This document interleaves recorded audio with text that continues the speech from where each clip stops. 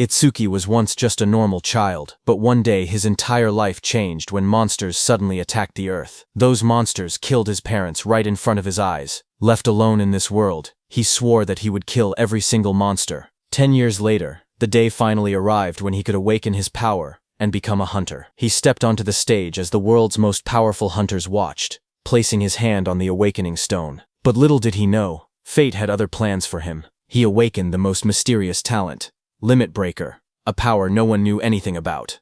On top of that, he discovered that his level was fixed at level 0, meaning he could never level up. Now the question is, how will our protagonist take revenge on the monsters who killed his parents? This is only the beginning. There is much more to this story, so like this video before we begin this tale. This story starts with the memory of that day.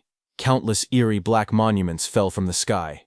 They dropped through the clouds one after another, their shadows covering the city below. Strange glowing spheres and lightning-like energy swirled around them as they descended.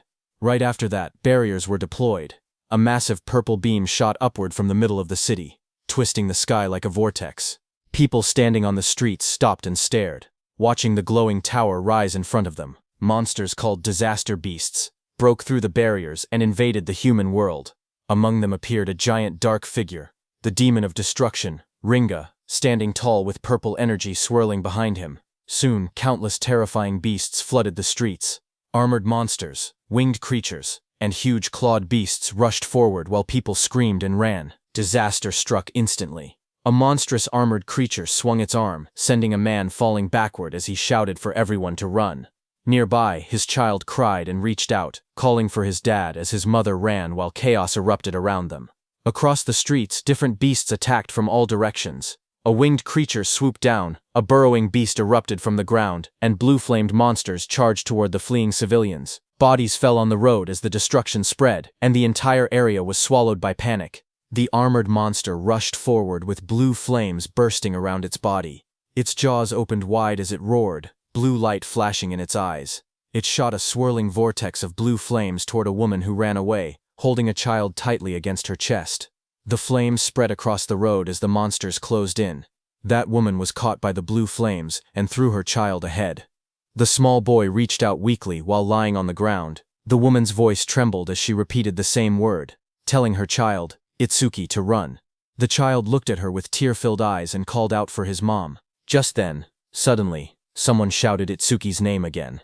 A drop of sweat slid down a boy's face as the voice echoed. In the next moment, the scene returned to the present. A girl with pink hair turned around toward him. She asked what was wrong, saying he was spacing out. He stood among the lined-up students and answered quietly that it was nothing.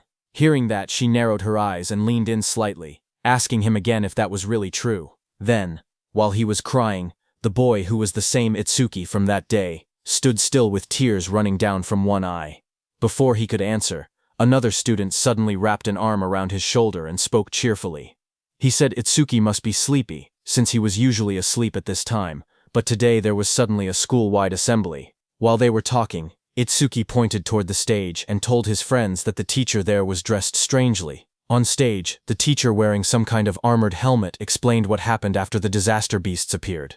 Some humans gained the power to fight back, and they became known as Awakened. The armored man described how, 10 years ago, the largest disaster beast attack happened at the northern shore of the Blue River.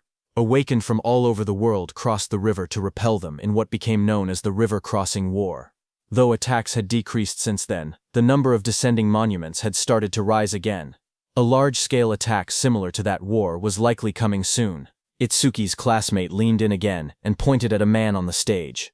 He explained that the person was Izumi Nento, the commander-in-chief of the northern continent. He asked how Itsuki could be from the north and still not know him. Itsuki looked at Izumi Nento quietly.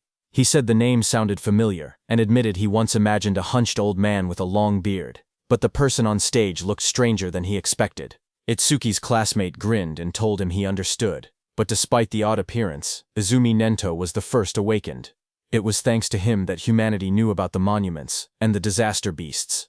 Itsuki's friend spoke excitedly, saying that this man was the strongest awakened.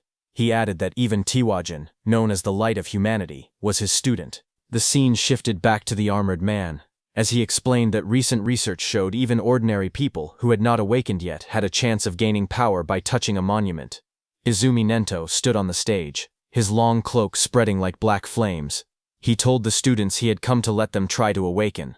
He urged them to devote themselves to the fight against the disaster beasts. Just as he said that, a glowing blue blade slashed across the stage as the monument burst open. Light shot outward, scattering fragments, while a guard in sunglasses stood nearby watching. Seeing this, the students reacted with loud excitement. One of them shouted in shock as a monument rose from the ground, wondering if it was magic. Another yelled that this was not the time to be surprised. They clenched their fists, saying it felt like a dream, praying to become awakened. In the crowd, Itsuki's friend grabbed his arm in excitement. He told Itsuki that they finally had a chance to become awakened. His eyes shined as he said the word finally.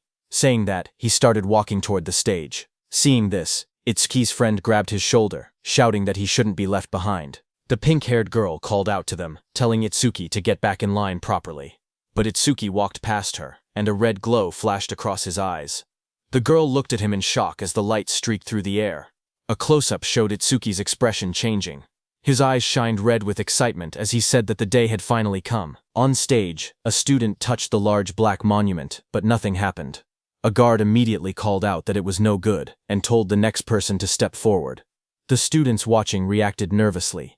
One boy pointed out that the previous student had broken the school's athletic record in his first year. He said that if even someone like that couldn't awaken, then there was no way he could. The girl beside him replied that athletic ability probably wasn't related, and that it was too early to give up. More students reached out to touch the monument one after another. The guard repeated the same word, next, as the line kept moving forward. The students crowded together anxiously. One boy with white hair nervously pointed out that not a single person had awakened yet. Others muttered in worry. A girl with short brown hair said she thought it would be easy. The boy beside her trembled, wondering if their entire school would be wiped out. The guard called out the next name loudly. Oishi Hikaru. Nearby, a group of students whispered their concerns. One girl said she didn't want him to awaken. Another explained that he was already a habitual bully, and if he gained powers, they would be in trouble. A boy suddenly pointed toward the monument and shouted that something was happening. Lightning erupted violently from the monument, blasting outward. Oishi Hikaru's body was lifted off the ground as crackling blue electricity surrounded him. The sudden burst drew everyone's attention. A glowing blue screen appeared beside him, showing his information as he grinned excitedly. He thought to himself that both Izumi Nento and the woman beside him would surely recognize him now. The screen displayed, Oishi Hikaru, Human, Level 0, Job Elementalist, Lightning Gift, Grade 2, Undisclosed, Status Attack 3, Agility 4, Defense 2, Magic 3, Total 12 stat points. Watching from beside the monument, the blue-haired woman spoke softly. She told her father that they finally had one. She explained that Level 0 stats usually totaled only 5, but this boy had reached 12. Her father, Izumi Nento, remained calm. The girl said it was still better than nothing. The school courtyard grew silent as Oishi Hikaru raised both arms triumphantly. Confetti sparkled around him while he grinned proudly. He muttered to himself, wondering if the old man Nento had anything to say to the first awakened student. But before he could boast further, someone grabbed his shoulder from behind. He turned sharply, surprised to see Itsuki stepping past him. Oishi spun toward Itsuki angrily, shouting at him. He demanded to know why Itsuki was touching him with dirty hands, yelling if he had a death wish. The watching students whispered among themselves. One girl asked who the boy was, noticing that he had cut the line. Another replied that it was Tenma Itsuki from Class 5. Someone else muttered that he was finished. Once Oishi targeted someone, it was over. From above, the blue-haired woman and Commander Nento observed quietly. The woman narrowed her eyes and said she sensed incredibly intense emotions coming from that student. Itsuki stood before the towering monument, placing his hand on the stone. His eyes glowed red as dark memories flashed through him. He muttered that he refused to forget his hatred for the disaster beasts. He had burned the events of that day deep into his mind. Commander Nento stared forward, as if sensing something unbelievable.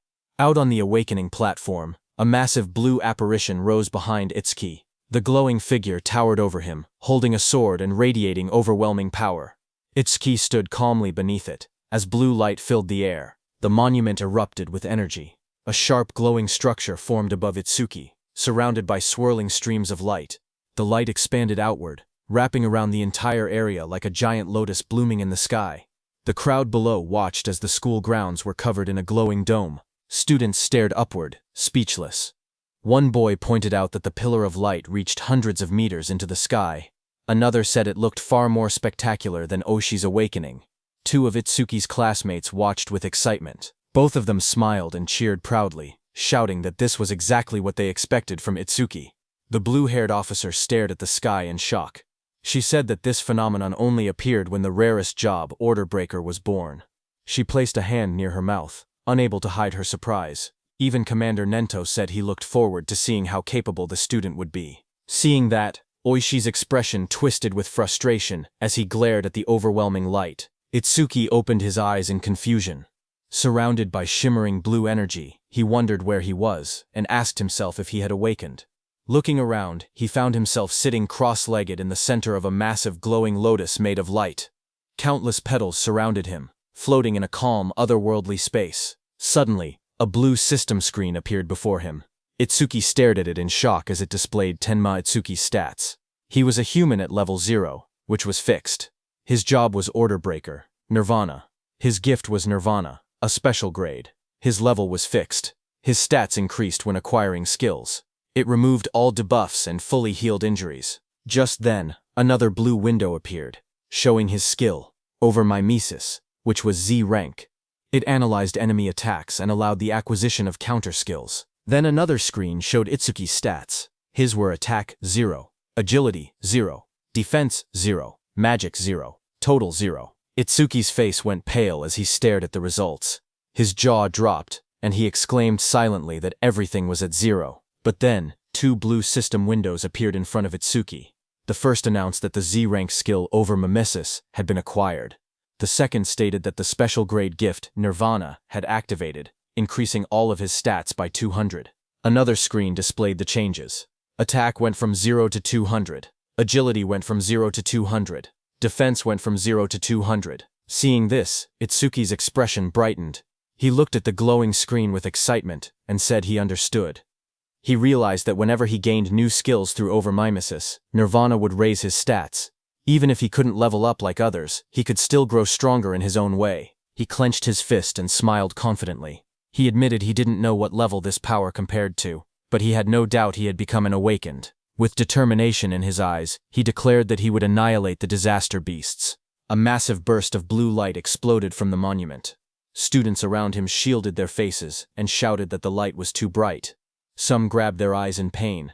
Through the blinding radiance, Itsuki's silhouette stood tall within the monument's glow. Lightning and energy swirled around him in a powerful display. Oishi stared at the scene, trembling with disbelief. His face twisted as he shouted that such a thing was impossible. The blue-haired officer gasped as she looked at the glowing monitor. She covered her mouth in shock and said that these stats were unbelievable for a rookie awakened. Even Commander Nento admitted that it was hard to believe, but stated that Itsuki was undoubtedly among the strongest of all new awakened in history. Outside, Itsuki stepped out of the light, petals of blue energy swirling around him, watching his silhouette shine with power. Just one word left Commander Nento's mouth: the strongest. A system window displayed his public information. Tenma Itsuki Human, Level 0 Fixed. Job Order Breaker. Gift Special Grade. Undisclosed. Skill undisclosed. Status, Attack 200, Agility 200, Defense 200, Magic 200, Total 800. In the crowd, students and teachers erupted in cheers. They shouted that Tenma's stats had shot up all at once. Someone cried out in disbelief, saying they never imagined their school would have someone this amazing. An older teacher yelled that this feat would go down in school history. But among the cheering crowd, Oishi trembled with rage. Lightning crackled around him as his eyes glowed red. He clenched his teeth and glared at Itsuki, furious that the cheers he believed should have been his were now stolen away. Oishi's rage exploded as lightning surged across his body. He shouted that a loser like Itsuki should stay a loser. Students around him backed away as sparks crackled through the air, their faces tense with shock. Electricity flooded the entire hall, and Oishi stepped forward with a crazed expression. He declared that he would eliminate Itsuki using his newly acquired skill. Above the crowd, Itsuki stood calmly, staring down from the top of the monument as lightning scattered below him. Itsuki clenched his fist as a blue system window appeared. The screen displayed: C-rank skill, Silver Serpent, detected. Over Mimesis activated, Itsuki's eyes sharpened as multiple blue panels began processing. The analysis started at 27%, then climbed quickly, 57%, 69%, and rising, while lightning flickered around him. Itsuki made his move and jumped with lightning speed. The floor cracked under the impact as the lightning slammed down. Students gasped when they looked up and realized something was wrong. One girl asked where Itsuki had gone. Another student said they saw a flash of electricity. And then Itsuki suddenly vanished. Oishi looked around in confusion, wondering where Itsuki was. A glowing blue window reached 88% as Itsuki appeared behind Oishi like a shadow wrapped in lightning. His eyes shone with a blinding horizontal beam. Oishi froze in terror. Sweat poured down his face as he realized Itsuki was behind him. He panicked, unable to move. Itsuki placed a hand on Oishi's shoulder. His voice was cold as he told Oishi to consider himself lucky for being born human. He added that if Oishi were a disaster beast, he would have killed him about 100 times already. Oishi trembled uncontrollably, fear tightening his entire body. Moments later, Itsuki casually stepped forward while Oishi collapsed onto the ground. Another student shouted in shock, asking when Itsuki had moved behind him. Someone else laughed nervously, saying Oishi must have been so scared his legs gave out. Another warned them to be quiet before Oishi heard them. A new panel floated above Itsuki, showing 94%, then rising quickly. Blue energy swirled around him as the progress reached 99%. Itsuki glanced at the glowing screen and commented that maybe the analysis was fast because it was only a C-rank skill. The display turned pitch black and flashed. Analysis progress 100%. Lightning exploded around him as a new message appeared, saying C-rank skill Thunderbreaker acquired. Itsuki stood in the center of the crackling blue electricity, his body glowing as the newly gained power wrapped around him like living lightning. The students watched nervously as the light began to glow again. One of the boys stared in shock, saying it was happening once more. Another student, wearing sunglasses, adjusted them with a grin, saying it was a good thing he had brought them. Inside the glowing space, Itsuki appeared sitting calmly with a thoughtful expression. He realized that every time an analysis finished, he was forcibly brought into this strange place. In front of him, the system windows appeared, stating that the analysis of Silver Serpent was complete, and the skill Thunderbreaker had been acquired. Another window opened, showing the description of Thunderbreaker Level 1. The skill allowed him to absorb C-rank and lower lightning attacks into his body. When releasing the absorbed lightning energy, his agility would increase by 50%. It also had a passive effect. Each time he absorbed a C-rank lightning attack, his agility would permanently increase by 5%. Another message added that all his stats had increased by 10, all debuffs were removed, and his injuries were fully healed. Outside, the students shielded their eyes as a massive burst of blue light exploded from Itsuki's body. The lightning wrapped around him in swirling arcs as he stood in the center of the arena steps. The electric pressure pushed outward, and the crowd instinctively stepped back or covered their faces.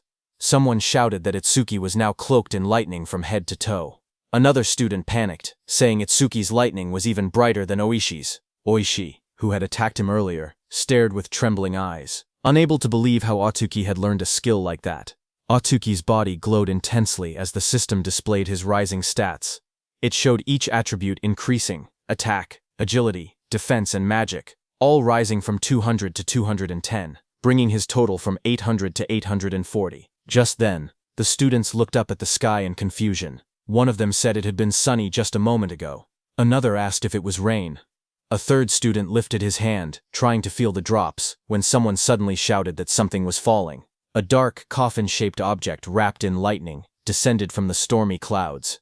The rain poured harder as it crashed down toward the school grounds. The woman with blue hair and glasses saw it and shouted in shock, calling it a monument. She questioned why it had appeared here of all places. Commander Nento quickly announced that the school-wide assembly was cancelled, and ordered everyone to evacuate outside the school grounds, just like in their drills. He realized that there was no doubt the target was him. The woman turned to Commander Nento and told him that they should escape too, since combat wasn't their specialty. But Commander Nento beside her shook his head. He warned that if they ran, everyone else would panic. He pointed ahead, telling her to look, because the boy standing there was calmer than both of them. Ahead of them, lightning exploded around the descending object. Students ran in all directions, fleeing in fear. Only one boy, Itsuki, remained still in the middle of the field, bathed in a faint blue glow. From behind, the blue-haired woman shouted at him, demanding to know why he wasn't running. A massive dark pillar crashed down from the sky, shaking the ground as debris exploded outward. Rain poured heavily around it. Nearby, a group of students panicked. One boy shouted that disaster beasts were coming and urged Itsuki to escape, but Itsuki, with glowing red eyes, stood still. His voice was cold as he declared that he would exterminate every single one of them. His friends stared at him in shock. One of them yelled that he would die if he didn't run. Another insisted that since he had only just awakened, he couldn't possibly fight disaster beasts. They told him to leave everything to the other awakened, but Itsuki shook his head. He calmly told them to trust him. The pink-haired girl hesitated, worry written all over her face. Finally, she shouted that if he died, he shouldn't blame them. She grabbed the other guy's clothes and dragged him with her. The glasses-wearing boy asked her if it was really okay to let him go, reminding her that the enemy was a disaster beast, a walking weapon of mass murder. As the two ran off, Itsuki looked ahead with a crazed smile. His eye glowed bright red through the rain. He muttered that his first enemy after becoming an awakened was the one who killed his parents, and that it was lucky. Lightning curled around him as he stepped forward. A glowing panel appeared beside him, displaying the status of the creature before him. It was Skeleton Soldier 10369. Level 8. Gift. Grade 2. Defense increases by 100%. If the enemy's attack exceeds its own defense, the gift becomes invalid. Skill. Bonefire. B rank. Its stats were: Attack. 15. Agility 10. Defense 120 plus 120. Magic 30. Total 295. The skeleton soldier stood covered in blue flames as Itsuki faced it head-on. A surge of lightning wrapped around Itsuki's arms as he tightened his stance. His red eyes glowed sharply as he wondered if he should test the skill he had just acquired. In the next moment, he charged forward, electricity exploding around his body. Blue lightning trailed behind him as he rushed toward the flaming skeleton beast on the field. The two forces collided, sparks scattering through the rain. The skeletal beast swung its arms to punch, but Itsuki dodged. Then Itsuki swung his electrified fist with full force, shouting that he would not let anyone else die. His punch struck the creature's chest, and a violent burst of energy erupted. The impact sent the disaster beast flying across the field, smashing through the school building. The ground trembled as debris scattered in all directions. Students watching from afar stared in shock. One student said Itsuki's strength was too overwhelming, that maybe they didn't need to run anymore.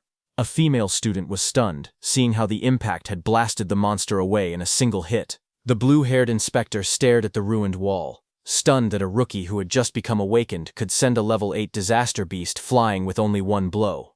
Heavy rain poured down as Commander Nento watched from a distance, thinking to himself that Itsuki's speed and power were on a completely different level from other level zeros, but even then, he believed that defeating a skeleton soldier was impossible. He explained that skeleton soldiers had two troublesome abilities. The first was a gift that increased their defense. The second was a terrifying skill called Bonefire, a flame that burned anything it touched into ash. Blue flames erupted violently across the field, spreading like a wave toward Itsuki. The students gasped as the fire surged forward. Itsuki's friends cried out in fear, shouting Itsuki's name. Oishi stepped forward with a crazed smile, yelling that the fool who didn't know his place would just burn to ash. Meanwhile, glowing screens appeared in front of Itsuki. A system message informed him that the enemy was using Bonefire. The analysis began, first at 1%, then rapidly accelerating. As the blue flames engulfed him, more screens appeared. 25%. Itsuki stood firmly inside the blazing Bonefire, surrounded by data streams. He calmly observed that the analysis speed increased whenever the enemy's skill struck him. The blue-haired instructor watched with widening eyes. She said that even a level 10 awakened wouldn't stand a chance if they took a direct hit. Blue flames continued to swallow the arena as Itsuki stood in the center, half of his body burned away and glowing like a skeleton. The blue-haired instructor's voice echoed through the flames, saying it would be tragic for a genius who had just appeared to be killed by a disaster beast before he could grow. System windows floated around Itsuki, showing 77% and 81%. Itsuki looked at his burning body and muttered that this was what it felt like when the body burned. He added softly that it must have hurt. A memory flickered through the flames. He saw his mother's face, half burned away. He realized that it hurt so much, but even in her last minutes, she smiled so as not to scare Itsuki. Commander Nento peered out with a sharp gaze, wondering if Itsuki hadn't used his full power yet. The blue fire swirled violently as the progress bar climbed. Itsuki's skeletal hand tightened, and he said that once the analysis was complete, the enemy was finished. The system window flashed. Analysis progress. 100%. Outside the flames, the students whispered nervously. One asked if it had been too soon to hope for a rookie who had just become awakened. Another admitted he had been stupid to expect anything. But suddenly, someone pointed forward in shock. He shouted that the blue lotus flower had appeared again. He said Itsuki might show them another miracle. Blue light swirled around Itsuki as he stood inside the burning aura, wondering what kind of skill he would gain this time. The flames around him continued to fade, revealing his burned and cracked body beneath the blue energy. Then a system window appeared, showing that the analysis of Bonefire was complete. It stated that a new skill, Black Wall, had been acquired. More windows followed, explaining the skill. The active effect would create ice on the body by consuming magic power, and could block B rank or lower fire skills. The passive effect increased defense when blocking those skills. Another notification appeared, saying that Black Wall LV2 had been acquired and that all of his stats had increased by 20. It stated that all debuffs were removed and his injuries were fully healed. A new window showed his updated status. Attack, agility, defense, and magic had all risen from 210 to 230, bringing his total from 820. Itsuki looked at the glowing screen calmly. He remembered how even his strongest attack earlier couldn't break the skeleton soldier's defense. Now, with this new increase, he believed he should be able to do it. Suddenly, blue lotus petals unfolded around him, blooming like a massive light flower. Itsuki stood at the center, his body surrounded by shining energy. The students watching gasped in shock. One of them cried out in relief, saying Itsuki was alive. Others cheered loudly, convinced that he would succeed. Someone pointed out that a full recovery like this was practically a miracle. The blue-haired instructor stared in shock as she watched the scene unfold. She wondered aloud if Itsuki had a self-healing skill. She had seen him use a lightning element skill earlier, so she couldn't understand how he was recovering. Commander Nento was also shocked. He remembered that order breakers were considered the most mysterious job, but even among them, Itsuki seemed uniquely strange. Meanwhile, Itsuki stood in the center of the glowing lotus petals. His body had recovered completely, not a single injury left. Blue fragments drifted around him as he looked down at his restored form. Itsuki whispered in disbelief, saying it was a perfect recovery. He wondered whether he would heal even if his limbs were cut off, or if his brain was destroyed. He admitted he was curious about the limits of his self-healing. Suddenly, the skeleton soldier roared, its armor burning with blue bone fire. The flames surged violently as the monster charged forward. Itsuki turned calmly, raising his arm as black spikes spread across his skin. The blue flames rushed toward him. His entire body became engulfed in the fire, but he stood unmoving within it. Moments later, his silhouette appeared again through the blaze. Thick layers of black spikes covered him completely, and his red eyes glowed coldly behind the cracked ice armor. Itsuki cracked through the air as he shot upward. The explosion of blue flames shook the area when he crashed down. Itsuki's armored body glowed with electricity as he readied another strike. The skeletal beast struck, but Itsuki moved again, instantly appearing behind the beast faster than anyone could follow. Itsuki then raised his arm, and it turned into a massive black spike sword, lightning running through it. Itsuki moved with lightning speed, and with a single slash, cut the skeletal beast in two with that sword. The students watching from afar were stunned. One of them said that Itsuki moved behind the disaster beast in an instant, as if he had teleported. Another said that only awakened people could track movements like that. Oishi was also stunned, saying she couldn't see Itsuki's movements at all. She compared it to what she had seen before. The blue-haired instructor questioned if someone like Itsuki could really be a rookie. On the other hand, as the dust settled, Itsuki stood alone. As the black spikes on his body disappeared, he kicked and destroyed the skeleton beast's head. He was stunned to realize that it not only generated solid armor to protect his body, but could also shape that armor into any kind of weapon he wanted. A divine skill that combined both offense and defense. Suddenly, someone shouted his name. Itsuki turned his head in surprise as his friend rushed toward him and wrapped him tightly in a relieved hug, saying he was glad Itsuki had won because he had been worried the entire time. Itsuki stayed still for a moment before asking about Saya. His friend pulled back and admitted that Saya had been watching earlier with a face that looked like she might cry, but now she was nowhere to be seen. Itsuki looked toward the crowd, wondering why she didn't come. He scanned the students in the distance, confusion growing. He quietly wondered if she might be angry. Not far away, the blue-haired instructor watched the aftermath of the fight. She spoke seriously, noting that for a boy to defeat a skeleton soldier, Something even a level 10 awakened would struggle against was unbelievable. Commander Nento called the blue-haired instructor Choa and told her to stay and assist with the cleanup. He also told her to deliver his message to the principal that he would be taking Itsuki with him. On the other hand, Itsuki's friend patted Itsuki's hand, saying there was no way Saya would be angry after he won. He guessed that Saya was probably scared of falling behind Itsuki, so she might have gone to touch the monument instead. Itsuki lowered his gaze slightly and murmured that he hoped that was the case. Just then, a voice called out to him, asking if he was Tenma Itsuki. Itsuki turned and noticed someone approaching. Commander Nento, wearing a long cape, stood before him. Itsuki looked up at him in silence. People watching from a distance began whispering among themselves. They saw that Izumi Nento, a famous figure, was talking directly to Itsuki. Some wondered if he intended to take Itsuki as a student. Others doubted it, saying the only person Commander Nento had ever accepted as a student was Tiwajin, humanity's strongest. They insisted that no matter how strong Itsuki seemed, something like that wouldn't happen. Itsuki's friend stepped away nervously and said he would go look for Saya. Commander Nento then looked down at Itsuki and spoke calmly. He told Itsuki that he was quite special. Itsuki looked at Commander Nento and repeated the word softly, asking what he meant by calling him special. Commander Nento observed Utsuki closely and saw dark energy gathering around Utsuki. He told Utsuki that his heart seemed filled with anger and hatred.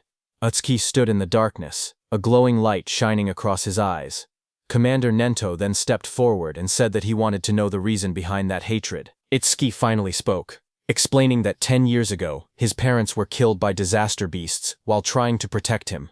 A scene from his childhood flashed before his eyes, his younger self crying helplessly as danger closed in.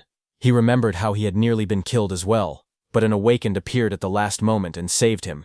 The powerful figure struck the beast right in front of the frightened Itsuki. Itsuki told Commander Nento that, right before his eyes, he had watched his mother die. A glowing blue flame slowly consumed his mother's body. Even as half her face vanished into bone and ash, she smiled gently at Itsuki and told him that he must walk the rest of the path on his own. Young Itsuki stared at her with trembling eyes, unable to understand. His voice cracked as he cried out for his mother. Anger raged inside him as he looked at the beast. Words echoed in his mind, reminding him that both his mother and father had died because of beings like this. Tears streamed down his face as he shouted in denial. Before him, a towering monstrous figure rose from the darkness, an enormous being surrounded by raging purple flames. Its shadow loomed over Itsuki as he realized the horrifying truth. The creature before him was the root of all evil. Shaking with rage, Itsuki glared upward. His eyes burned red as hatred filled his heart. On that day, he swore a vow. He would kill that demon, and every last creature of its kind. In the present, Itsuki clenched his jaw, a tear slipping down his cheek as he shouted that he would kill all of its kind. Commander Nento looked at him and commented that even with a heart consumed by hatred, Itsuki still shed tears. Itsuki raised a hand to his face and explained calmly.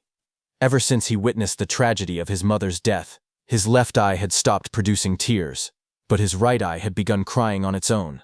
Thanks to that, he said, he never forgot his hatred for the disaster beasts. Commander Nento then asked if Itsuki would become his student. He promised to get him into the Salvation League and help him gain the immense power needed to take revenge on the disaster beasts. Itsuki repeated the words quietly, asking what the Salvation League was. Commander Nento then explained. He told Itsuki that to counter disaster beasts more efficiently and scientifically, the governments of the 5 continents had gathered strong awakened from around the world and created an official organization. The members of this organization were called saviors. He continued, saying that saviors were provided with resources such as dedicated training grounds and powerful weapons. They were also guaranteed high compensation. Even trainee saviors received 10,000 gold per month. Itsuki listened in surprise, realizing that 10,000 gold was enough to buy a car. Commander Nento then warned that such generous treatment was not given for free. Saviors were expected to constantly fight disaster beasts on the front lines and protect people's safety. Itsuki stood shirtless, his expression calm as he spoke. He said that he did not care about high pay or special resources. What mattered most to him was something else. Determination filled his eyes. His gaze sharpened as he clenched his fist. He declared that what mattered most was fighting disaster beasts on the front lines. With unwavering resolve, he announced that he wanted to become a savior as well. Commander Nento then explained the process. He said that the Salvation League held an exam every February, known as the National Salvation League Tournament, with more than 10,000 participants. Each contestant earned points based on performance, but only those who ranked within the top 100 were allowed to become saviors. Hearing this, Itsuki asked what the highest record in history was.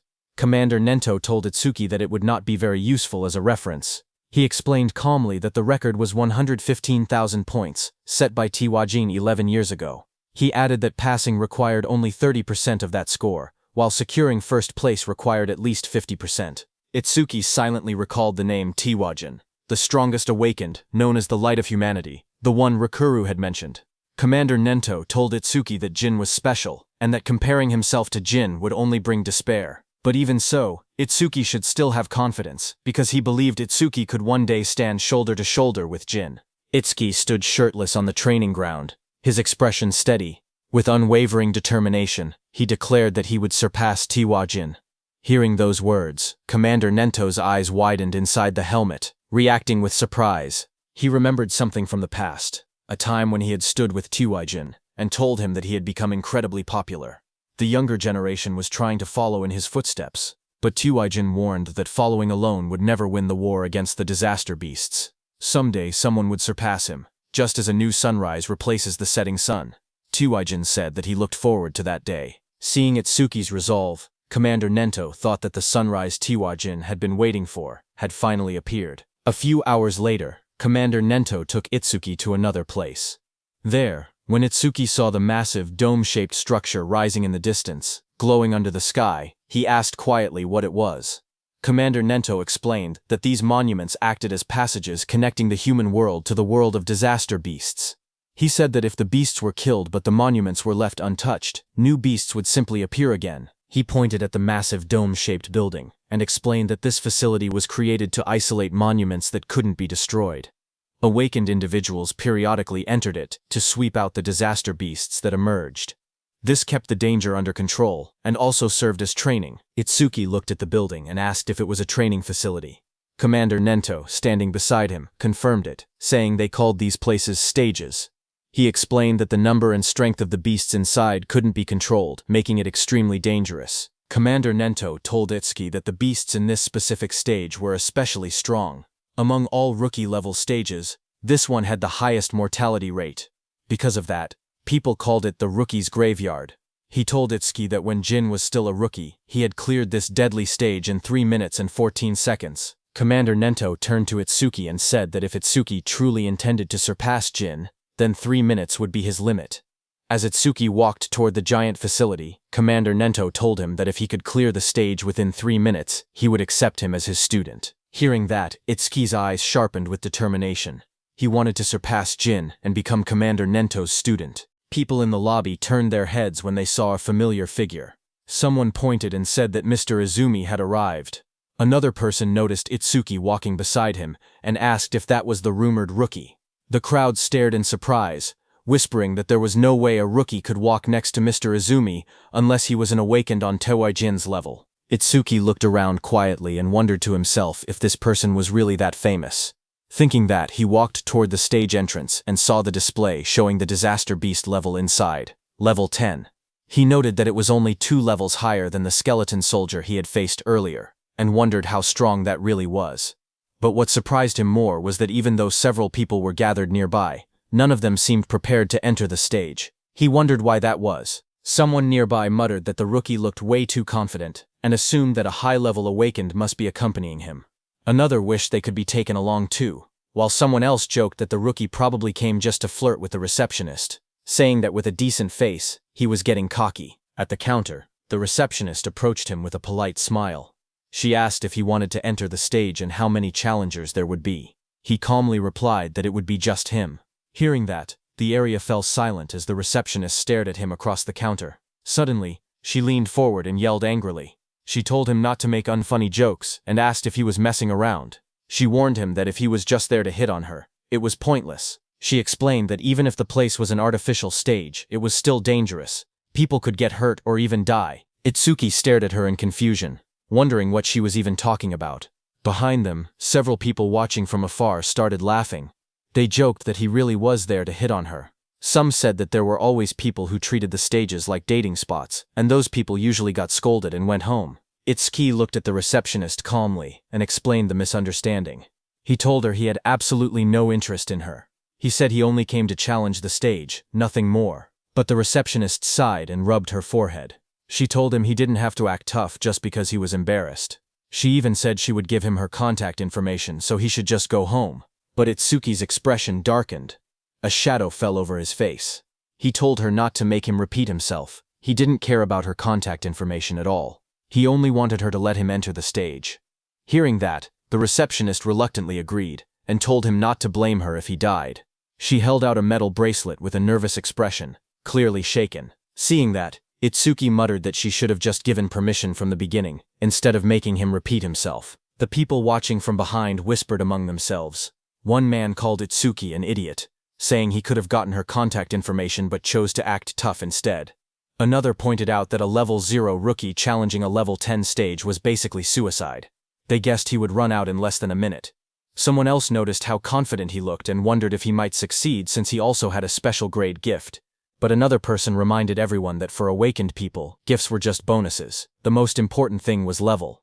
No matter how special the gift was, it meant nothing if the level was low. On the other hand, standing in front of the gate, Itsuki checked his bracelet. He said that his personal information was registered on it, so scanning it would let him enter. A glowing screen appeared above his hand, confirming, "Entry by awakened Tenma Itsuki has been approved." Itsuki stretched his hands forward and took a breath. He reminded himself that the promise was within 3 minutes. Then he said it was time to begin. A bright digital timer appeared, showing 001 in green numbers. And just as the gate opened, Itsuki moved with explosive speed. Red energy surrounded his body as he dashed forward, his eyes glowing sharply. He looked around and noticed the vast area. He thought that the interior space was much bigger than he expected. As he ran across the grassy field toward a tall black tower, he told himself that it was his first time entering a stage, even if it was an artificial one. Suddenly, Itsuki noticed a creature rush in, and said that it was coming. That creature jumped toward him. It was a wooden monster from the Kodama tribe. A blue window appeared beside it, showing its information. Kodama Num 1307. From Kodama tribe. Level 4. Gift none. Attack 49, Agility 48, Defense 53, Magic 24, Total 174. Seeing it coming, black spikes formed on Itsuki's hand. In the next moment, he slashed downward with overwhelming force. A sharp strike of energy cut through the target as he launched his attack. Itsuki stood calmly with the massive black spike axe hand. He smiled and remarked that an axe was always the best tool for trees. He then asked the remaining monsters how it felt to see their comrade cut in half. Dozens of Kodama creatures rushed at him. He stood tall and called them rotten trees. Outside, Choha spoke to her father, Commander Nento. She asked why, out of so many rookie stages, he had made the newcomer enter this one specifically. Commander Nento answered that Utsuki claimed he would surpass Jin, so he simply brought him to the same stage Jin first challenged. Hearing that, Choha frowned and said that surpassing Jin was impossible unless someone stepped outside the bounds of humanity. Hearing that, Commander Nento asked Choha if she believed Jin had already transcended humanity. Choha recalled the time she met Jin for the first time. She had once thought Jin was kind and approachable. Then she saw Jin instantly kill a level 97 disaster beast. She recalled that Jin's eyes during that fight were different. She remembered those eyes clearly. Cold, solitary, and transcendent. She felt that they didn't seem human at all. She described Jin's gaze, saying his eyes were like the eyes of a god. Hearing that, Commander Nento told Choha that Itsuki also had potential comparable to Jin. But at the moment, he was nothing more than an unpolished gemstone. He added that if Jin could be compared to a godlike existence who saved people, then Itsuki was the opposite. A demon consumed by hatred. Meanwhile, on the battlefield, Itsuki stood among the fallen wooden beasts. He stated that Overmamizus wouldn't even activate against disaster beasts of this level. Just then, a dark silhouette appeared behind him, its eyes glowing red. His own eye glowed the same way as the shadow towered over him.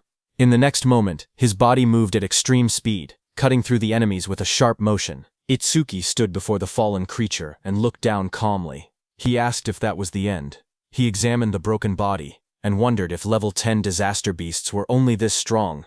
But then he thought that if that were true, this place wouldn't be called the Rookie's Graveyard. There had to be something else. Just then, a blue system window appeared before him. It displayed B-rank skill, self-regeneration detected. Over-mimesis activated. Another window followed. Analysis started. Then a second one. Analysis progress 5%. Itsuki turned as a sudden sound caught his attention. His expression shifted slightly. That level 10 disaster beast rose again behind him, its entire form twisting upward with glowing green eyes. Its long vine-like limbs burst outward and lunged at him. Itsuki braced himself, thinking in surprise that he had cut off half its head, yet it had regenerated. The moment the towering monster regenerated, Itsuki narrowed his eyes and muttered that he knew things wouldn't be straightforward. A glowing blue system window appeared in front of him, revealing the creature's details. It identified the monster as regenerated Kodama Sum 520 of the Kodama tribe, a level 10 beast with a grade 2 gift. Its defense had dropped by 50%, but its self-healing ability had greatly increased. Another blue window listed its stats clearly. Attack, 110, Agility 100, Defense 60, Magic 180, total 450. As the creature's roots and branches whipped wildly, Itsuki tightened his fist. A system alert flashed. Black wall activated. The next second, his hand was covered by black spikes cutting through the roots. Itsuki jumped at the monster. While dodging the monster's attacks, he quickly analyzed the situation. He realized the beast couldn't regenerate if he damaged it fast enough. He told himself that he had to deal massive damage in a short amount of time.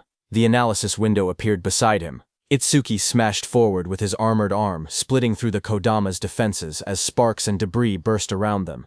His eyes glowed red as he moved like a shadow, slicing through the forest of wooden limbs. Each step sent shockwaves across the ground, and each strike pushed the progress window higher. Itsuki surged forward again, his blade-like arm shining with a cold blue light.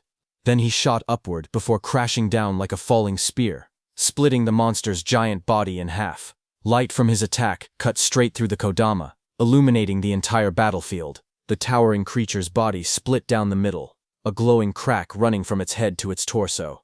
Its golden eyes shone through the gaps as its massive frame began to fracture. Itsuki watched with sharp red eyes, a grin forming on his face. He said he wasn't done yet. He said he would mince the creature completely so it wouldn't regenerate. In the next moment, he raised both arms.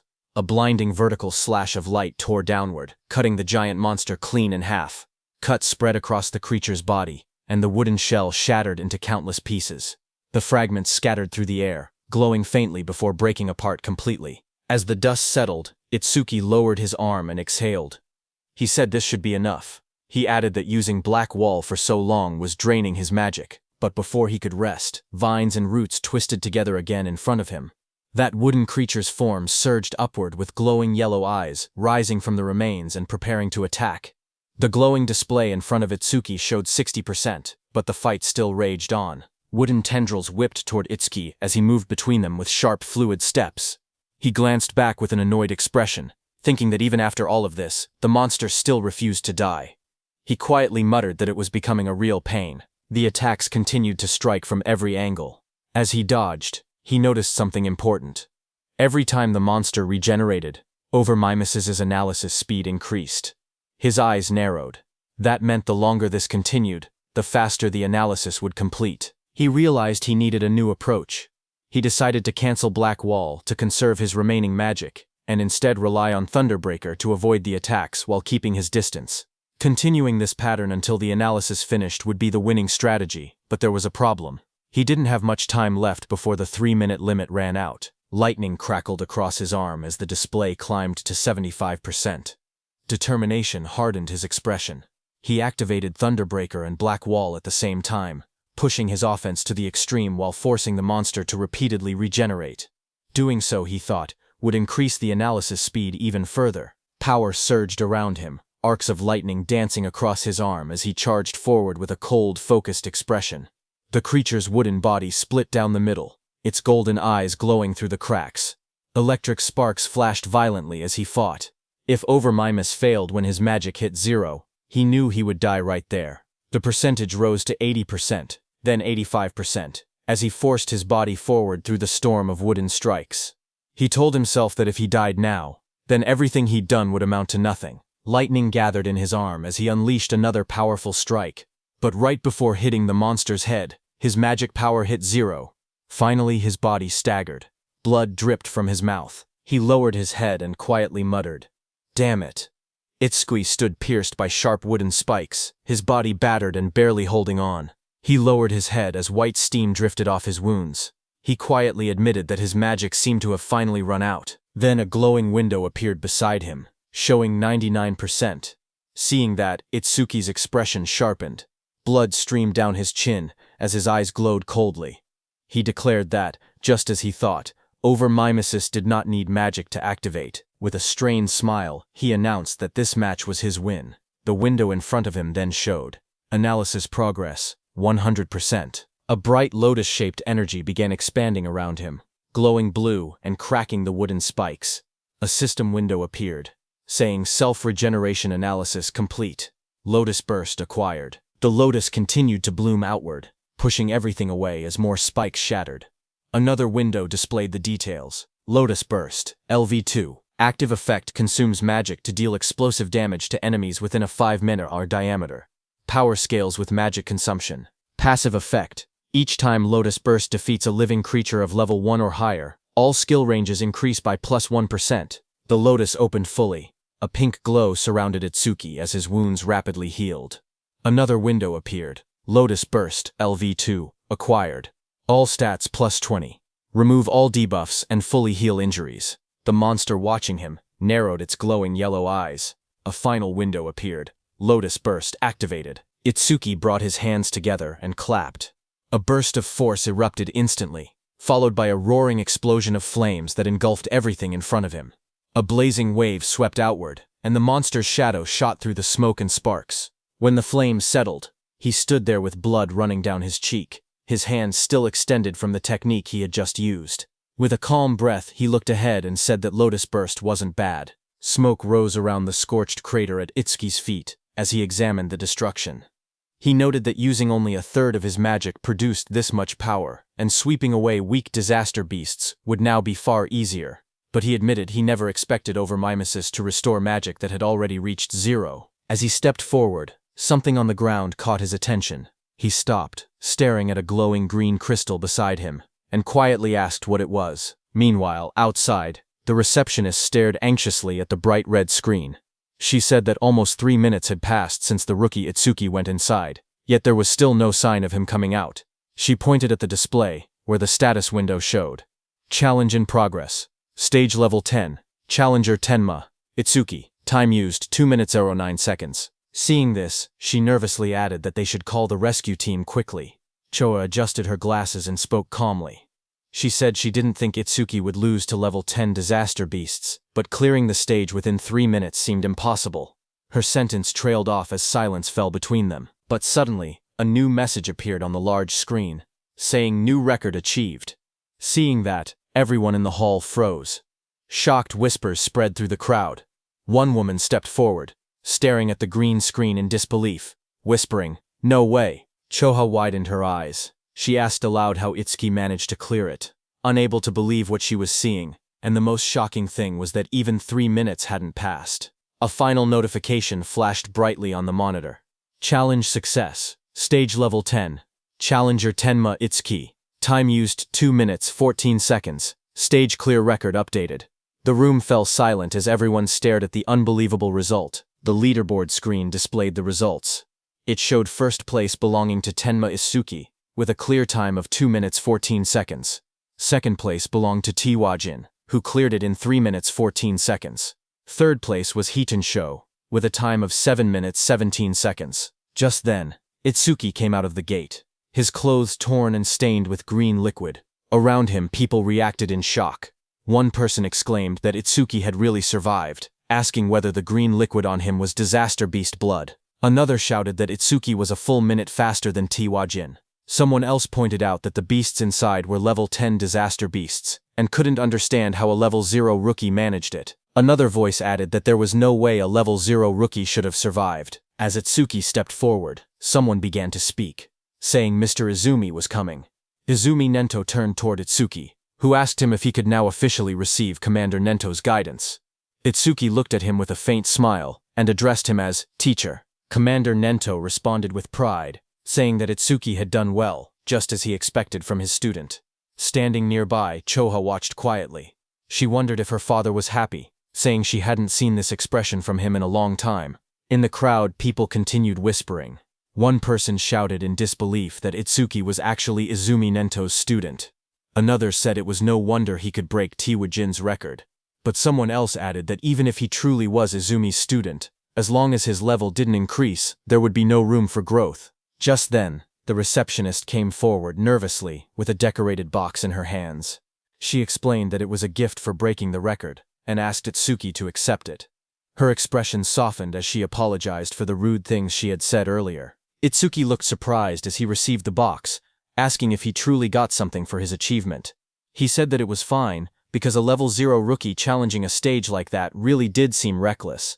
He added that he was a complete stranger to them, and it wouldn't have mattered to anyone if he had died, but since she tried to stop him, it proved she was worried. Hearing that, the receptionist blushed deeply. She stuttered as she insisted it wasn't like that. Itsuki simply thanked her, which only made her blush even harder. Not far away, Choha called out, telling Itsuki that she was leaving and not to lag behind. She tightened her glasses, annoyed, and warned him not to get cocky just because he had become her father's student. Itsuki straightened up and replied quickly, agreeing. Then Commander Nento, beside Choha, studied Itsuki and commented that a stage of this level now seemed too easy for him. He suggested raising the difficulty. He continued, saying that Itsuki should be able to challenge advanced stages now. Itsuki looked at him surprised and repeated the words, advanced stages. As the three of them walked together across the rooftop at sunset, Commander Nento continued explaining. He said that a disaster beast's strength was not determined by level alone.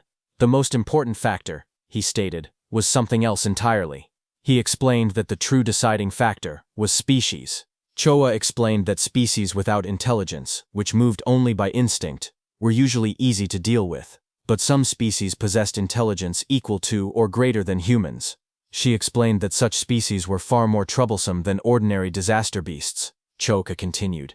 She said that awakened beings and disaster beasts were essentially the same type of creature, but with one difference. Only humans were said to possess jobs. Because of that, stats differed depending on species. She went on to explain that advanced stages contained these powerful species, or intelligent disaster beasts. Their difficulty was several times higher than normal stages. Most of the northern continent's advanced stages were located in North District 4, and she told Itsuki that this would be his next destination. She asked whether Itsuki had any other questions. Hearing her explanation, Itsuki suddenly remembered the two beasts he had defeated earlier. He thought about them in silence. They hadn't shown any signs of intelligence, and they hadn't screamed even when attacked. He wondered if that meant they didn't even have pain receptors. Itsuki's eyes glowed with sharp intensity as he looked up. He asked Choha whether intelligent disaster beasts had pain receptors or not. Hearing that, Choha suddenly felt a chilling pressure behind her. As she turned, her expression stiffened. She wondered what this terrifying aura was, and what Itsuki was thinking. Behind them, a group of people gathered and whispered among themselves. One of them asked if anyone had heard that Mr. Izumi planned to make Itsuki challenge an advanced stage. Another replied that Itsuki, who broke Teiwajin's record, should be fine. But one man explained that advanced stages were completely different from normal ones. More importantly, almost all the stages in North District 4 were under a single man's control. He said that every awakened person who had entered an advanced stage there had gone missing, and rumors claimed that the man had killed them. Someone immediately asked if he meant Kinoshita Reiji.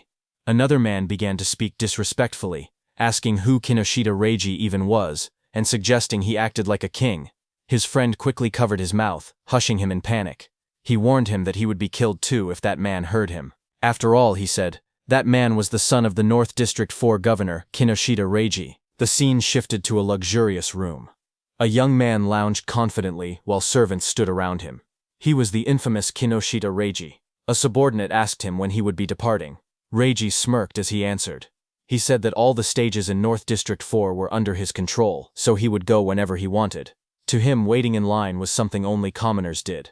He lifted his glass with a satisfied smile. After leaving from there, Itsuki opened the small ornate box, revealing a shining stone resting on a red cushion. As the three of them sat together beneath the shade of the trees, Itsuki looked at the stone and muttered that it was from that time. Hearing that, Commander Nento beside him asked if he had seen a karma stone before. Itsuki nodded and explained calmly. After defeating the disaster beasts inside the stage, something identical to this had dropped. But then he paused and added that there was a slight difference. He took out a green crystal. He stared at the one in his hand and said the color was green, but something about it wasn't the same. Hearing that, Choha's eyes widened in shock. She exclaimed that it was an intermediate karma stone appearing inside a beginner stage. She stepped closer, adjusting her glasses to take a look. Itsuki asked what exactly a karma stone was. Choha turned to him and began explaining. She reminded him that he had been a rookie. She said karma stones were also called experience stones. She explained that when a disaster beast or an awakened being died, karma or an invisible energy similar to experience points came from their corpse. Absorbing this energy increased a person's level. In other words, a karma stone was an object that contained karma. A figure glowing with energy appeared in her explanation, demonstrating how someone could use a karma stone to absorb the karma inside. She continued, saying that karma stones didn't occur naturally, which made the situation strange. Choha wondered aloud why such a stone had appeared in that stage. Beside her, Commander Nento quietly said it was probably because of Itsuki's gift. Hearing this, both Itsuki and Choha looked confused and asked again about the so-called gift. Commander Nento explained that normally, the karma of a defeated enemy would be absorbed by the one who killed them. Yet even though Tenma had defeated 2 disaster beasts, he never leveled up. That meant the karma had not been absorbed. He added that manifested karma never disappeared without a reason. He continued, saying that if his speculation was correct, the karma of the disaster beast that attacked the school had been absorbed by the awakened individuals present, meaning the people standing there. He explained further that a stage was an enclosed space. Because Tenma was unable to absorb the generated karma and there was no other recipient inside, the leftover karma clumped together and formed a karma stone. Hearing this, Choha looked startled. She asked how Itsuki's stats increased if he truly could not level up. Hearing that, Commander Nento suddenly stood up and reminded Choha that an awakened person's gift was top secret and could not be disclosed. Startled, she apologized immediately. Commander Nento then turned back to Itsuki. He told him that he could choose whether to keep the karma stone or sell it. He added that he would be leaving soon for a commander-in-chief meeting of the 5 continents, and that during his absence, Choha would look after him. Before departing, he said there were several things he wanted him to remember. Commander Nento spoke calmly as he listed out the rules. He told Itsuki to keep their relationship confidential, then added the second rule, never disclose his gift to others. The third rule followed. Itsuki had to clear at least 6 advanced stages before the teacher returned. A fourth instruction echoed after that. He told Itsuki to do what he believed was right without hesitation, promising that no matter what happened, he would be behind him. Hearing this, Itsuki smiled with determination and answered, "Yes, teacher." At the same time, at North District 4, Flaming Rock Execution Ground, groups of students argued with suited guards blocking an entrance. One of them shouted that they had arrived first and demanded to be let in. The guards refused. They said the stage had been reserved by the Kinoshita family's son, telling everyone to go home. The students grew angry. One yelled that having money didn't give someone the right to do whatever he wanted. Another pointed out that the privileged boy wasn't even there yet, and insisted they should be allowed in first. Their frustration rose. One threatened to report the situation to the awakened guild, saying he didn't care who the rich kid was. But before he could finish, a dark figure with glowing red eyes appeared behind them, cutting off their complaints. In the next moment, a powerful attack blasted forward. The students were thrown aside as a muscular fighter struck with overwhelming force, scattering them in an instant. Another student rushed forward, attacking the muscular man. A sharp white arc cut through the air as it struck with full power. But the attack landed directly on the muscular man's body and bounced back, sending shockwaves bursting outward. The impact echoed loudly across the ground. The blonde student watching from behind stared in horror. He muttered in disbelief that his B-rank skill, Earth Spine, had not worked at all. The muscular man turned, his face shifting into a terrifying form with glowing red eyes and metallic markings. He shouted that the attack didn't hurt or even itch. The blonde student trembled. He thought to himself that Earth Spine was a technique meant to pierce anything. He wondered if the man in front of him was actually a monster. Before the student could react, the monstrous man lunged forward and grabbed him, his red aura flaring violently as he towered over the frightened student. The muscular man smacked the blonde student's head. The blonde student slammed down violently. Blood burst from his mouth as his eyes rolled back, his body twisting from the impact. Around him, the spectators reacted in shock. They whispered that a level 7 and a level 8 student had been killed instantly without being able to defend themselves. They said the big guy was far too strong. Someone identified him as Oga Takuru, one of Kinushita Reiji's 4 pillars, and a level 12 gold elementalist. Hearing that, the crowd understood why things had turned out this way. Oka held one of the defeated students by the neck and warned everyone. He said he would not forgive anyone who tried to enter the stage without Reiji's permission. If anyone resisted, he would treat them the same way he treated the 2 lying on the ground. The other students watched nervously as Takuru lifted the struggling blonde student off the floor. The blue-haired student remained unconscious beside him. Oga shouted that nobody should think about helping them. The group of bodyguards in suits stood nearby, laughing. One of them told Oga not to go too far because the trash was watching. Another warned that if he kept beating weak students, the teacher would hear about it. Their laughter echoed through the area. Oga only scoffed. He tossed the blonde student aside with a flick of his arm, showing no concern at all. The injured blonde student collapsed forward, but before he could hit the ground, Itsuki caught him. Blood dripped from the student's nose as his body went limp in Itsuki's hands. Around them, the other students whispered in shock. One of them asked who the newcomer was and wondered why he didn't listen when they told him not to interfere. Another panicked voice said that a level 0 person was definitely going to die. Someone else stared at Choa and muttered that the beauty beside him looked familiar. Not far away, Oga glared at Itsuki. He shouted that nobody was allowed to pass without Reiji's permission. He warned that if Itsuki didn't want to end up like the unconscious student, he should just go home quietly. Hearing that, Itsuki lowered his head slightly. He calmly said that he understood. He wouldn't be able to enter the stage unless he defeated this man. Beside him, Choa raised her hand, saying she would contact the North District 4 administrator because this kind of behavior couldn't be allowed. But Itsuki stopped her. His eyes glowed bright blue as he said it wasn't necessary. He repeated what his teacher had told him, that he should do what he believed was right without hesitation. He then turned to Choha again and spoke plainly. He said he would leave the treatment of the injured students to her. Then he turned to Oga. As Itsuki stepped forward, a thought appeared in Oga's mind as he stared at him. He wondered who this man was. A status window floated beside Itsuki, showing his information.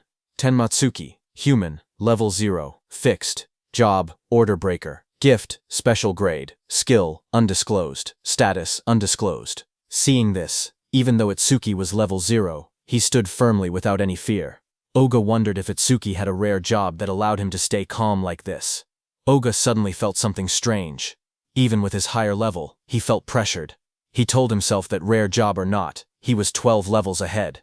The stat difference shouldn't be something Itsuki could bridge. Another window appeared beside Oga, showing his status. Oga Takeru, human level 12, job, elementalist, gift grade 2. After metallization, defense plus 50% in stationary state. Skill, metallization, status, attack, 110, agility, 100, defense 250, magic 145, total 605. As Oga stared, his expression changed.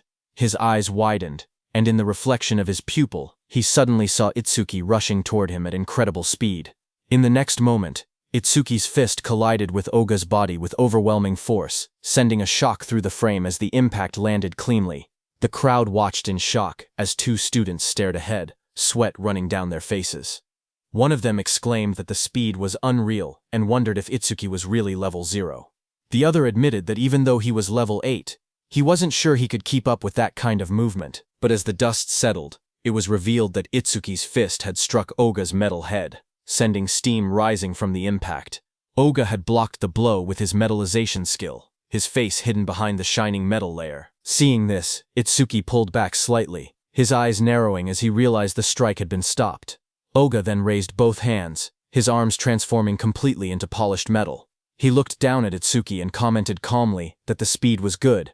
Then he moved and lunged forward with overwhelming force, shouting that Itsuki's attack still lacked power. The floor shattered beneath him as debris exploded outward. Itsuki braced himself, analyzing the situation in silence. He thought about what it would take to successfully land a surprise attack on an enemy above level 10. As his body blurred into motion again, he concluded that he needed to further increase his agility using Thunderbreaker.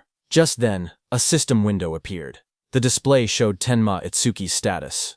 It listed him as a human at level 0, with a fixed job called Order Breaker. Nirvana Gift, a special grade ability. His Nirvana skills were shown. Over Mimesis, Zoo Rank, Thunderbreaker, Love Library Run. Black Wall Love Library 2, on Lotus Burst, Love Library 2. All of his stats, attack, agility, defense and magic, were listed as 250, totaling 1000. Then another screen appeared. It detected a C-rank skill, metallization. At the same moment, overmimesis activated and began analysis. The progress bar rose to 1%. Itsuki crouched on the ground, watching his opponent. He wondered if the threat level was high enough for overmimesis to activate. He decided he needed to get serious. A new screen showed the analysis increasing to 5%. Itsuki observed Oga's metal-covered body in front of him and thought that normal attacks couldn't break through the metallized areas. He concluded he would have to aim for the parts that were still flesh. His foot slid across the ground as he accelerated. But Oga looked at him and laughed, calling him a weakling with no power or speed as he raised his shining, hardened arms to counter. Itsuki tightened his gaze as he thought to himself that his opponent had let his guard down, believing that the speed Itsuki had shown earlier was his maximum. His expression remained calm and focused, a faint glow of blue lightning beginning to trace along his body. Lightning wrapped around him as he prepared to accelerate. He readied his fist, and in that moment, he decided to increase his speed using Thunderbreaker. Across from him, Oga widened his eyes in shock when he saw the lightning erupt. He shouted in disbelief, wondering how Itsuki possessed the lightning element. Before he could react, Itsuki surged forward, lightning crackling violently around him. Itsuki declared that he wouldn't give him time to metallize. Itsuki continuously attacked Oga. Dozens of blue screens appeared around them, showing percentages climbing. 25%, 59%, 66%, tracking the rapid progress of the attack. Spectators from the side watched in shock. One man asked why Itsuki could use skills from another job. Another said the speed was too fast for his eyes to follow. Someone else muttered that the level 0 boy might actually defeat Oga. Oga himself struggled to react. Sweat ran down his face as he realized he had no time to metallize. He gritted his teeth, questioning how a level 0 could move so fast. Desperation grew inside him as he admitted that, at this rate, he would lose. Electricity wrapped around his entire body, trapping him. He couldn't even scream. Panic overtook him as he shouted in his thoughts for the others to stop watching and help him. As the lightning surged around him, Oga clenched his teeth. His expression twisted in desperation, and he thought to himself that he had no choice left. He would have to try that technique. With a loud shout, he suddenly tore off his shirt and released a burst of power. Waves of force exploded from his body as he activated his ultimate skill. Before Itsuki, Oga's entire body turned metallic from head to toe. Itsuki stared in shock, realizing that his opponent had managed to metallize his entire body at once. A system window flickered beside him, showing C-rank skill, metallization, analysis progress 88%. Oga glared down at Itsuki with glowing eyes. He said he was grateful he had never managed to metallize his entire body before, but Itsuki had pushed him enough to finally achieve it. He explained that metallized areas increased his defense by 50%, and his personal gift added another 50% whenever he remained still. With both effects combined, his current defense exceeded 500. His face twisted into a cruel grin as he looked at Itsuki. He said that he had originally planned to cut Itsuki in half, but as thanks for helping him complete his new skill, he would at least allow Itsuki to die easily. Watching from the sidelines, the other trainees were stunned. One of them exclaimed that a defense over 500 at level 12 was impossible to break. Another admitted that they had thought the level 0 newcomer would win, but the opponent was too much of a monster. Suddenly, a glowing blue aura wrapped around Itsuki. He looked ahead with calm eyes and said that if his guess was right, a full-body metal transformation required a large amount of magic. The screen beside him showed the analysis reaching 98%. Itsuki continued, saying that if Oga had used most of his stat points on defense, then his magic shouldn't be very high. The percentage rose again, reaching 99%. Across from him, Oga growled and denied it, calling Itsuki's reasoning nonsense. Even while refusing to believe it, he wondered if Itsuki was truly level 0, surprised by his sharp intuition. Itsuki kept his relaxed smile. He said he wouldn't bother using a boring tactic like draining Oga's magic down to 0. Instead, he declared he would finish the fight quickly. At that moment, the blue screen flashed. Analysis progress reached 100%. High above, a blue lotus-shaped aura began to bloom. Choha, watching, whispered that the lotus had appeared again, and realized that Itsuki was about to become even stronger. Others stared at the giant lotus forming around him. One man questioned if this lotus was really a level 0 skill. Another wondered how Itsuki planned to defeat Oga since it didn't look like an offensive technique. A notification window appeared. The analysis of the metallization skill was complete, and a new skill called Clear Orb had been acquired. Another window described the skill, Clear Orb Level 1. Active effect. It shoots a perfect sphere along a fixed path. The sphere travels at 1 meter per second and pierces through every enemy in its path while ignoring all defense. Passive effect. Every time an enemy with higher defense than the user is defeated with clear orb. Seeing that this new skill had defense ignored, Itsuki thought that if he hit with this, he could definitely deal damage. But the problem was flight speed. At 1 men/s, even ordinary people could dodge it, so timing was crucial. But then Itsuki thought that against that sandbag Oga, who wouldn't even move, he didn't even need to think about timing. Itsuki's eyes glowed blue as he looked at Oga and declared that Oga's prized absolute defense would be thoroughly smashed to pieces. Just then, a system window appeared displaying Clear or B, Believe or 1, acquired. All stats plus 10, remove all debuffs and fully heal injuries. Status. Attack went from 250 to 260, agility from 250 to 260, defense from 250 to 260, magic from 250 to 260, total stats from 1000 to 1040. The blue lotus petals opened as Itsuki stood in the middle, pointing his finger at Oga. Right above his finger, a small lotus flower appeared. As the lotus spun and bloomed, Itsuki told Oga to now try to dodge this. A system window displayed that Clear Orb has been activated. The students stared at the glowing sphere and whispered among themselves. One of them said he had never seen that skill before. Another explained that this must be the Order Breaker, the job known as the most mysterious among the four. Someone questioned whether a skill released by a level 0 could break through the defense of a level 12 specialist.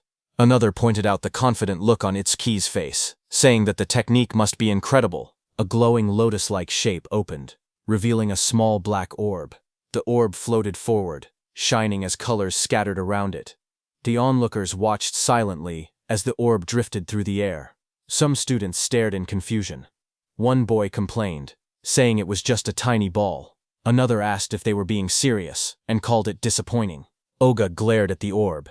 He mocked the attack, saying that such a small sphere couldn't make him move or cancel his gift, calling it naive. He stepped forward confidently. He asked if this was Itsuki's trump card. Then, the orb continued floating toward him. With a mocking glare, Oga shouted that Itsuki was going to die pathetically. For a moment he remained certain of his victory, until his expression suddenly shifted. His eyes widened as the orb began to sink into the side of his metal-coated body. A faint crack appeared where it touched him. A heartbeat later, a violent burst of blood exploded from the wound. Oga screamed in agony as the clear orb tore through his arm, ripping it apart in a single clean line. He collapsed to the ground, clutching the bleeding stump, shouting desperately about his arm. Itsuki walked toward him calmly. He told Oga that he had warned him to dodge. Itsuki said that because Oga was human, he had only aimed for the arm. If he had been a disaster beast, the attack would have been aimed at the neck. Itsuki then looked at Oga's men standing frozen nearby. He ordered them to stop staring and take Oga to a hospital, asking if they couldn't hear him. When no one moved, he turned back with cold eyes and repeated sharply that he was telling them to get lost. Immediately Oga was carried away by the guards, blood covering his back and dripping onto their suits. One guard looked shaken while another wiped sweat from his face. In the distance, the crowd began cheering. Choha smiled proudly as the students around her celebrated. Someone shouted that Itsuki won. Another yelled, "Well done," and others said it served Oga right. Immediately, 2 students rushed up to Itsuki. One asked if he wanted to team up with them, saying 3 people could clear the mission quickly. The other quickly insisted he should join their team instead, explaining that with only 2 members he would get more experience points. They argued again, asking if he planned to challenge the Flaming Rock execution ground with 3 people. They warned that all the disaster beasts inside had defense equal to Oga's. One of them added that their team had a healer, who could restore his magic and let him fire the orbs endlessly. Itsuki looked ahead calmly.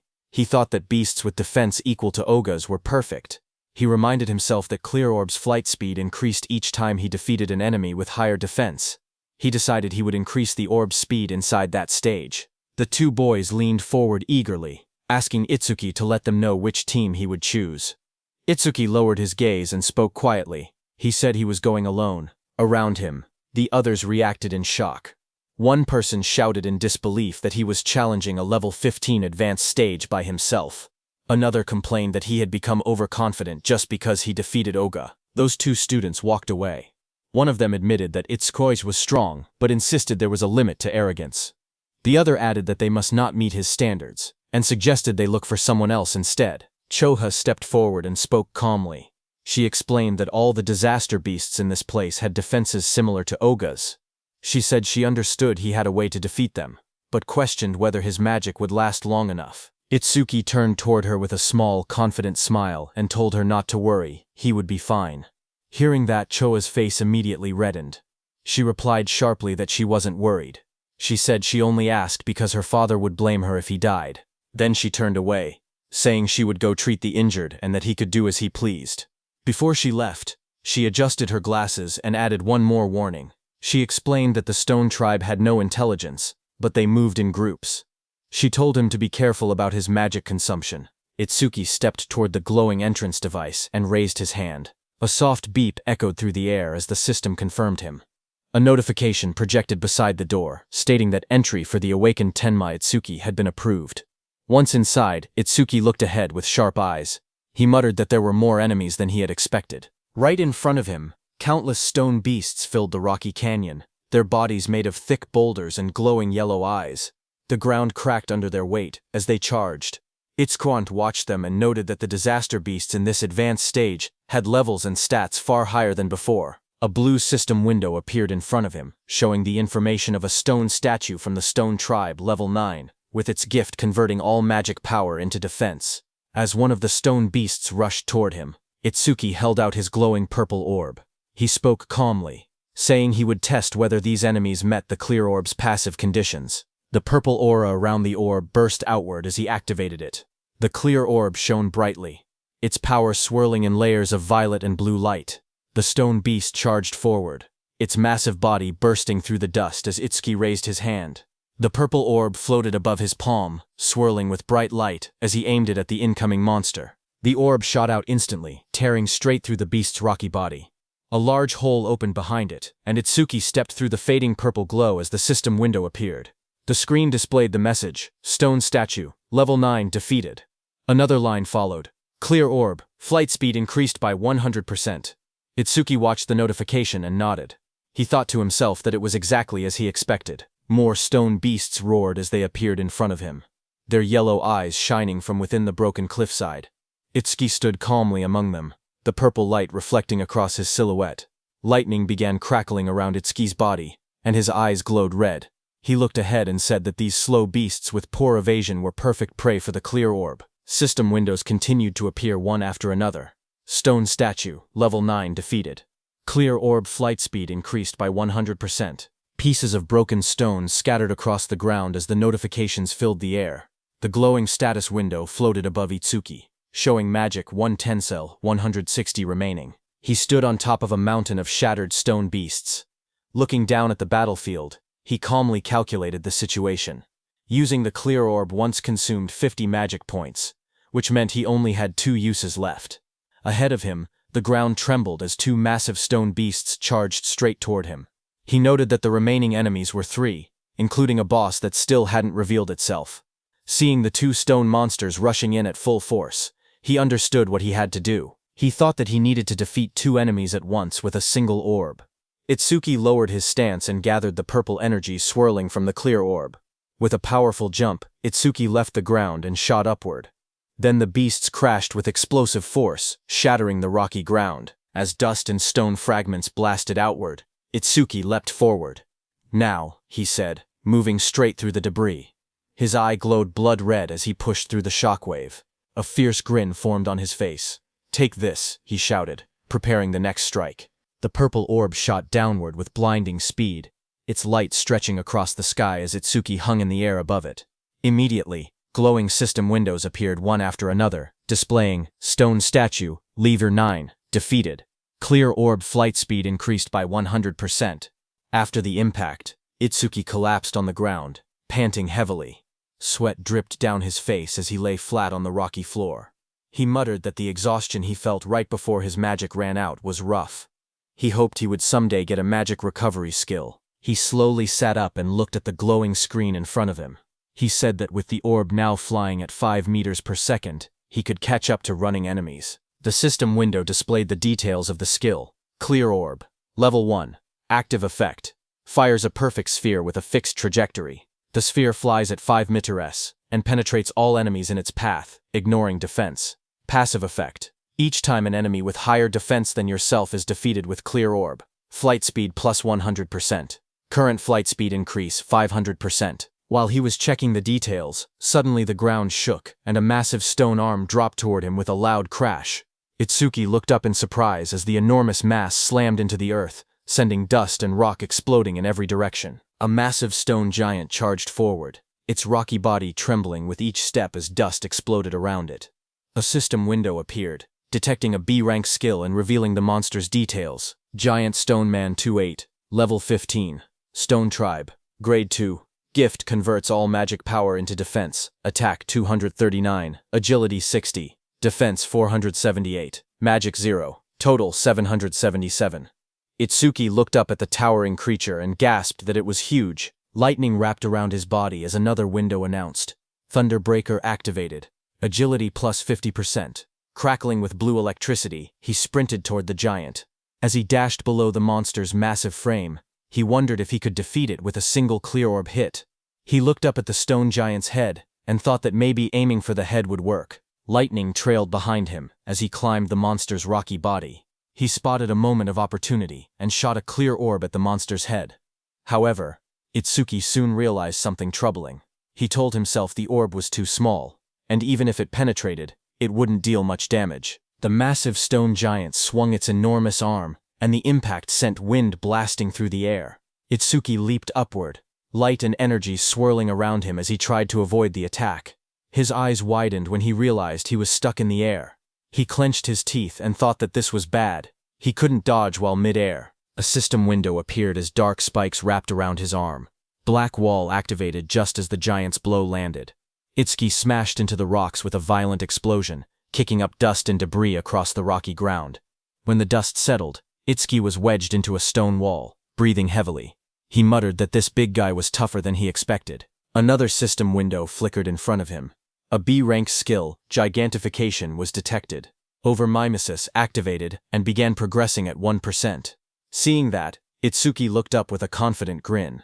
Realizing the monster grew huge because of a skill, he said this would be easy. With one hand, he grabbed onto the giant's stone body and prepared for his next move. Meanwhile, outside, one of Kinoshita Reiji's men got the news of what had happened to Oga and froze in shock. Behind him, Kinoshita Reiji, dressed in a golden vest, sat calmly. He narrowed his eyes and warned his man not to make noise in front of him. The suit-wearing man bowed his head and apologized, saying it was just so unexpected. Kinoshita asked him what had happened.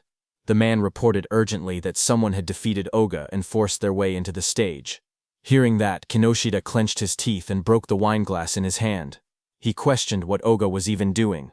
He reminded himself that Oga always bragged that no one below level 30 could break through his defense. He wondered if a level 30 or higher awakened had shown up. But his man quickly explained that with the recent surge in descending monuments, all awakened above level 30 were busy dealing with them and shouldn't have time to come here.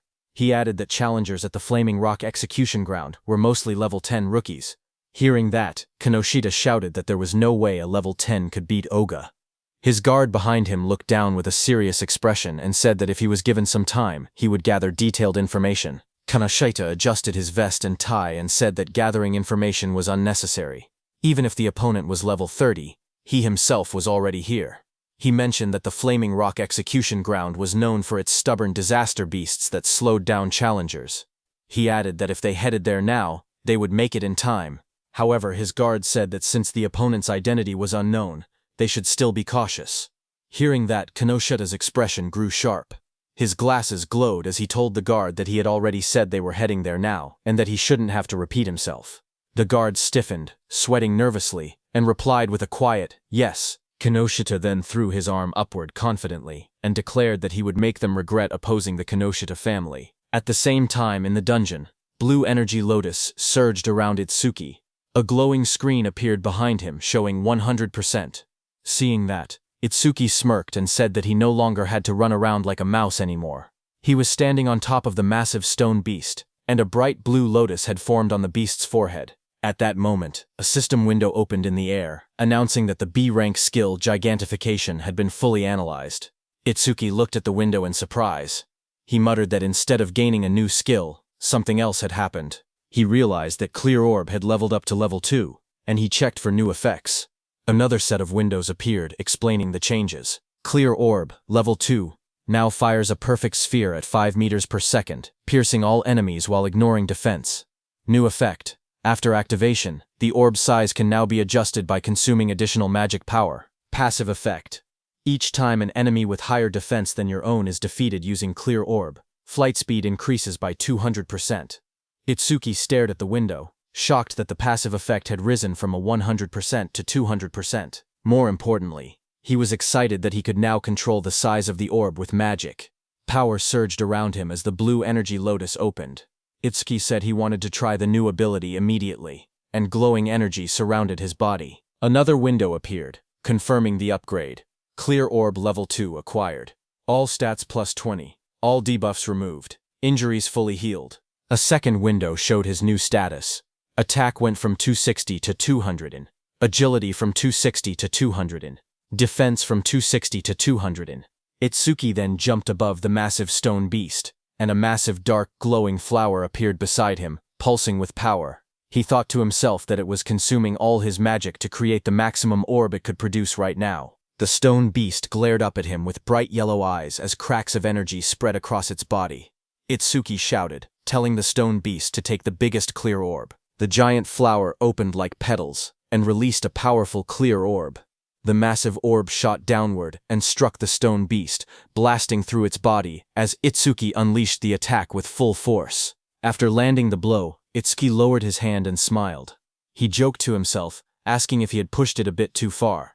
A small window beside him showed that his magic had dropped to 0 out of 280. As the stone man was destroyed, a system window appeared, announcing that the giant stone man, level 15, had been defeated, and the clear orb's flight speed had increased by 200%. Amid the collapsing stone debris, Itsuki looked at the destruction around him. He realized that the orb he created by consuming all his magic had grown this huge. He examined its power calmly. The orb's flight speed had reached 7 meters per second. He thought to himself that if he cleared this stage 2 more times, it would become as fast as a car. Just then, a new system panel displayed the skill information. Clear Orb Level 2. Active effect. Fires a perfect sphere on a fixed path. The sphere travels at 7 meters and penetrates all enemies, ignoring their defense. After activation, the orb's size can be adjusted by spending more magic. Passive effect. Each time he defeats an enemy with higher defense than his own using Clear Orb, the orb's flight speed increases by plus 200%. The current total increase had reached 700%. Itsuki held a glowing green crystal in his hand while reading the information. He admitted that he had ignored passive effects until now, but now saw how useful they actually were. Dust settled around him as he walked forward. He then thought about another passive skill. Lotus Burst's passive expanded the range of all skills. That meant Clear Orb's range should also increase along with it. He then checked Lotus Burst's passive effect. Each time Lotus Burst defeats a living creature of level 1 or higher, the range of all skills increases by plus 1%. Seeing this, Itsuki smiled slightly as he looked at the system panel floating beside him.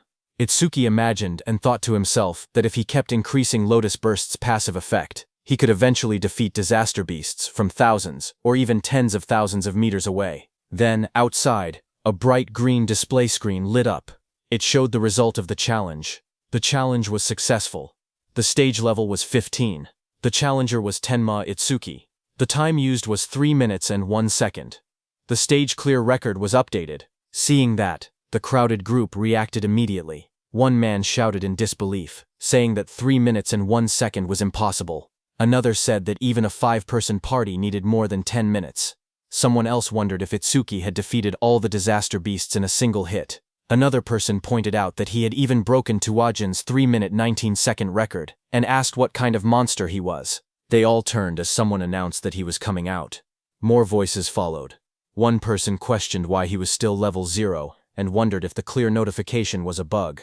They looked at him and said he wasn't even injured, only a little dirty, so they didn't believe he had cleared it at all. Choa, in armor, stepped forward with a smile as a green butterfly flew around her.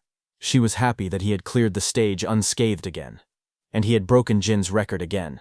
She admitted that he always managed to surprise her. Choa then adjusted her glasses and, with a restrained tone, admitted that the challenge had ended unexpectedly quickly. Itsuki answered casually. He said the disaster beasts inside were weak against defense, so he had taken them down easily. The glowing butterfly hovered in front of Itsuki. He looked at it with surprise and asked what it was. Choha explained calmly. She said that her job was a Shikigami user, and the glowing butterfly was her Shikigami. Itsuki watched the butterfly flutter near his hand. He softly repeated its name, Tamacho, and admitted that this was his first time seeing a Shikigami. To him, it looked beautiful. Curious, he asked Choha what kinds of awakened jobs existed. His question startled her, and she asked why he didn't know something so basic. She then began explaining. Jobs, she said, were divided into 4 major types. According to her, he should have already encountered 3 of them by now. She raised her hand and continued her explanation. The first type she mentioned was elementalist. Elementalists controlled 7 elements: fire, water, wood, metal, earth, wind, and lightning. She said elementalists had the largest population among awakened jobs and also possessed the highest minimum combat capability. She then explained that his classmate who used electricity attacks and also the Oga muscular, iron-skinned man from earlier, belonged to that same type. She then introduced the second type, Shikigami user. She explained that Shikigami users could summon Shikigami that obeyed only their master. A blue system window appeared beside the butterfly, displaying that it was Tamachu, Li rank, level 15, ITS skill is undisclosed, status is undisclosed. Choha continued explaining that a Shikigami stayed with its master from birth. Then another system window appeared showing her own status. Izumi Choha, human, level 6, Jobert Shikigami user, gift grade 2, undisclosed, Shikigami undisclosed, status undisclosed. After explaining everything, she asked him if he had any questions so far. Itsuki looked at her Shikigami, and then asked why her own level was lower than her Shikigami's level. He wondered aloud if she was really a veteran awakened. His words hit Choha like arrows. She wondered to herself if Itsuki had no concept of sugarcoating things. Choha touched her forehead with a tired expression and explained that Shikigami also absorbed experience and leveled up. Because of that, they were basically always at a higher level than their master. Hearing that, Itsuki's expression darkened. Half of his face sank into shadow, and his eyes glowed coldly. He stated that in that case, when fighting a Shikigami user, it was faster to target the person themselves. Seeing that, Choa's eyes widened. She noticed the negative aura seeping out of him again and wondered what was going on with him. Itsuki then looked at her calmly and asked what else there was, pointing out that she had only introduced 2 types so far. Choa straightened herself and explained that the third job was currently the most mysterious one, with the least information known about it. She pointed at Itsuki and told him that his job was order breaker. Itsuki listened quietly as she continued explaining. She said the reason this job was mysterious was because every order breaker possessed different abilities, like the blue lotus flower ability he had shown earlier. She then explained that there were order breakers who could change the size of their bodies at will, others who could create infinite clones, and even some who could stretch their bodies freely like rubber. Next, she compared order breakers to regular awakened jobs.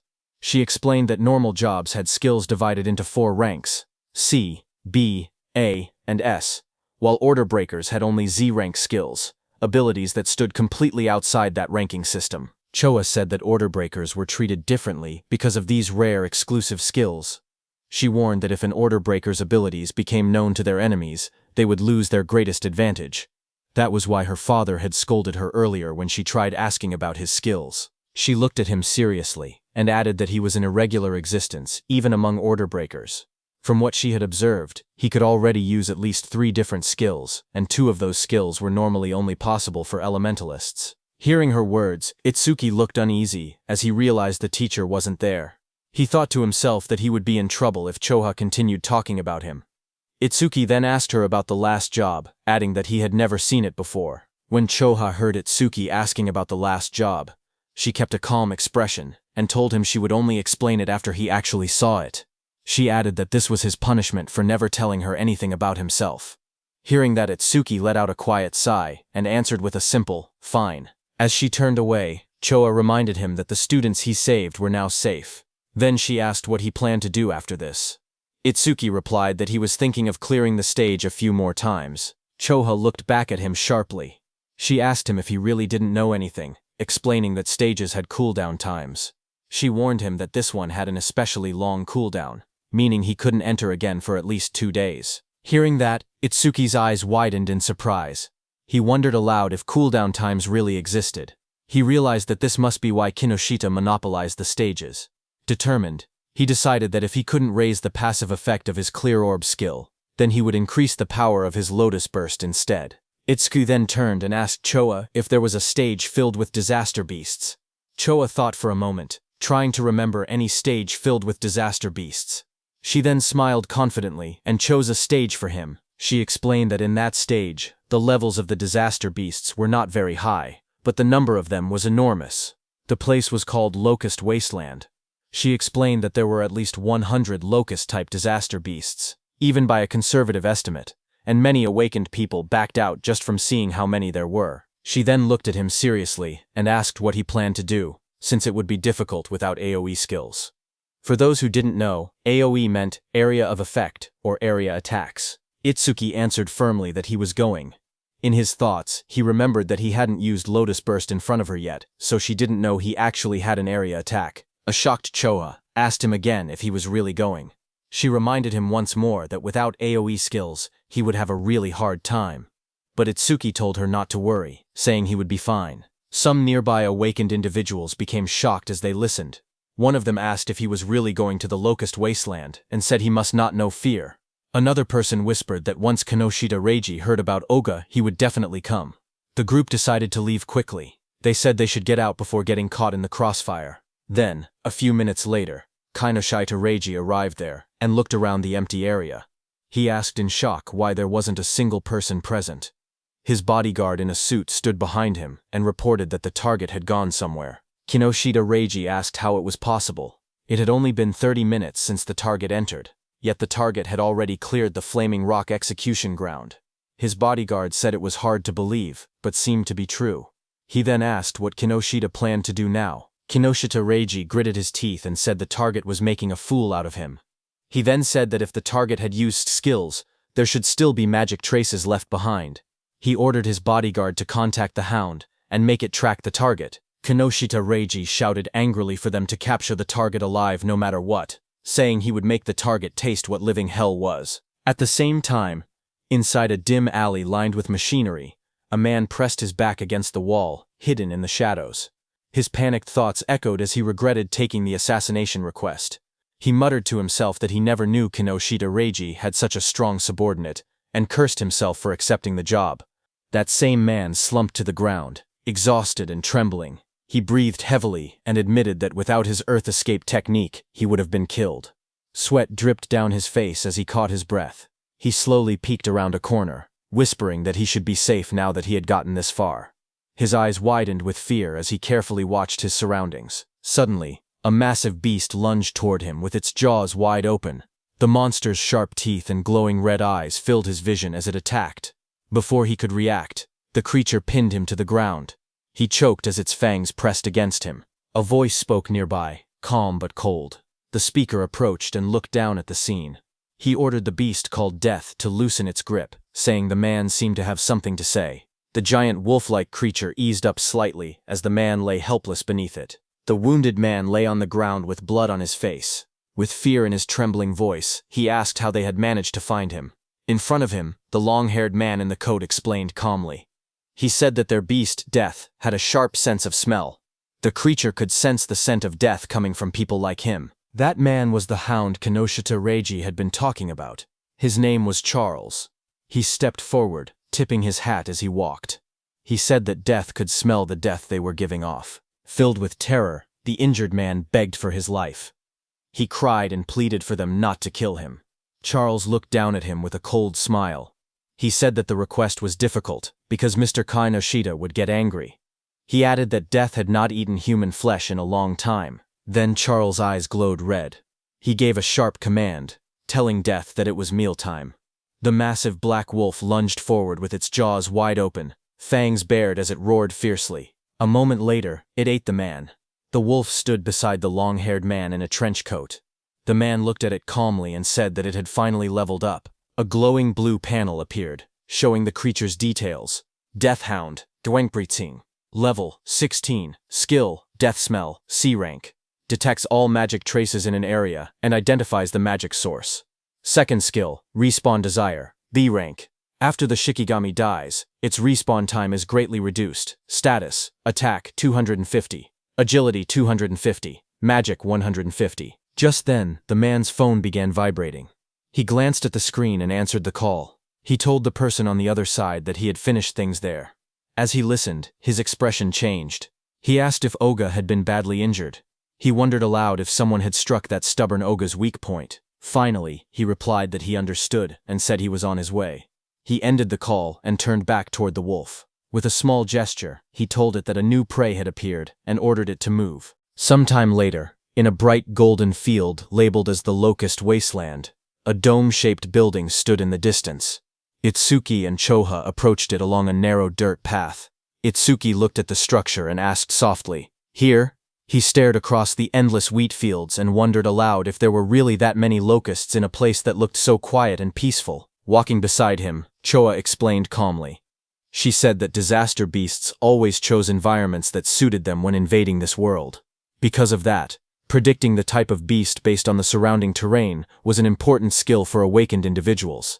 Hearing that, Itsuki nodded. As they moved closer, he noticed there wasn't even a reception desk. Choha touched her forehead and explained that the danger level of this stage was extremely high, so high that it had already reached the point of a dismantlement resolution. Confused, Itsuki compared it to the Flaming Rock execution ground, noting that this stage was actually below level 13. He asked why such a drastic decision was made. Choha replied that in normal stages people could still escape if they couldn't win. But here, the disaster beasts were unnaturally aggressive and appeared in overwhelming numbers. As they studied the stage's environment, Choha explained the danger. She said that if an awakened person let their guard down even a little, they would quickly be surrounded by countless locusts. She continued, saying that anyone caught like that would be devoured completely, down to the marrow of their bones. Hearing all of this, Itsuki only smirked. He said that it was perfect if there were really so many disaster beasts here. His excitement made Choha stare at him in disbelief. She asked if he was in a rush to die. He calmly replied that he wasn't desperate enough to die by being eaten by bugs. Moments later, he stepped toward the entrance of the glowing stage gate. Choha watched him, noting from his attitude that he seemed confident enough. She reminded herself that he had entered this stage by his own choice, and she had already given him all the advice she could. With a quiet sigh, she accepted the situation. If something happened inside, it would be entirely his own responsibility. But Choha suddenly froze, as worry washed over her face. She wondered what she should do. She realized she had forgotten to tell Itsuki an important detail. Locusts inside the stage would continue spawning endlessly unless the boss was defeated. Panic rose as she decided she had to enter the stage and warn him herself. But suddenly she heard some noise from behind. Just as she turned, her expression stiffened. Someone had appeared behind her. She saw a tall man wearing a hat, with glowing red eyes, standing beside a giant hound. The man looked at her and spoke with a cold smile, saying he was looking for someone. On the other hand, inside the stage, Itsuki stepped across a ruined field. Dirt and trampled crops surrounded him. He looked around and muttered that it was a mess. Then he clapped his hands together lightly and smiled with confidence. He called out to the unseen swarm, telling the pests to wake up. He had come to exterminate them. A lone scarecrow stood in the middle of the dry, cracked wasteland as countless small insects flew around it. Itsuki looked at the scene and noted that the enemy's individual levels were surprisingly low. He said that since they met the requirements for Lotus Burst, there would be no problem. Information windows appeared one after another. Evil Locust 2231, from Insect Tribe, Level 1. Gift, none. Status, undisclosed. There were also some Level 2 evil locusts mixed in.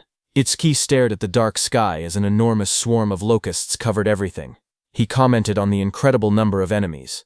But instead of being worried, he said that this worked in his favor. Flames rose around him as he formed a glowing lotus of light in his hands. He explained that the more the locusts clustered together, the less effort he needed. Once they entered the range of Lotus Burst, he said he would crush them all at once. The ground shook as a vortex of locusts formed around him. When the moment was right, he shouted a single command, "Now." A bright red explosion ignited in the air as the system message appeared, stating that Lotus Burst had been activated. Then there was a huge explosion. Right after the blast, notifications flashed one after another. Each one reported that an evil locust had been defeated by Lotus Burst, increasing all of the user's skill ranges by 1%. More messages followed, showing both Level 1 and Level 2 locusts being wiped out instantly. When the smoke cleared, Itsuki stood calmly in the middle of the scorched ground. Sparks drifted around him, while charred insect bodies lay scattered at his feet. Another notification floated beside him, confirming the defeat of a level 2 Locust and awarding another 1% increase. New windows opened, explaining Lotus Burst's abilities. The active effect consumed magic to deal explosive damage within a 10.5-meter range, its power proportional to how much magic was spent. The passive effect stated that every time Lotus Burst killed a living creature of level 1 or higher, all skill ranges increased by 1%. Itsuki glanced at the numbers and made a small comment. He had defeated 110 enemies, which meant a 10% increase, therefore receiving 10% at once. Lotus Burst's range had now expanded to 10.5 meters, which he considered impressive. He analyzed the situation calmly. Against disaster beasts of this level, consuming 10% of his magic to output 10% of his firepower should be enough. Taking his remaining magic and recovery speed into account, he could probably use about 10 more shots. If he gained even 100 kills per use, he could increase his total skill range by 1000%. Another screen displayed his magic level, 252 out of 280. He looked at it and muttered that things would go much more smoothly if stages didn't have cooldown times. But suddenly, Itsuki noticed something. He stared at his bracelet with a confused expression. He noticed that the usual challenge success notification was missing. He muttered that something felt odd. As he frowned, a thought crossed his mind, and he wondered if the reason was something unexpected. Just then, a system window suddenly appeared. It reported that a C-rank skill called Mother's Will had been detected. It also stated that Over-Mimus was activated, and that the analysis progress was at 1%. Itsuki looked up sharply. He realized that one locust had survived. Dust and broken ground swirled around him as more locusts flew through the air. He turned, watching the locust swarm gather again. He questioned whether Mother's Will was the boss monster's skill. At that moment, several locusts lunged at him. He jumped back and blocked the attacks with the crystal armor covering his arms. He admitted to himself that he had let his guard down. He had truly believed there was no boss monster in this area. He narrowed his eyes, thinking aloud. He said it was good that he could still expand his skill range by using Lotus Burst again. But he also stated the bigger problem. He had no idea where the boss actually was. The glowing lotus-shaped energy expanded from Itsuki's hands as he activated his skill. His expression hardened with resolve. He declared that he would defeat all the small enemies first and force the hidden boss to reveal itself. A bright explosion erupted around him. The ground shook as countless evil locusts were blown apart by the blast. System notifications appeared one after another. Each message showed that an evil locust, either level 1 or level 2, had been defeated with Lotus Burst, and every kill increased all his skill ranges by 1%. The notifications continued stacking until the Lotus Burst total experience reached 220%. His Lotus Burst leveled up. Another message explained the updated skill. Lotus Burst LV2 now consumed magic to deal explosive damage within a 16-meter diameter, and its power increased based on how much magic was used. Itsuki looked at the smoking battlefield and murmured that the range had expanded to 16 meters, calling the new effectiveness outstanding. But even after defeating 10 small enemies, the boss still hadn't appeared. Deep underground, inside a dim nest filled with shifting shadows, many insect-like creatures began to crawl and move. Their wings rustled as more of them gathered around a glowing cluster hidden in the darkness. As the locusts crawled out of the cracked ground, a notification floated in front of Itsuki, showing the analysis progress rising to 27%. He looked ahead sharply and muttered that they had spawned again. Another screen appeared, showing his magic at 232 out of 280. He noted that he could still use Lotus Burst 9 more times. Fire erupted around his hand as he stepped forward, declaring that no matter how many times the monsters appeared, he would thoroughly deal with them. His arm swung through the flames, and he shouted that he would sweep them all away. A fiery explosion burst across the battlefield, and several notifications appeared one after another, stating that evil locusts of level 1 had been defeated with Lotus Burst, and that all skill ranges increased by 1%. More screens stacked up endlessly, showing the same message again and again. A blinding explosion tore through the ground as Lotus Burst activated again, scattering debris in every direction. Bright light flashed across the stage, and the blue notification window appeared with the same message, Lotus Burst. Another massive blast followed right after, engulfing the area in a wave of yellow flames and flying rubble. The screen repeated the skill name, Lotus Burst. A new system panel displayed the updated description of the skill. It stated that Lotus Burst LV2 consumed magic to deal explosive damage within a 54.5-meter diameter, its power tied directly to magic consumption. Below it, another panel explained the passive effect. Every time the skill defeated a creature of level 1 or higher, all skill ranges increased by plus 1%, now reaching a total of plus 990%. Itsuki ran forward through the burning battlefield, sweat rolling down his face. He glanced at the glowing screen. He said that up until now, he had wiped out large groups 9 times and expanded Lotus Burst's range by 990%, but he only had enough magic left to use it one more time. He wondered why the monsters kept appearing non-stop. His magic display dropped to 5280. He looked up as the sky darkened with swarming insects. He muttered in frustration that there was no end to them. The swarm grew thicker overhead, but even after all the destruction, he saw no trace of the stage boss. He frowned and said that there was still no sign of the boss appearing at all. He considered withdrawing temporarily from the stage and returning after the analysis finished. But even as he thought it through, the endless swarm closed in around him. Itsuki narrowed his eyes sharply as a thought erupted in his mind. He declared that behaving like that was what third raters would do. Fire gathered in his hand, and flames wrapped around his arm. With determination burning in his expression, he stated that no matter how many disaster beasts appeared, he would defeat every single one of them. A massive explosion erupted like a lotus blooming in fire, sending shockwaves across the ground. As smoke rose around him, Itsuki steadied himself and muttered that with this attack. But before he could finish, countless more insects filled the air. Swarms surrounded him, and he realized in frustration that there were still more, and their numbers hadn't decreased at all. A glowing system screen appeared before him, showing the analysis progress at 91%. Itsuki's eyes widened as he tried to make sense of the situation. He wondered what was happening. All the disaster beasts that had appeared since the first defeat were still only level 1. Their bodies were small too, as if they had just hatched. As he connected all the dots, he realized the truth at once. The boss's ability was infinite reproduction.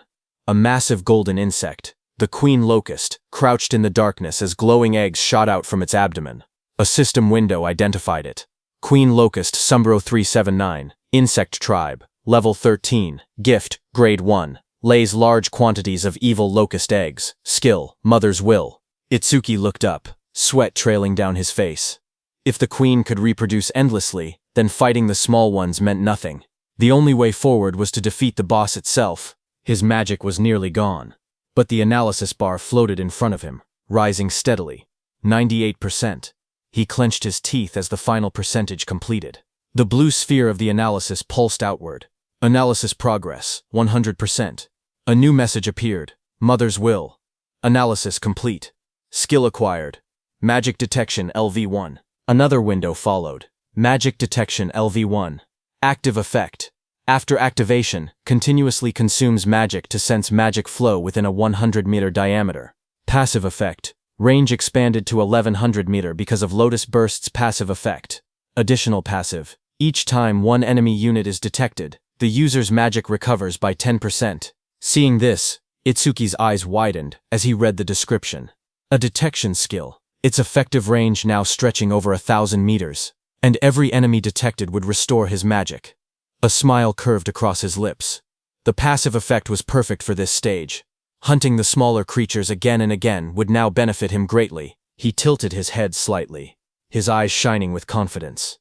He thought that leaving the queen alone for a moment and clearing out more enemies wouldn't be a bad plan at all. As he lowered his gaze, he thought quietly to himself. He realized he had been keeping Choha waiting. For now, he decided to finish clearing the stage before returning. A blue system window appeared before him, announcing that magic detection level 1 had been acquired.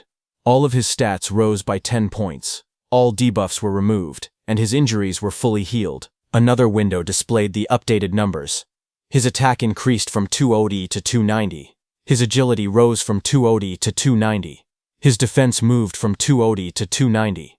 His magic stat climbed from 200 to 290, where Turening his total grew from 120 to 1160. Itsuki then raised his hand to his forehead, as swirling energy surrounded him. He activated the new skill, focusing intently. He began locating the boss using magic detection. Wide ripples of energy spread out from his body, expanding across the entire area like rings on water. The waves traveled far into the distance, lighting up the surroundings as they moved. Down below, the massive golden insect boss lifted its head, its yellow eyes glowing as the waves passed over it. Itsuki's eyes suddenly sharpened. In the next instant, He spotted the reaction in the distance. He slowly raised 2 fingers and pointed them forward, a confident smile forming on his face. A surge of dark, swirling energy formed at his fingertips, twisting the air around him. He was going to use his clear orb skill. Amid the chaos, his steady voice echoed. He said that even if the enemy used its children as shields, it would be useless. The clear orb began to glow, merging with the power of Lotus Burst. A bright lotus-shaped light burst outward, illuminating the battlefield. He declared that with Lotus Burst's passive effect and the clear orb's current flight range, the attack would definitely reach its target. A system window appeared, stating that the clear orb's flight distance was now 120 meters. In the next instant, the glowing orb shot across the field like a streak of purple lightning. Wind burst apart in its wake as the queen locust recoiled in shock, spreading its golden wings wide to escape. But Itsuki was already behind it, surrounded by crackling blue crystal. His transformed figure loomed like a shadow. Lightning surrounded Itsuki as he appeared above the queen. Looking at her, he said, "Checkmate." He slammed his attack down, overpowering the queen with sheer force. He cut down the queen into pieces. Immediately, the whole insect swamp was disturbed. Seeing that, he realized the swarm fell into chaos after losing its queen. Itsuki turned toward them with cold eyes. Flames erupted from his crystal-covered arm as he promised to send the remaining creatures to their mama right away. After the Lotus Burst explosion, all insects fell to the ground. Itsuki stood in the settling dust, looking at the battlefield calmly. He stated that all his skill ranges had increased by 1210%, that Lotus Burst's explosion radius now reached 65.5 meters, and that the clear orb's flight distance had expanded to 131 meters. A system window appeared, describing Lotus Burst at level 2. It explained that the active skill consumed magic to cause explosive damage within a 65.5 meter diameter, its power tied to magic consumption. The passive effect showed that every time Lotus Burst defeated a living creature of level 1 or higher, all skill ranges increased by 1%, now totaling plus 121-10%. A second notification appeared, showing the flight distance of the true ball, 131 meters. Itsuki looked at the result and smiled, saying it had been a good harvest. He held a green leaf in his hand while sitting on the ground, surrounded by rising dust. He then thought to himself that when the cooldown ended, he would challenge it again and raise Lotus Burst's passive effect to 5 digits. As he returned to exit the dungeon, a new notification appeared, stating new record achieved. Another line reported time used, 17 minutes 7 seconds. Standing in front of a glowing blue portal, Itsuki looked at the timer and noted that it had taken 17 minutes. He thought that Choha must be worried. He imagined Choha waiting outside. He believed that when he returned safely, she would probably act aloof again, yet he knew she was actually kind and considerate. He thought her inability to be honest was somewhat cute. Stepping out of the portal, surrounded by a swirl of blue energy, he lifted his hand and greeted her, saying he was back and sorry for worrying, but then his eyes widened sharply, shock filling them. Right in front of him, Choha appeared injured, blood on her lips. A man with glowing red eyes held her up by the collar. He looked down at Itsuki and spoke coldly. He said that going solo and coming out of the stage safely could mean only one thing. Itsuki was the guy Reiji had been looking for. Charles in the wide-brimmed hat looked at Itsuki and spoke calmly. He said the timing was perfect. He had been trying to get information about Itsuki from Choha, whom he had captured, but even in her current condition she refused to talk. Charles added that Choha had more backbone than most men. Across from him, Itsuki stepped forward. His voice was cold as he told Charles to let go of Choha with his filthy hands. He warned that if Charles did not do so now, he would only be half killed. Hearing that, Charles laughed loudly. He mocked Itsuki and told him not to get cocky, calling him just a level 0 rookie. But in the next moment, blue electricity burst from Itsuki's body as he shot forward with incredible speed. His eyes glowed with a sharp red light as he charged toward Charles. Charles flinched in fear, shouting that he was fast, then called out to Death. Before Itsuki's blow could land, Death, a giant black beast, suddenly leapt between them. Itsuki's lightning-covered punch slammed into Death instead, sending sparks and force blasting outward as Death roared. Just as Death appeared in front of Itsuki, a glowing system window appeared, announcing that a B-rank Shikigami called the Death Hound had been detected. Another window followed, showing that Overmimesis had activated, with analysis beginning at 1%. When Itsuki saw the notification, he realized the truth. This dog was a Shikigami, which meant the man wearing the hat was its user. The analysis window continued to rise, reaching 12%. Charles narrowed his eyes as he watched Itsuki move. He noted that there were no wasted movements and that his opponent's speed was extremely high. He understood now why Oga had lost. Oga likely did not even have enough time to metalize before being defeated. But Charles showed no fear. He grinned and declared that he had death and a hostage. Behind him, Choa struggled weakly in his grasp. Hearing this, Itsuki shouted her name, his expression tightening in alarm. Itsuki, who stood firm and was holding Death's snout with one hand, got distracted.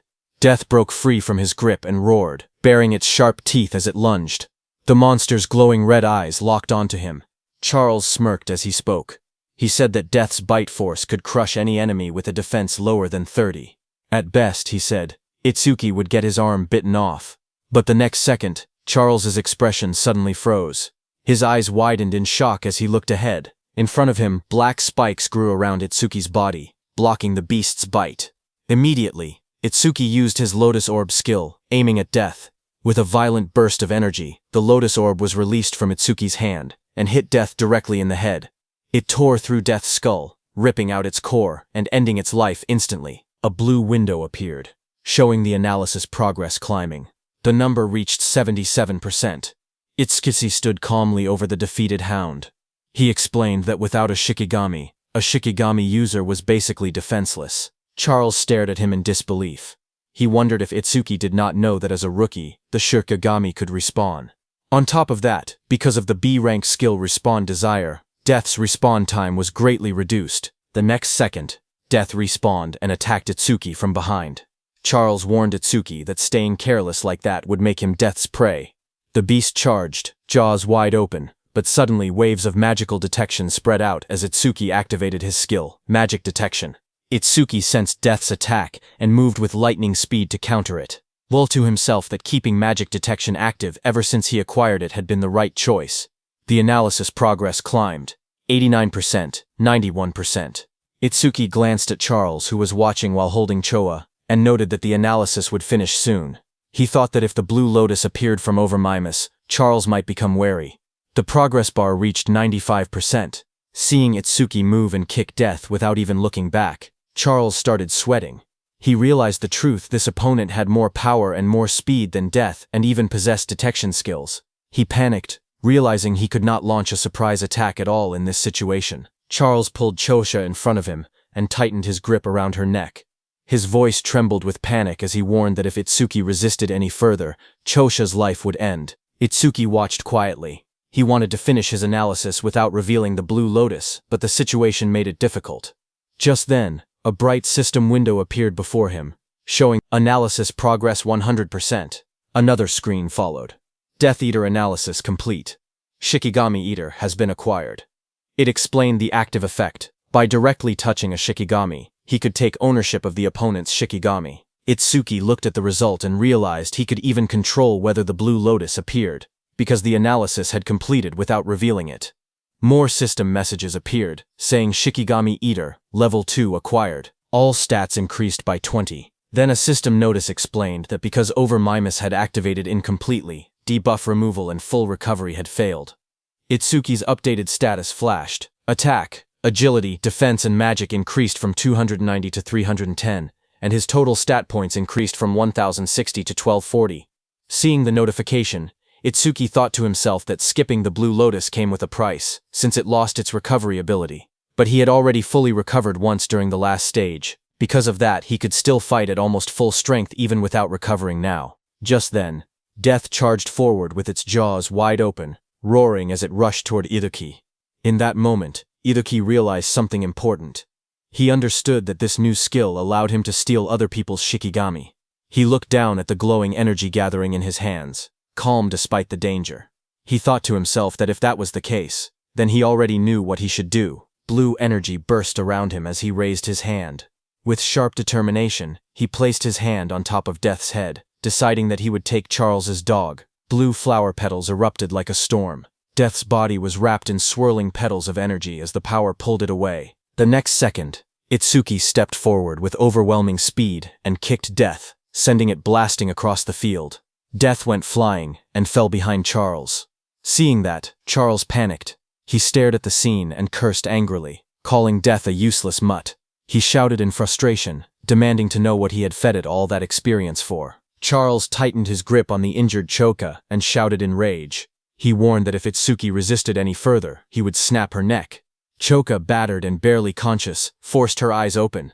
With a trembling voice, she told Itsuki not to worry about her. Across from them, Itsuki slowly raised both his hands in surrender. He called out, telling Charles not to touch her. Seeing that, Charles smirked coldly. He said that if Itsuki had been obedient from the beginning, Choa wouldn't have had to suffer like this. Itsuki glared at Charles and asked why he was being targeted, saying he didn't remember doing anything to earn such a grudge. Hearing that, Charles sneered, accusing him of still trying to probe for information. He then explained that it didn't matter, because Itsuki would meet him soon anyway. He told Itsuki that Kinoshita Reiji was furious that Itsuki had entered a North District 4 stage without permission. He introduced himself, saying he was Charles the Hound, sent under Reiji's orders to capture him. Hearing that name again, Itsuki muttered that he needed to meet Kinoshita directly and talk things out. Charles grinned and said that Itsuki would meet him soon, but only in a battered body. He then announced that death would bite off his legs next and warned that if Itsuki wanted Choa to stay alive, he was forbidden from using that strange ice again. Charles pointed at Itsuki and gave the command, telling Death to bite off both of Itsuki's legs. Hearing that, Itsuki narrowed his eyes. Instead of fear, a cold determination filled them. He told Death to prove it was worthy of being his Shikigami.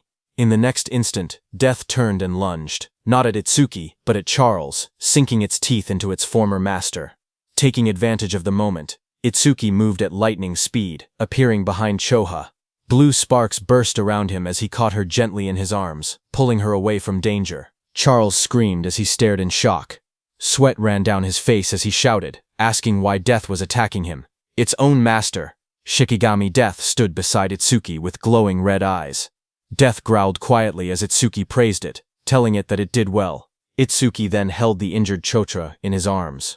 Blue energy surrounded him as he spoke coldly. He said he would return the pain Chocha suffered 10 times, no, 100 times over. He warned that Charles would regret laying hands on them, crying and wailing. Hearing that, Charles fell back, terrified.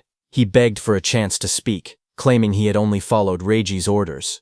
His voice shook as he suggested they team up instead. He said he would lure out Reiji for him. Itsuki's eyes glowed red. He looked down at him and said that it was a good proposal. Seeing this, Charles's expression changed. A sharp grin spread across his face as he muttered that he had found an opening. He threw a blade toward Itsuki and shouted for him to die. The attack flashed forward with blinding light, but Itsuki was calm and easily dodged the blade. His eyes narrowed as he watched the attack pass by. He muttered that he alone was more than enough to kill Kinoshita Reiji. Beside him stood Death, its eyes glowing red, ready. Itsuki ordered Death to make Charles suffer the same treatment Choha had endured. Death's jaws opened wide, revealing sharp fangs as it prepared to strike. Seeing that, Charles froze in terror. Sweat dripped down his face as he begged for mercy. He insisted that his hand had slipped earlier and that he would apologize. Trembling, he pleaded for one more chance. But Itsuki didn't falter. Holding Choha in his arms, he stared coldly and told Charles that it was mealtime. Death, with glowing red eyes, rushed forward, its fangs bared as it charged at the man. Charles panicked as he stumbled back. Tears streamed down his face as he shouted, asking if Death had forgotten who its master was. He reminded Death how much he had fed it. His voice shook as he tried to speak again. But Death opened its jaws wide, revealing rows of sharp teeth as it lunged at him. Death finished off Charles. A short distance away, Itsuki stood while carrying the injured Chodua in his arms. He had sensed someone watching them. Itsuki told the hidden person that he had been watching them ever since Itsuki left the stage. Itsuki then turned and asked how long the hidden person planned to stay hidden, telling him to show himself. Hearing his words, nearby tall grass rustled as someone began to move, stepping out into the light. It was a hooded blonde young man who stepped out from the tall grass, scratching the back of his head with an awkward smile. He said softly that they had caught him. Itsuki held the injured Chofa in his arms as a dark aura spread behind him. His eyes glowed as he asked the blonde man if he was working with Charles from earlier. Startled, the blonde man waved his hands frantically and shouted that he wasn't an enemy. He begged them to listen. Itsuki glanced at him coldly and said fine. He didn't have time to deal with him. Behind them, Death continued eating Charles it had taken down. Itsuki ordered Death to follow him after finishing the meal. The blonde man watched in shock. Even a savage beast like death obeyed Itsuki without hesitation. He thought that someone like Itsuki might actually be able to help him. He quickly approached and introduced himself as Iberia, asking for Itsuki's name. Excited, he said the fight earlier was amazing, even though there were some terrifying moments. He added that Itsuki must be the mysterious man who defeated Oga Takeru. Itsuki answered calmly. His name was Tenma Itsuki, while continuing to hold the unconscious Choga in his arms. Iberia nervously followed beside Itsuki. He smiled awkwardly and asked if Itsuki could lend him a hand. He said he would pay him, or he could give him karma stones, or even a weapon. Itsuki stayed silent, walking forward with the injured Choha. Iberia watched him leave, sweat forming on his face. He wondered why Itsuki wasn't responding. His father had once told him that anyone would happily help if given enough compensation. Now he questioned if that had been a lie. A memory surfaced. His father hammering steel in front of a blazing forge. His father explained that compensation required creativity, just like how a cup of water was more valuable than treasure in the desert. His father said that for someone seeking revenge, one must offer a blade. For someone injured, offer medicine. He said that was enough compensation for them. Back in the present, understanding flashed across Iberia's face. He clenched his fist with excitement and said he finally understood. Iberia called out from behind, reminding Itsuki that he had come on foot. He said that with an injured person it was impossible to move quickly, and that the nearest hospital was dozens of kilometers away. He warned that if Itsuki walked that slowly, the woman he was carrying would die. Iberia then reached into his bag and held up a glowing scroll. He said that he happened to have healing items. But even hearing that, Itsuki continued walking. Iberia shouted in a hurry that he could save her. Hearing this, Itsuki stopped and turned his head, asking if that was really true. Iberia explained that he couldn't fully heal her right away, but he could save her life. The two of them knelt beside the injured Choha. Itsuki asked if the healing could be done through her clothes. Iberia replied that the bandage he was using wasn't ordinary. He wrapped the glowing bandage around her, explaining that it was a rare karma tool made from bandages worn by the Shadow tribe and bark taken from the Kodama tribe. Itsuki looked at Iberia and repeated the unfamiliar term, asking what a karma tool was. Iberia studied him and said that at his level he must have just become an awakened. He explained that it was no surprise Itsuki didn't know. Iberia explained that modern weapons didn't work on disaster beasts. Guns were useless against them, so firearms couldn't be used in real combat. However, crafters were able to forge special anti-disaster beast items known as karma tools, created from monument materials and the body parts of disaster beasts. He said that karma tools were divided into 4 ranks depending on the crafter's skill and the materials used. The 4 ranks were normal, rare, epic, and unique. Iberia then explained using a simple longsword as an example. Normal karma tools weren't much different from regular weapons, except they were capable of damaging disaster beasts and awakened beings. The sword was labeled an ordinary longsword. The next weapon was the ocean sword, rare, which increased agility and magic.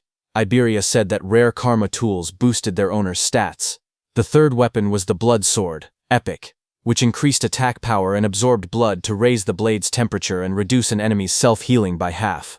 Iberia explained that epic karma tools not only boosted stats but also possessed special effects. Iberia continued by explaining the final rank of karma tools, which was the holy sword, unique. It granted increased attack and agility. Its unique effect allowed the user to obtain the inexhaustible magic sealed inside it, enabling infinite magic usage. Iberia said that the ultimate goal for every crafter was to create a unique karma tool, weapons with massive stat boosts and powerful one-of-a-kind effects. Iberia went on to explain that crafters themselves didn't have much combat power, and there were very few of them. But because they could forge karma tools, all awakened people respected them. Hearing that, Itsuki asked Iberia if his father was a crafter. Iberia smiled and replied that his father wasn't just any crafter. He explained that countless crafters couldn't create a unique karma tool even once in their entire lives. Across the 5 continents, there were only 10 crafters who had achieved that level. Then he proudly added that 3 of those 10 unique tools were made by his father. That was why everyone called his father the crafter king of the northern continent. Saying that, Iberia grinned proudly. Finally, he turned and saw that Itsuki wasn't even looking at him. He got angry and shouted, asking Itsuki if he was even listening. He complained loudly that he was explaining everything kindly, while Itsuki was being rude. He shouted at him not to ignore him, but Itsuki didn't respond. Instead, he quietly examined the crossbow in his hands and said that it was the same crossbow Charles had been using. Iberia was shocked, seeing that even after hearing about his father, Itsuki didn't look surprised at all. He muttered that any normal awakened person would have already been flattering him. Meanwhile, Itsuki kept studying the weapon, and thought that having it would let him reduce how often he needed to use the clear orb, and also lower the risk of exposing his abilities. Iberia looked at it and told Itsuki that this weapon was a rare karma tool. Hearing that, Itsuki commented that it was unfortunate there were no arrows left. Iberia explained that projectile karma tools didn't need normal arrows. Any ordinary ammunition could be assimilated into karma tool ammunition, so there was nothing to worry about. Just then, a screen appeared showing the name Hunter's Crossbow Rare, with an agility increase of +50. Then the crossbow vanished. Itsuki looked surprised and asked why it disappeared.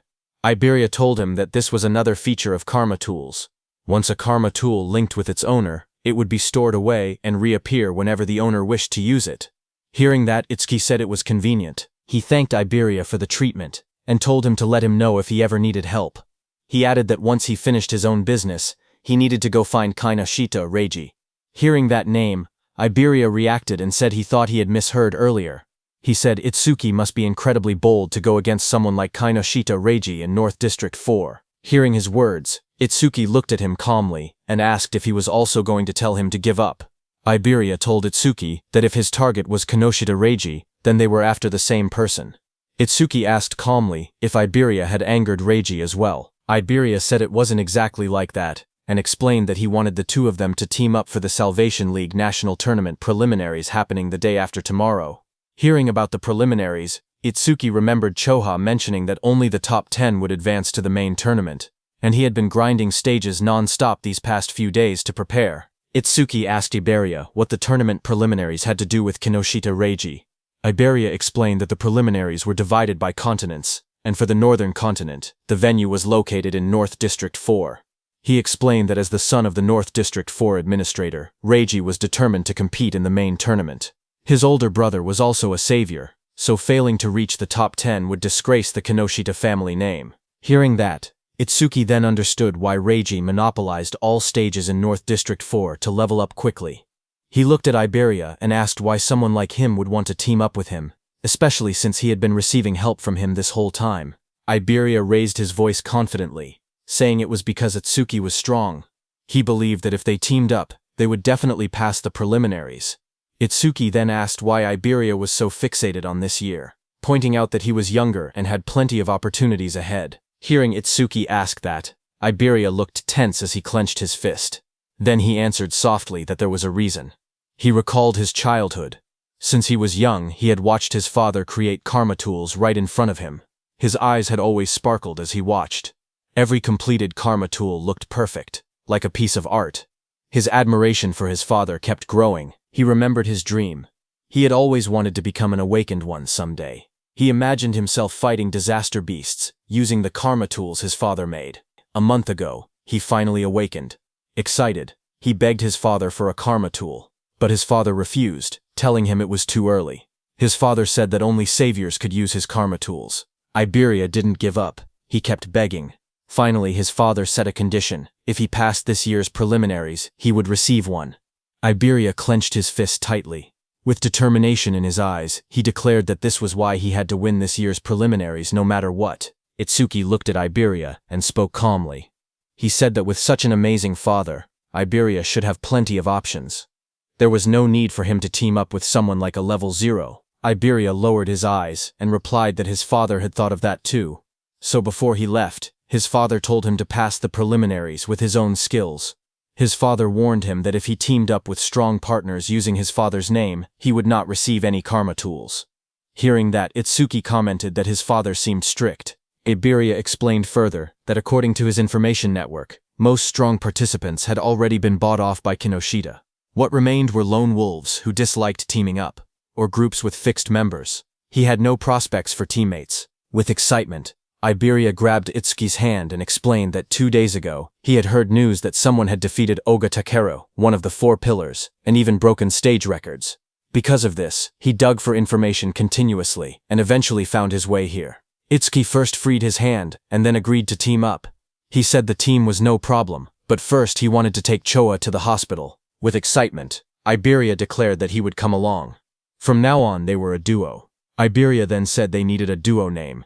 He brought up possibilities, combining Tenma Itsuki and Iberia. He suggested Iba-ten, but rejected it because it sounded like a store name. He tried Ibeitsu, then Tenmaria, then Tenibe, changing ideas one after another. Nearby, Itsuki carried the unconscious Choha in his arms. He looked tired and thought to himself that he was in trouble, because Iberia talked even more than Rikuru. Suddenly, Itsuki thought about Rikuru and Saya. He wondered how they were doing and whether they were participating in the preliminaries now that both had awakened. Just then, Iberia suddenly brightened with an idea. He said that since both of their names contained the letter I, they could call their duo Double I. Far away, as Itsuki thought of Rikuru, Rikuru suddenly sneezed while training. Saya looked at him and asked if he had caught a cold. Rikuru scratched his head and said maybe someone was talking about him. Maybe Itsuki. Saya lowered her gaze and quietly asked how long it had been since the attack incident. She said she never expected them to be apart for so long, and wondered if Itsuki was doing well. Rikuru looked at her strangely. He said that if she was that worried, she should have gone to see Itsuki after the disaster beasts were defeated. Saya blushed deeply and bowed her head in embarrassment. A moment later, she thrust her hands forward and released a burst of water, sending Rikuru flying back as he shouted in surprise. Rikuru shouted that attacking suddenly was unfair, but Saya quickly replied that fair or not, it was sparring practice, and he was the one who left an opening. Just then, their teacher appeared behind them. Both students straightened up in shock. Rikuru called out, "Sensei," while the teacher scolded them, reminding them that the national tournament preliminaries would start the day after tomorrow. He asked if this was really the time to fool around. Saya's eyes lit up. She said she was excited to finally fight other awakened people, because sparring only with Rikuru had become boring. A glowing screen appeared beside her, revealing her stats as an awakened water elementalist. Rikuru looked at his own status window as well. He said he had never been to North District 4 and had heard it was a prosperous town. He said he wanted to see it with his own eyes soon. Elsewhere, someone opened a metal case holding 3 sharp crystal stones. It was Kinoshita. He looked at the crystals and frowned impatiently. He commented that the hound still hadn't arrived and said it was unusual for him to be late. His bodyguard standing behind him wondered if something unexpected had happened. Hearing that, Kinoshita's expression darkened. He muttered that those useless fools had failed again. His glasses glowed red as a message appeared, saying the Karma Stone had been used and experience had been gained. His bodyguard asked if they should send people to search. Kinoshita looked frustrated and said to forget about that person. The national tournament preliminaries were the top priority now. He muttered that if he failed, his father would lock him in the confinement room again. Then he asked about the matter he had assigned his bodyguard. His bodyguard reported the results. Out of the 3,113 participants in the northern continent, he had persuaded 87 to cooperate. All of them were level 5 or above, just as ordered. Hearing that, Kinoshita smiled and said his subordinate had done well, and that he was the only one he could rely on. He then took another glowing stone. His bodyguard told him that it was the last Karma Stone. Light surrounded Kinoshita as he broke it. The experience was absorbed, and his level went up. Power surged around Kinoshita as lightning burst from his body. He said it was enough and that he would use this strength to crush the commoners. A status screen appeared, showing Kinoshita Reiji, at level 12, job Lightning Elementalist, gift grade 2, attack 135, defense 130, agility 168, magic 170, total points 603. Then few hours later, a bright blue teleportation column formed outside the hospital. As Itsuki stood calmly in the front of it, he lowered his head, said sorry to his teacher, as he had let Choha end up in such a condition. His teacher commander Nento came out of the teleportation portal and asked what he wanted to do. He said he could dispose of Kinoshita if Itsuki wished. Itsuki looked up and answered firmly, telling his teacher to leave Kinoshita to him. His teacher agreed. He told Itsuki to explain the details of what happened later. Nearby, Iberia watched in amazement. He realized that the Northern Continent Commander-in-Chief had been Itsuki's teacher. Iberia understood why Itsuki wasn't surprised even after hearing who Iberia's father was.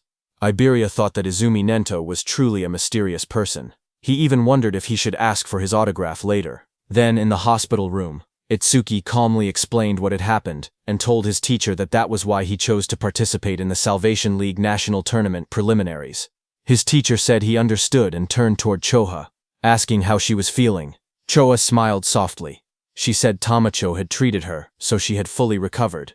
A glowing green butterfly floated near her hand. She added that Iberia's rare karma tool had also helped in her healing. Hearing that, Izumi Nento looked at Iberia in surprise. He said that since Iberia possessed the rare karma tool Kodama bandage, crafted by Aiden, he must be Aiden's son. Iberia was surprised to hear that. Realization hit him as he thought to himself that Izumi Nento knew about karma tools, and even recognized his father. He reminded himself that he needed to show the dignity of the Crafter King's eldest son. He pointed proudly at himself, and shouted with confidence that he was Aiden's father. Hearing that, everyone stared at him in silence. Then Itsuki told him that he had gotten it backwards. Hearing that, Iberia lowered his head, hiding his red face behind his hand. In a shaky voice, he apologized and admitted that Aiden was his father. Commander Nento cleared his throat and tried to shift the atmosphere. He said he was grateful that Iberia had saved his daughter. He added that once the preliminaries ended, he wanted to visit Aiden together with Tenma. He then reminded Itsuki and Iberia that they had to prepare for the tournament and told them to head out. He promised that he and Choha would come to watch tomorrow. Iberia raised his fist excitedly and agreed. He told Commander Nento that he could relax because they would definitely pass the preliminaries. Beside him, Itsuki stood quietly and nodded. After they left, Choha commented that her father had really taken a liking to Tenma because she remembered how, when he used to meet with Jin, he would always bring her along to meetings. Hearing that, Commander Nento told her that because of childhood trauma, whenever Itsuki faced disaster beasts, powerful self-destructive impulses would awaken inside him. But Itsuki's self-destructive impulses weakened only when someone he wanted to protect was nearby. He explained to Choha that this was the reason he placed Choha by Itsuki's side. Hearing that, Choha realized that her father wanted her to become Itsuki's friend, become his weakness, and become the person he wanted to protect. Choha repeated the thought quietly, wondering if she was truly the one Tenma wanted to protect. While she was lost in her thoughts, the commander then stood up and revealed to Choha that the disaster beast attack at Itsuki's school had been planned, not a coincidence. Hearing that, Choha reacted with surprise. Commander Nento added that more traitors were joining the disaster beasts, and that similar attacks on commanders-in-chief had happened across other continents as well. The commander turned toward a large window, his silhouette dark against the night. He said that for now humanity's future was pitch black. Then he added softly that Itsuki would surely be the one to illuminate it. His voice rang out that Itsuki would become a light of hope. Then, at the national tournament preliminary venue in North District 4, the massive circular arena sat in the middle of the wasteland. Inside, a crowd gathered. Itsuki looked around and remarked that there were more people than expected. Iberia explained that once news spread that Commander Nento would be watching, many who originally refused suddenly decided to participate. The number of contestants rose from about 3,000 to nearly 5,000. On the side, Reiji glared in frustration. He muttered that Izumi Nento had increased the number of unpredictable variables far more than expected. His subordinate tried to calm him, saying the newcomers were just last-minute riffraff who didn't have time to form teams, so Reiji's side still held the numerical advantage. He told Reiji that he had ordered the recruits to tie red ribbons on their right arms so they could be identified as allies. On the other side of the arena, Rikuru and his group noticed the ribbons. Rikuru asked if red ribbons were trending now, and wondered if they should wear them too. Saya beside him commented that since Commander Nento was coming to watch, maybe Itsuki would also appear. Then the host of the national tournament preliminaries, Shinshihara Soryu, stepped forward and addressed the crowd. He told everyone that he would explain the rules before the preliminaries began. He said the preliminary venue was divided into two areas, an external area and an internal area. In the first stage, the participants would start from 4 different directions in the external zone. A large diagram of the arena appeared on the screen, showing the outer ring and the inner circle labeled as the internal area. Soryu continued explaining that the first challenge was a race based on time. Everyone had to reach the internal area as fast as possible. The moment someone entered the inner zone, their rank would automatically be recorded on the bracelet they were wearing. Only the first 50 to arrive would advance to the second stage. Then a hologram of the bracelet lit up, showing how it displayed the rank of the participant. Some competitors reacted immediately. Rikuru raised his arm and commented that the bracelet had a surprising function. Hearing that, Saya beside him thought that eliminating thousands of people in just the first stage was extremely harsh. Next, Soryu explained that each person was allowed to carry up to 2 karma tools. Participants were also free to team up with anyone they wanted, and use any method necessary. Results were all that mattered. As the rules were being announced, Iberia nudged Itsuki and pointed ahead excitedly, asking Itsuki to look. He was pointing at the Reiji team in front of him. As the host announced that the first stage would end with rankings and an explanation of the second stage, Iberia pointed at Kinoshita Reiji standing in the middle of a group and told Itsuki that he was Kinoshita. Meanwhile, Kinoshita ordered the people he had recruited to obstruct anyone running ahead of him. Watching from the side, Iberia guessed that the people standing near Kinoshita were the ones he had bought off. He suggested that they should rush into the internal area as soon as possible. His plan was to launch a surprise attack once Kinoshita lowered his guard after entering the interior. But before he could continue explaining, Iberia suddenly froze with a shocked expression. He saw Itsuki walking toward Kinoshita. Shocked, Iberia asked if he had even been listening. One of Kinoshita's men noticed Itsuki approaching. He asked who Itsuki was. Another man warned everyone to be careful because Itsuki didn't have a red ribbon. Just then, from high above, the host raised his voice and declared that the first stage was beginning. The host looked at the students and commented that more and more young people wanted to join the Salvation League, which he found reassuring. But suddenly, a voice told him that having numbers without quality was meaningless. It was a black-haired man. He said that in their time, there had been many participants above level 15. This black-haired man was also an instructor. A blue screen appeared, showing Heitan Akira's information, but most of it was hidden. Instructor Soryu corrected him, saying that only 2 participants had reached that level in Heitan's year. That year, Heitan Akira was at level 18, and along with him was Taewajin at level 21. Remembering the past, Instructor Heitan commented that things were boring now without rookies like Taewa. He said he hoped someone similar existed in the current group. But Instructor Soryu shook his head and replied that geniuses like that did not appear easily. Instructor Heitan stepped forward and asked Commander Nento about a rumor. He said he had heard that a student from the northern continent had defeated a level 8 skeleton soldier right after awakening and later became Commander Nento's pupil. Instructor Soryu widened his eyes and asked if it was true, calling it ridiculous for someone to defeat level 8 monsters immediately after awakening. Commander Nento, covered in dark flames, answered calmly, saying that the rumor was true. Hearing this, Instructor Heitan asked if that person was in the group they were watching. Instructor Soryu thought that since this was Azumi's second recognized pupil after Taewajin, it meant the student must possess exceptional talent. Examiner Soryu looked at the participants list and wondered who the mysterious participant could be. The tablet displayed the first candidate. It showed Horino Rakuru, a level 10 metal elementalist. Examiner Soryu noted that Rakuru's gift was only an ordinary grade 2, and decided it couldn't be him. Another profile appeared. Kisaragi Saya, a level 11 water elementalist with a grade 1 gift. She specialized in support-type abilities, so he assumed she wasn't the one either. The next image revealed Hanyu Kana, a wood elementalist at an unusually high level 16. Seeing this, he guessed she must be the hidden talent, but when he looked at Commander Nento, he didn't say anything. Seeing that, Instructor Soryu realized that his guesses seemed incorrect, even though Hanyu had the highest level among all participants. Just then, Instructor Heitan pointed out that among this year's participants, there was even someone at level 0, but Instructor Sorya didn't think much of it, and remarked that there was always one person every year who joined the tournament out of curiosity, only to get beaten badly and withdraw soon after. On the other hand, Kinoshita's group burst into laughter as Kinoshita pointed toward Itsuki, shouting in disbelief that a level 0 had really joined the competition. His team laughed loudly, mocking Itsuki and asking if he had gotten lost. Hearing them, Itsuki stepped forward silently and raised his hand, showing the mechanical glove of Charles on his hand. Kinoshita froze when he saw the glove. He stuttered, recognizing it as something belonging to Charles. Fear spread across his face as he demanded to know who Itsuki was. Itsuki stared directly at Kinoshita and asked if Kinoshita was the one who had been looking for him this whole time. Hearing that, Kinoshita grew furious. He refused to believe it.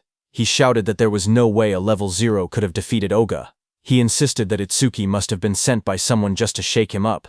He then pointed forward and yelled for his group to attack. The men beside him grinned confidently and stepped forward. They said they would handle it and make Itsuki regret provoking them. While Kinoshita's men stayed back to block Itsuki, with a burst of purple lightning, Kinoshita rushed toward the center, saying he didn't have time to deal with trash like Itsuki. As Kinoshita left, his remaining men formed a circle around Itsuki, ready to attack him. From the watchtower, Instructor Heitan watched everything, and thought that there were 3 level 6 fighters and 2 level 7 fighters present, so there was no need to wait for the results. He thought that if Itsuki just begged for mercy now, he might survive. On the ground, Iberia also grew nervous and started calculating the situation. He thought he could take down one opponent, but even with Itsuki's strength, fighting 4 enemies at once would be impossible. That meant he had no choice but to use a certain technique. Thinking that, he stepped forward slowly while reaching toward the item at his side. Suddenly, one of Kanoshida's men, a red-haired man, smirked as he looked at Itsuki. He said he had expected a strong opponent to appear, but the first one they encountered was just level 0 trash. Hearing that, Itsuki lowered his head slightly, his face hidden in shadow as he told the man in front of him to move. The red-haired man widened his eyes in surprise on hearing that. He hadn't expected such blunt words. For a moment, he froze, then burst into loud laughter, throwing his head back. He mocked Itsuki's attitude, but Instructor Hiton smirked instead when he heard Itsuki. He said he liked that attitude, and offered to step in later, claiming he would save Itsuki when things got bad. Then the red-haired man leaned forward with a twisted grin. He told Itsuki to let him crack open his head and see what was inside. Itsuki didn't reply to him. Instead, the next second, Itsuki struck. His fist slammed into the red-haired man's face with overwhelming force, sending blood and broken teeth flying. As the red-haired man fell backward, screaming, Itsuki repeated in a cold voice that he had already told him to move. Instructor Hiton was shocked to see that Itsuki's opponent had been 7 levels higher than him. Yet Itsuki had defeated him instantly. He couldn't believe that Itsuki had instantly killed the red-haired man. Kinoshida's other fighters stared in shock. One man shouted that Honda was level 7 and couldn't understand how a rookie defeated him. Another tried to calm him, saying the rookie must have caught Honda off guard. Flames swirled violently in the hands of that fighter as he growled that he would burn the rookie to a crisp. A system window appeared beside him, showing that he was using the B-rank skill flamethrower at full output. A massive wave of fire shot out. Iberia, watching, gasped, saying the attack was so fast he couldn't even use his karma tool in time. The flames roared across the arena. One of Kinoshida's fighters commented that the attack was overkill for a level 0, but the fighter who threw the fire said deaths in the preliminaries were common. He added that if the rookie wanted to resent someone, he should resent himself for acting cocky at level 0. But another fighter suddenly pointed forward, shouting that something wasn't right. As the flames cleared, everyone looked toward the center of the blast. Itsuki had created a huge black ice wall. Flames danced around it. One fighter stared at the scene and yelled, asking what this was. Inside the black ice wall, Itsuki and Iberia stood unharmed. Iberia stared at the scene with wide eyes. He shouted in shock that Itsuki had blocked such a wide-range flame attack completely. To him, it was exactly what he had expected from someone that strong. Itsuki didn't react to the praise. Instead, he looked to the side and told Iberia to get away from him. A system window appeared beside him. It stated that he had blocked a B-rank fire skill using Black Wall, and his defense increased by 10%. Another window listed his updated stats. Attack 310, Agility 310, Defense 341, Magic 310. Seeing that, Itsuki noted that his defense had increased by 31. He thought to himself that he needed to confirm whether Black Wall's passive effect would activate again if he blocked the same skill more than once. From a distance, one of Kinoshida's fighters pointed at Itsuki in disbelief. He asked how Itsuki was still unscathed, and wondered if that strange ice-like shield was really his ability. He looked around in confusion, saying there wasn't even a water elementalist present, so how could Itsuki use ice skills? Itsuki then stepped forward and raised a finger. His voice was steady as he told the fire user to use that technique one more time, saying that this time he wouldn't block it. Hearing this, the fire user glared angrily at him as flames rose around his hands. He asked if Itsuki was making fun of him. He shouted that Itsuki shouldn't go back on his word. Itsuki calmly replied that he promised. Hearing that, the fire user gathered even more flames. He yelled that he would finish Itsuki for sure this time using his strongest technique. A massive fiery blast formed in front of him as he used his B-rank skill flamethrower, Overheat. Seeing the fireball coming, Itsuki just stood there, unfazed in front of the swirling firestorm. He noted that the power was stronger than before, but it was still just a fire attribute skill. A wave of flames roared forward, engulfing Itsuki and the whole area around him. Seeing that, the fire user pushed both hands out desperately. Another fighter behind him looked shocked and said he was taking things too seriously. But the fire user muttered that the attack's power probably rivaled level 8. Sweat dripped down his face as he felt his magic drain instantly. He thought to himself that this was his ultimate technique. It felt wasteful to use against a level 0, but he declared that the farce would end now. But the next second, the fire user fell back in shock, his eyes wide and sweat dripping down his face. He stared at Itsuki standing calmly before him and shouted that it was impossible. Across from him, Itsuki examined the black ice covering his arm. He muttered to himself, realizing something. When the same skill came from the same target, Blackwall's passive effect no longer activated a second time. With a quiet nod, he said that he understood. He stepped forward confidently. Cracks of heat and smoke spread across the ground as he declared that the verification was over, and now he would finish this. Seeing this, the fire user trembled. He couldn't believe that his ultimate technique had been defeated so easily. Standing beside him, another fire user clenched his burning fists and insisted that he had already figured out the weakness behind the ice skill. He charged in with blazing attacks. Flames burst around him as he unleashed his B-rank skill, Fire Barrage. Fireballs shot toward Itsuki from every direction. Surrounded by heat and swirling flames, he looked unfazed. He asked calmly if they were planning to win just by numbers. His whole body got covered by black ice as a glowing notification appeared, saying Blackwall activated. The explosion of flames erupted across the arena, shaking the ground. The large fire user shouted confidently that even if their opponent had a powerful skill, a level 0's magic capacity was meaningless. He claimed that if they drained all of Itsuki's magic so he couldn't produce water anymore, they would win. As the flames roared, suddenly someone grabbed that large fire user's hand. The fire user's eyes widened in shock as he asked what was happening. He was shocked to see that Itsuki closed the distance between them instantly. Itsuki now chose to fight hand-to-hand because he realized that even after being hit by so many fireballs, the passive effect of the Black Ice Wall skill had only activated once. That large fire user rushed forward, shouting that if speed was Itsuki's strength, then power was his. But Itsuki stared at him calmly and asked if he was truly putting his full strength into this. Itsuki told the fire user that he looked strained, so he would make it easier for him, saying that he pulled the fire user near, and before the fire user could do anything, Itsuki stepped in and kicked him in the face. The blow landed so hard that the fire user's face twisted. He staggered, unable to get up. Itsuki looked down at him calmly. He analyzed the system message, noting that his defense increased by 31, not 34, which meant the calculation was based on his original defense before enhancement. Just then, another window appeared showing that he had blocked a B-rank fire skill, gaining a 10% defense boost.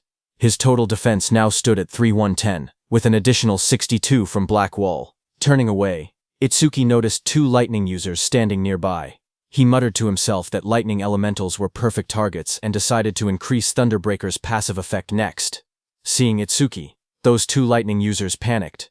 Watching both of their allies fall, they shouted that Itsuki's stats must be fake. One of them cried out that they should run.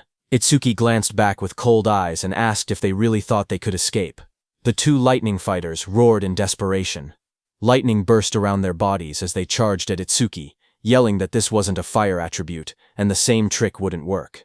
Their combined skill, C-rank Silver Serpent, activated in a surge of electricity. As the lightning attack hit Itsuki, a system message appeared again, showing that Itsuki had absorbed the C-rank lightning skill with Thunderbreaker, raising his agility by 5% twice in a row. His new stats displayed. Attack increased to 310, his agility to 341, defense to 372, and his magic to 310. Making his total 133 points. Instructor Haiten, watching from the control room, was shaken.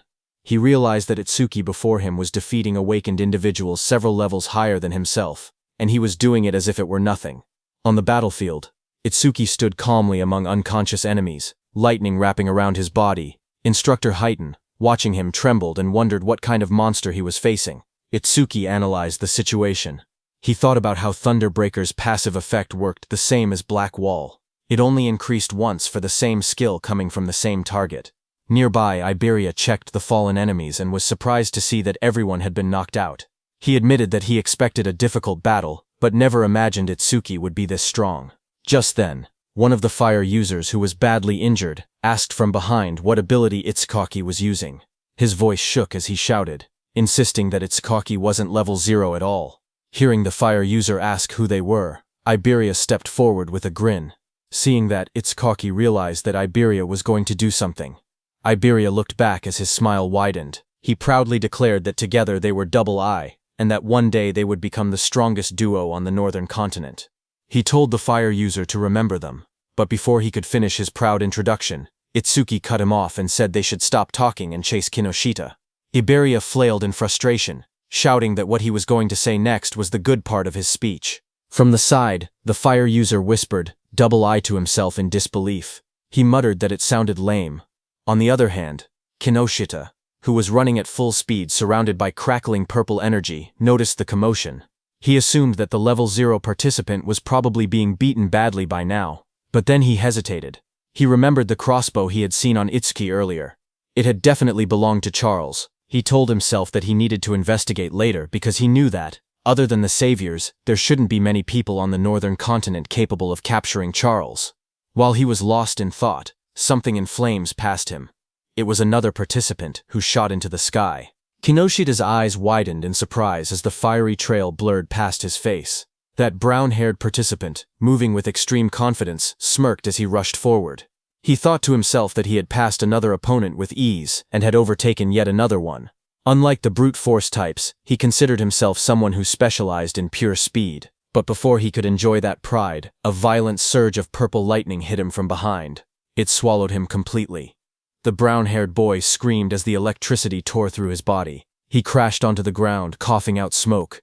Still stunned, he muttered in disbelief, wondering how an attack managed to hit him even while he was running at full speed. He struggled to understand who could possibly land such a blow. Just then, a shadow appeared behind him, followed by a sharp kick, smashing that brown-haired boy's head into the ground. It was Kinoshita, wrapped in purple lightning, stepping forward. He looked down coldly and declared that this was what happened when someone dared to run ahead of him. He then turned and shouted at the group he had hired, telling them to get it together. He reminded them that they needed to conserve stamina for the second stage, and ordered them not to waste time on the trash in front of them. Commander Nento, seated in the control room, looked down at Kinoshita and asked Instructor Soryu if that arrogant boy was the son of the North District 4 Administrator Kinoshita Genkyo. Instructor Soryu said yes and wondered what kind of education he had received to act like that. Choha was also there and was very angry, but Instructor Soryu told them that what Kinoshita was doing wasn't against the rules, so they couldn't intervene. Kinoshita stood surrounded by flames and crackling power. He said that thanks to the others clearing obstacles for him, their stamina was almost full. He confidently declared that they could pass the second stage easily like this. He looked at the gigantic blue barrier ahead and said that the internal area was right in front of them. He called the entire process surprisingly easy, but suddenly, lightning burst across the sky and someone shouted, calling Kinoshita's name. Kinoshita's eyes widened in shock. A cold sweat rolled down his cheek as he turned his head sharply, startled by the sudden shout calling his name. He asked who called him by name. The group behind him immediately panicked. Some of them raised their hands in fear, insisting it wasn't them. One man stuttered that he didn't do anything.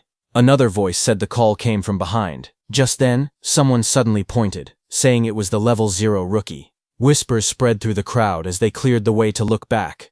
From behind, two shadows appeared, moving forward. Hearing that it was level 0, Kinoshita was shocked, thinking it shouldn't be them.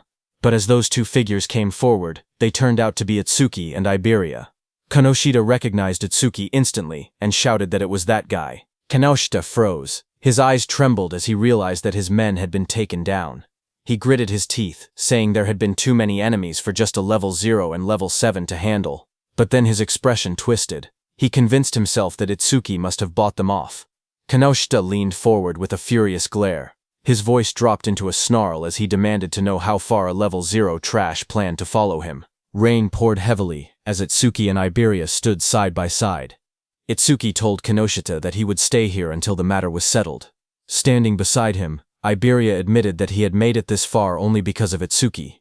Every enemy they met had been taken down instantly, and without Itsuki he would have been defeated long ago. Ahead of them, Kinoshita turned and raised his hand. He said he was too busy to deal with them himself, but he would prepare some playmates to handle them. Then Kinoshita's eyes glowed red as he shouted for his men to take out Itsuki. Hearing that, his group of armed men stepped forward. One of them mocked Itsuki, saying he was just a level 0 kid. Another said he had guts for calling Kinoshita by name and promised to drill manners into him.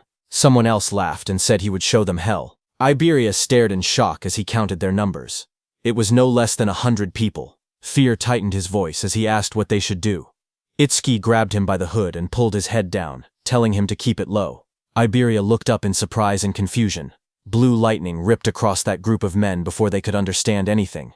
Itsuki, using his lightning skill, moved very fast. He reached Kinoshita and grabbed him from behind. Kinoshita's expression froze as the lightning wrapped around his collar. Before anyone could react, Itsuki pulled Kinoshita off his feet and slammed him into the ground with overwhelming force. And before Iberia could understand anything, Itsuki threw him toward the blue barrier. Both Iberia and Kinoshita landed on the ground. Shock filled their faces as they didn't understand what had just happened. In front of Kinoshita, Itsukoshi stepped forward and said it seemed he hadn't been clear. Then he corrected himself and told Kinoshita and his men that until everything was settled, no one was going anywhere. His cold gaze made everyone freeze where they stood. Inside the internal area, Saya dropped to her knees, breathing heavily. A screen beside her showed her result. Internal area arrival rank 4th place. She complained that the guys wearing red ribbons had all teamed up and obstructed them again. Beside her, Rikaru lay on the ground, catching his breath. His own screen showed internal area arrival rank 5th place. He said that if they had acted separately, they might have fallen before reaching the area. Rikaru looked up, shocked, saying he thought they were pretty fast. But now he realized there were people even faster. A huge man holding a large hammer stood nearby. He was Ubo Gale, who ranked in 3rd place. He clicked his tongue, annoyed that he only placed 3rd. At his feet, a cat-eared girl stretched lazily. She was Akagami Shion in 2nd place. There was a cat on her back that yawned. Akagami Shion told her she had just eaten and was already hungry again. Then the two looked toward another girl across the room. She was Hanyu Kana in 1st place. She sat calmly on the ground, a cloak draped around her. They whispered that she was already level 16. Looking at all of them, Saya thought about Itsuki. She said he would definitely act alone, and if he was obstructed like they were. But suddenly Rikuru pointed upward, panicked, saying someone was flying toward them. She slowly lifted her head, eyes widening as she looked up at the sky. A man was thrown across the ground, landing hard as the notice showed, internal area arrival rank 6th place. That was Iberia, who pushed himself up and shouted desperately, calling out Itsuki's name. Saya and Rikuru both heard it. Rikuru stared in surprise and asked if that boy had really said Itsuki. Saya looked over and confirmed that she heard the same thing. As they looked out into the arena, they saw a silhouette standing in the rain. Saya recognized the posture and muttered that there was no doubt. They realized the truth, it was Utsuki. The scene then shifted to Itsuki himself. He stood firm under the falling rain, and repeated his earlier words that until they settled this, he wasn't letting anyone go anywhere. From inside the control room, Instructor Soria watched the scene unfold. He noted that the rookie was only 1 step away from entering the internal area. He wondered why he was so focused on Kinoshita Reiji. Choha watched Itsuki with a worried expression. Sweat slid down her cheek as she looked toward the scene in front of her. Instructor Soria then turned to Instructor Heiton beside him and told him calmly to help Itsuki if things became dangerous. But Instructor Heiton's eyes widened slightly as he looked at Itsuki. He muttered the name Tenma Itsuki, remembering how, just moments earlier, Itsuki had moved with incredible speed. He admitted to himself that he wasn't sure he could have done something like that at the same age. Far away, under the rain, Kinoshita was furious. He spoke with frustration, saying that Itsuki kept interfering again and again, so he warned Itsuki to prepare himself. He lifted his gaze, and his voice grew heavier. He said that what was about to begin wasn't just a battle, it was complete subjugation. Across the field, a huge group of fighters stepped forward through the rain. Their eyes glowed red as they surrounded Itsuki. Kinoshita's voice explained what it meant, a 100-on-1 group attack. The moment rain slid down his face, Itsuki's eyes narrowed with cold determination. Passing the preliminaries didn't matter anymore. Right now, his top priority was avenging Choka.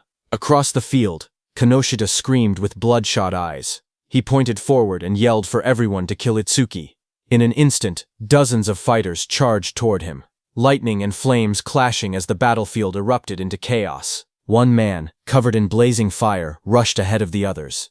He shouted that nobody was allowed to get ahead of him and claimed Itsuki's head as his own. Flames wrapped around his arms as he used his C-rank skill, Fire Punch, and lunged straight at Itsuki, but Itsuki didn't move. He simply raised his arm and grabbed the fiery fist with his bare hand. The fire user froze, shocked. In the next second, Itsuki swung his fist and punched him in the face. He slammed him into the ground with overwhelming force, ending the attack in a single motion, the impact cracking the floor around him. The others watching were shocked. One of them shouted in disbelief that their companion had been knocked out with just a single punch. Another quickly tried to calm everyone, saying they had many people on their side and there was no way they would lose to someone who was still level 0. More voices joined in, urging everyone to attack together. Itsuki stood calmly as they prepared to charge. He muttered the word perfect as a system window appeared in front of him. It stated that he had blocked a C-rank fire skill using Black Wall, and his defense had increased by 10%. Itsuki then raised his clawed arm, flames swirling around him. He declared that he would end this farce quickly. The fiery lotus in his hand glowed brighter as the system announced, Lotus Burst. Activated. The flames wrapped around his whole body, spinning wildly, and then Suki clapped. A massive explosion erupted. The fire burst outward like a wave, blasting everyone off their feet and sending bodies flying across the arena. The dust settled, and everyone stared at the ruined ground. Rikuru trembled as he looked at the destruction. He asked in shock if this overwhelming attack was really Itsuki's skill. Behind him, Saya covered her mouth, unable to speak. Gaku rushed over, asking what had just happened. Beside him, Shion calmly stroked her small cat, saying that Michan should be able to swallow an explosion of this size without any problem, speaking as if the blast meant nothing. Not far away, Kana sat silently with her sword, her expression unreadable as sparks drifted through the air. From inside the control room, Instructor Soria stared at the screen in disbelief. He shouted that the explosion had been caused by a level 0. He couldn't understand how someone with such a low rank could use so much power. What shocked him even more was how Itsuki used skills that didn't belong to his job class at all. Instructor Haiten was also shocked. Choth couldn't believe her eyes because she never knew Itsuki had learned an AoE skill. She thought back to the Locust Wasteland incident and finally understood why he had been so confident back then. She looked at him, wondering just how many trump cards he had. On the battlefield, Itsuki stood calmly. His suit was torn, and faint flames glowed around his clawed hand. He thought that 30% of his power would be enough. Since his opponents were human, he reminded himself to hold back and not to kill them. Kinoshita looked at the destruction in front of him. Smoke filled the air as the ground cracked open. Bodies lay scattered across the arena. Itsuki was standing in the middle. He looked straight at Kinoshita and said that he was the only one left. Seeing that, Kinoshita panicked, sweating heavily. He shouted that there had been over 100 people, and they were all taken out instantly. He asked why Itsuki was targeting only him. Itsuki stepped forward through the smoke. He repeated Kinoshita's words, and said that it was Kinoshita who had attacked him first and seriously injured his friend. Itsuki said now he would return the pain she had suffered back to him. Enraged, Kinoshita released a surge of purple lightning. He called himself the young master of the prestigious Kinoshita family, saying every stage in the area was under his control. He bragged that with his family's karma stones, he could reach levels commoners would never achieve without even fighting disaster beasts. He raised his crackling hand and shouted that he and Itsuki were on completely different levels, and that he would definitely kill him. Purple lightning gathered as he unleashed his B-rank skill, Lightning Cannon, purple, but at the same moment, Itsuki's system activated. It detected the skill, and Overmimus started copying it. The analysis began at 1%. Lightning fired at Itsuki, but he dodged easily. He then moved with lightning speed and punched Kinoshita in the stomach. Kinoshita fell to the ground as shock spread across his face. He couldn't understand how a supposed level 0 could move that fast. Real fear replaced his confidence. He realized there was no way he could win. Desperate, he screamed for help, calling out to 40. A bald man with glowing red eyes suddenly charged forward into the arena to help Kinoshita. He admitted it broke the rules, but he couldn't care anymore. He had to help. Seeing him coming, Kinoshita shouted proudly that 40 was a level 35, awakened and ordered him to tear Itsuki to shreds. Watching from the control room, Commander Nento called out to Haiten. Haiten, who stood in front with a sharp grin, nodded and answered that he understood. Rain poured over the arena as Itsuki's magic detection flared. He sensed someone was rushing toward him at incredible speed. His analysis window appeared again, showing analysis progress, 19%. But before Itsuki could do anything, he suddenly realized that it wasn't just one attacker. Multiple people were coming. A figure crashed down from the sky, landing on Kinoshita's bodyguard, 40, with heavy force. Dust shot up everywhere, as Itsuki stood calmly watching with sharp, focused eyes. His expression didn't change. He simply observed the incoming threat. But then he realized that it was Instructor Haiten, who sat calmly on top of Kinoshita's bodyguard. Without even looking back, he told Itsuki to keep going. Utsuki then turned and stood in front of Kinoshita, surrounded by glowing purple lightning. He stared down at the trembling Kinoshita and said that it looked like his lifeline wouldn't be coming anymore. Seeing Itsuki, Kinoshita panicked. He stuttered and begged for a moment, explaining that his father was the North District 4 administrator, and his brother was a member of the Salvation League. Sweat rolled down his face as he warned that touching him would cause trouble. Before he could finish, a scream tore through the air, long and painful. The next moment, Kinoshita lay flat on the cracked ground, unconscious. Rain fell lightly around him. Itsuki walked away slowly, his coat swaying in the wind. He then looked up at the control room and muttered softly that this settled the score for Choha. From the control room, Choha looked toward him while blushing, realizing that he did this for her. Instructor Soria was surprised to see that Itsuki had really beaten Kinoshita Reiji, but he wondered why Itsuki was suddenly looking their way. Meanwhile, the system window showed Itsuki that his analysis was at 99%. He thought to himself that if he paused it now, he could reset his condition once during the second stage. He stopped the analysis just before completion. Just then, from the internal area, Saya shouted Itsuki's name. Hearing her voice, Itsuki froze for a moment. His eyes widened as he recognized it. He turned slowly toward the sound. He whispered her name, Saya. As he saw her standing in the internal area with Rikuru and Iberia, Saya stood in the rain, holding her arm as the cold wind hit her. She looked up and softly asked Itsuki to hurry inside. She told him he would catch a cold if he stayed out any longer. As Itsuki came inside the internal area, Saya smiled gently and said it had been a while. In front of her stood Itsuki, whose arrival rank in the internal area was 7th place. Just then, suddenly, Rikuru and Iberia rushed toward Itsuki, shouting his name. Rikuru cried that he wanted to see him, calling him a bastard out of frustration and relief. Both of them hugged him tightly, crying that they were glad he was safe. But when both of them saw each other hugging Itsuki, they glared at each other. Rikuru demanded to know who he thought he was, crying on Itsuki like that.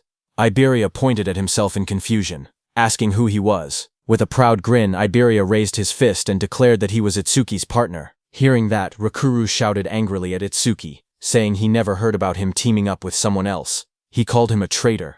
Saya looked at them with surprise, while Itsuki stood quietly beside them. Soria thought it was rare for Itsuki to make friends. Iberia and Rikuru started arguing.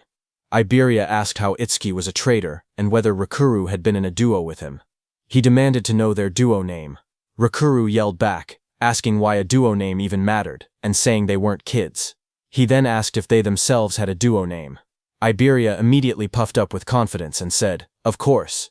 Hearing that, Rikuru asked him to say it. Itsuki, watching from the side, quietly whispered for Iberia not to say it, but Iberia's eyes shone dramatically as he proudly announced the duo name, Double I. He insisted it took a lot of effort to come up with it. Hearing that, Rikuru fell to the ground laughing, saying Double I sounded lame. Iberia became frustrated and shouted that it was a good duo name. Just then, Instructor Soria walked out onto the high platform.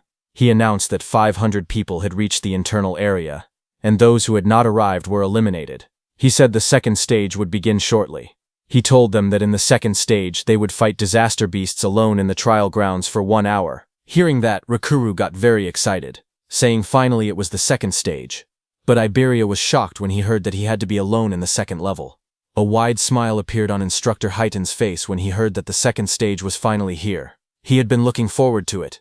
He looked at the top 7 participants, wondering what they had got. These 7 participants were Kana at first stage rank 1st, Shion at first stage rank 2nd, Gaku at first stage rank 3rd, Saya at first stage rank 4th, Rikuru at first stage rank 5th, Iberia at first stage rank 6th, and Itsuki at first stage rank 7th. Then sometime later, as the large metal structure stood in the center, countless participants gathered around it from all sides.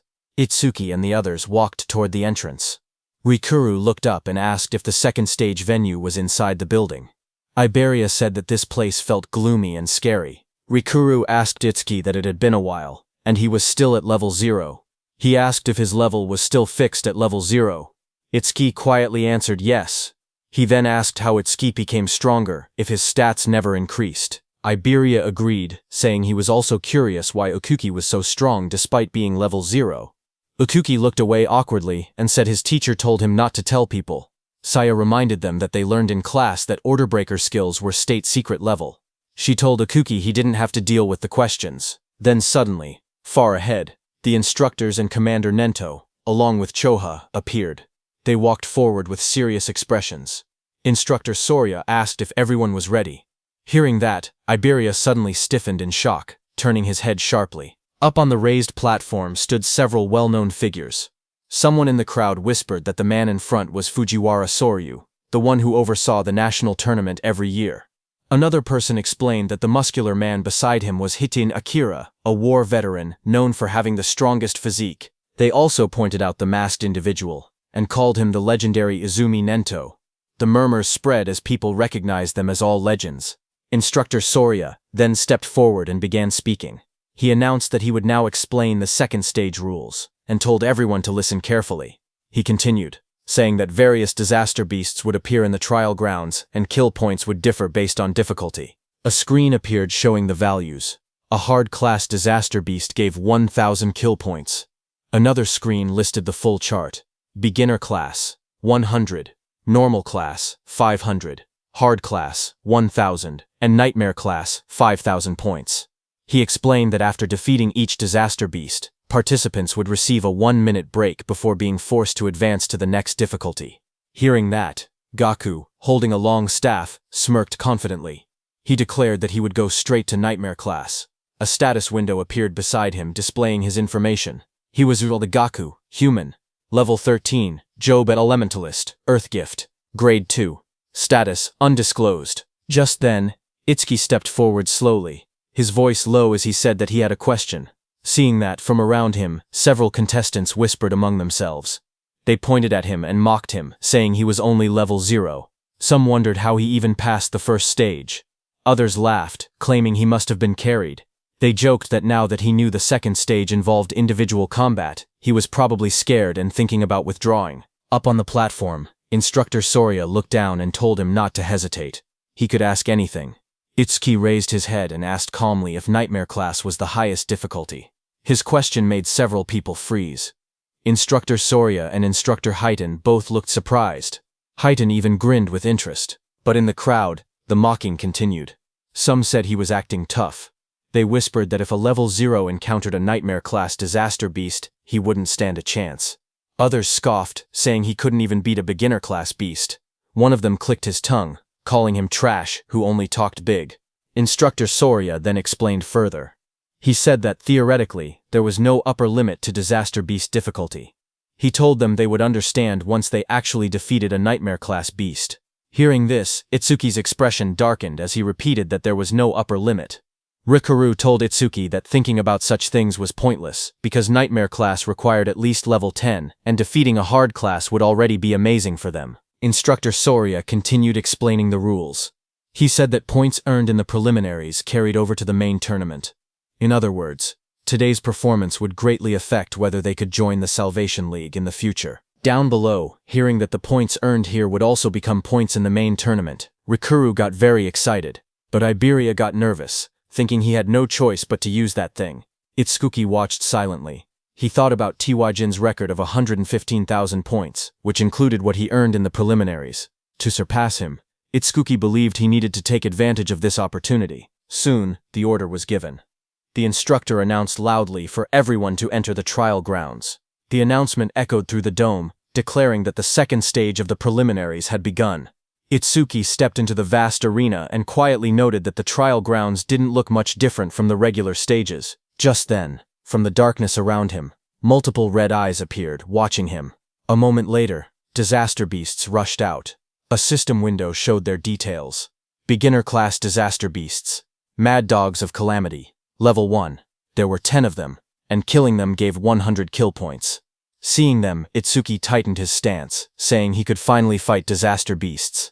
A blue notification flashed around Itsuki, showing that Black Wall had been activated. He moved forward, focused, thinking that he couldn't increase his stats with low-level monsters like these, so he needed to finish the battle quickly.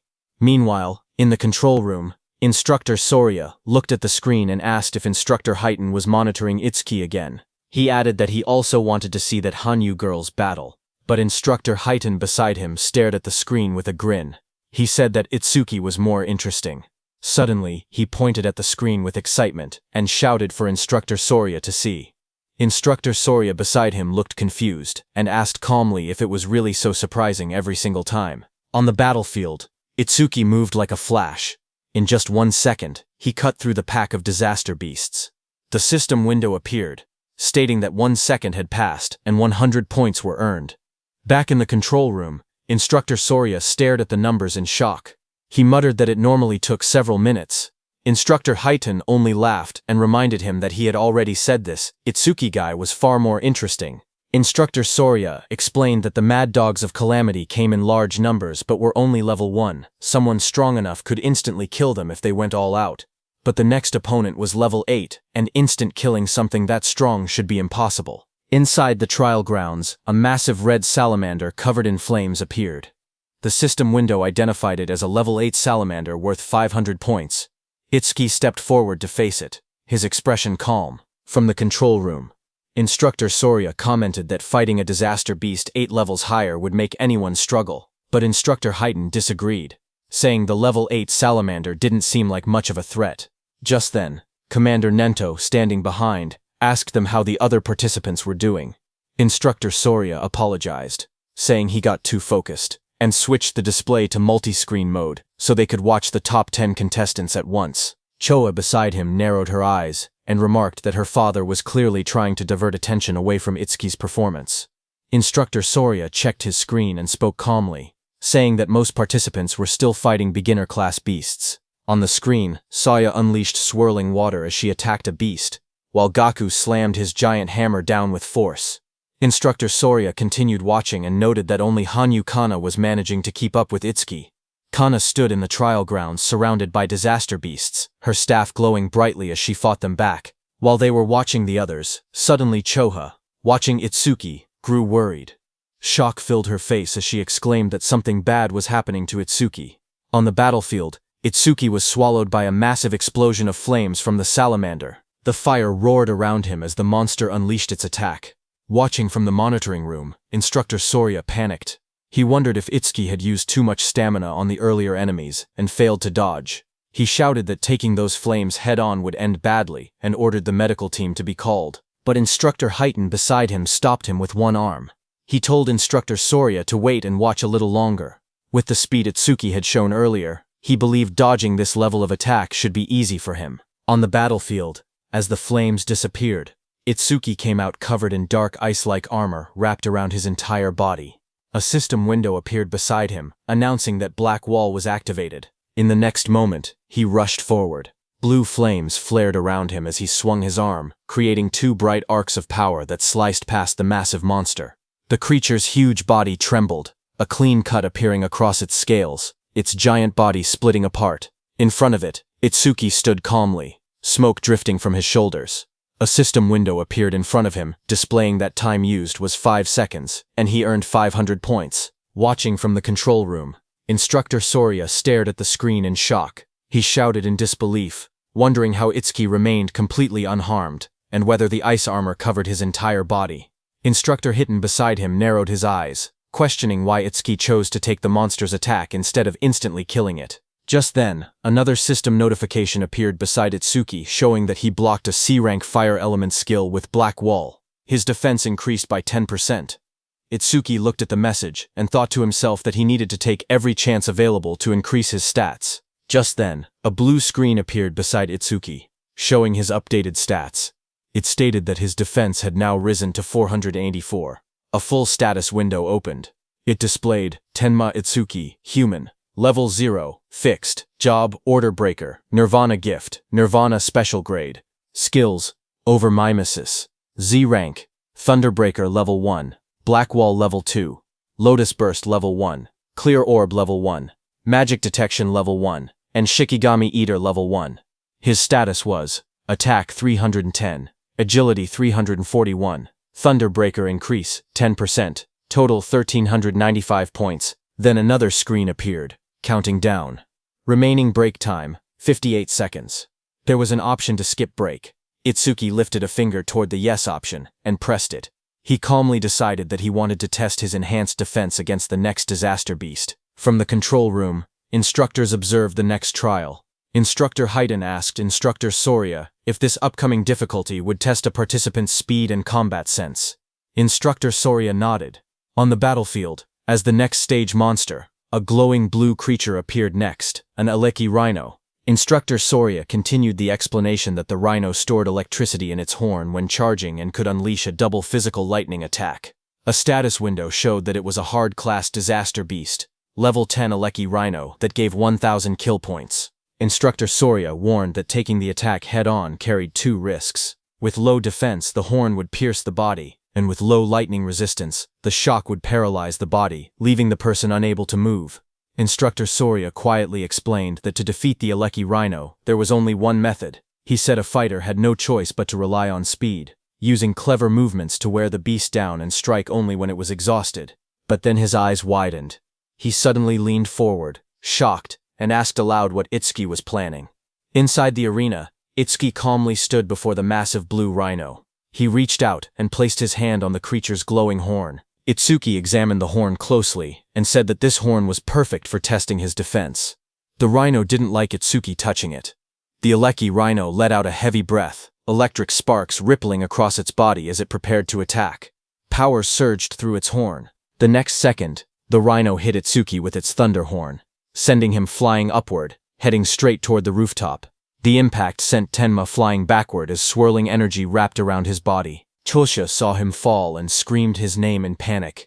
Instructor Haydn watched quietly and remarked that Itsuki always acted unpredictably, yet his results always went beyond imagination. A massive explosion shattered the rooftop as Itsuki hit it hard, but he was completely fine. A system window appeared, stating that Itsuki had absorbed a C-rank lightning element skill called Thunderbreaker, increasing his agility by 5%. Itsuki crouched amid the broken rooftop and noted that the test was complete.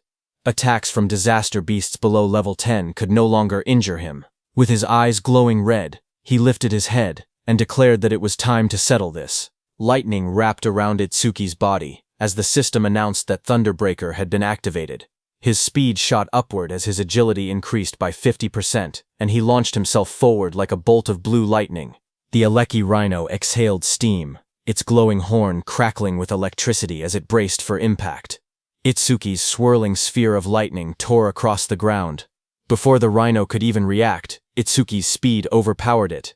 In a flash, the lightning sphere struck. A moment later, Itsuki stood over the fallen rhino. He had pinned his hand, covered by ice wall, into the rhino's head. Mist swirled around him as the result window appeared. Time used, 7 seconds. 1,000 points earned. From inside the control room, Instructor Haydn stared at the screen in disbelief. He said that the total time Itsuki used so far was under 15 seconds. He laughed, saying Itsuki was even faster than he had been in his youth, and it still didn't look like Itsuki was using his full power. But then Instructor Soria narrowed his eyes, his tone shifting. He said softly that what came next was on a completely next level. Its sharp claws moved swiftly, slicing enemies into shreds. Iron chains shot out, and a giant mouth opened wide, ready to swallow everything. The creature's massive body was covered in a rigid, armor-like exoskeleton. Instructor Soria explained that a ferocious disaster beast possessed all these traits. It was the most powerful creature in the preliminaries, and the greatest goal for every participant. A system window appeared, showing the identity of the monster. Nightmare-class disaster beast, Inferno Giant. Level 15. Kill points 5,000. The giant charged forward with a roar as chains rattled around its body. Seeing that, Itsuki raised his hand and purple energy gathered around his hand. A system notification came, saying his skill Clear Orb activated. The next second, a beam of dark purple energy shot forward, striking the giant. The impact tore through its body. Itsuki lowering his hand after using his skill. A system window appeared below him. It announced that the Inferno Giant, level 15, had been defeated, and the Clear Orb's flight speed had increased by 200%. Inside the control room, both instructors and Commander Nento stood frozen. Their eyes widened in shock as they stared at the screen. The remains of the Inferno Giant lay on the ground as Itsuki stood beside it. A system window appeared soon, saying that Clear Orb flight speed was 9 meters per second, and its flight speed increase was 900%. On the giant display screen, Itsuki's face appeared, telling the instructors that he would now move on to the next stage. Instructor Soria watched in disbelief that even the Nightmare-class Inferno Giant had been instantly killed. Just then, a new window flashed as Itsuki killed another beast. It showed that time used was 3 seconds, and he earned 5,000 points. On the other hand, a massive beast with glowing red eyes opened its jaws wide to attack, but a torrent of blue energy burst out like a violent stream and killed it. A system window appeared, announcing that a C-rank skill, Water Bullet, had been activated. The one who used that skill to kill the beast was Saya. She stepped forward with her fingers pointed like a gun, as water swirled around her hand. She told herself that if she defeated the remaining 2 monsters, she could advance to normal class. Another window displayed her current status. Beginner class clear progress, 80%. On the other side, Gaku faced a giant monster. Flames burned beside him as he spoke confidently. He said that since the other person skipped the break time, he would definitely reach normal class first. His panel showed, normal class clear progress, 0%. Meanwhile, Hanyu Kana stood atop a defeated creature, surrounded by bright green magic. She said she needed to recover the magic she used before moving on. Her window displayed, normal class clear progress, 100%. Just then, there was an announcement saying, Nightmare class clear confirmed. Time used, 21 seconds. Rank first. Hearing the notification, Saya reacted first. She said the one who finished must be Itsukoi. Gaku was shocked, shouting that someone finished faster than him and wondering if it was Hanyu. Hanyu remained silent, only staring calmly ahead. On the other hand, Itsuki stood on the cracked ground and pointed forward. In a calm voice, he told the inspectors to move on.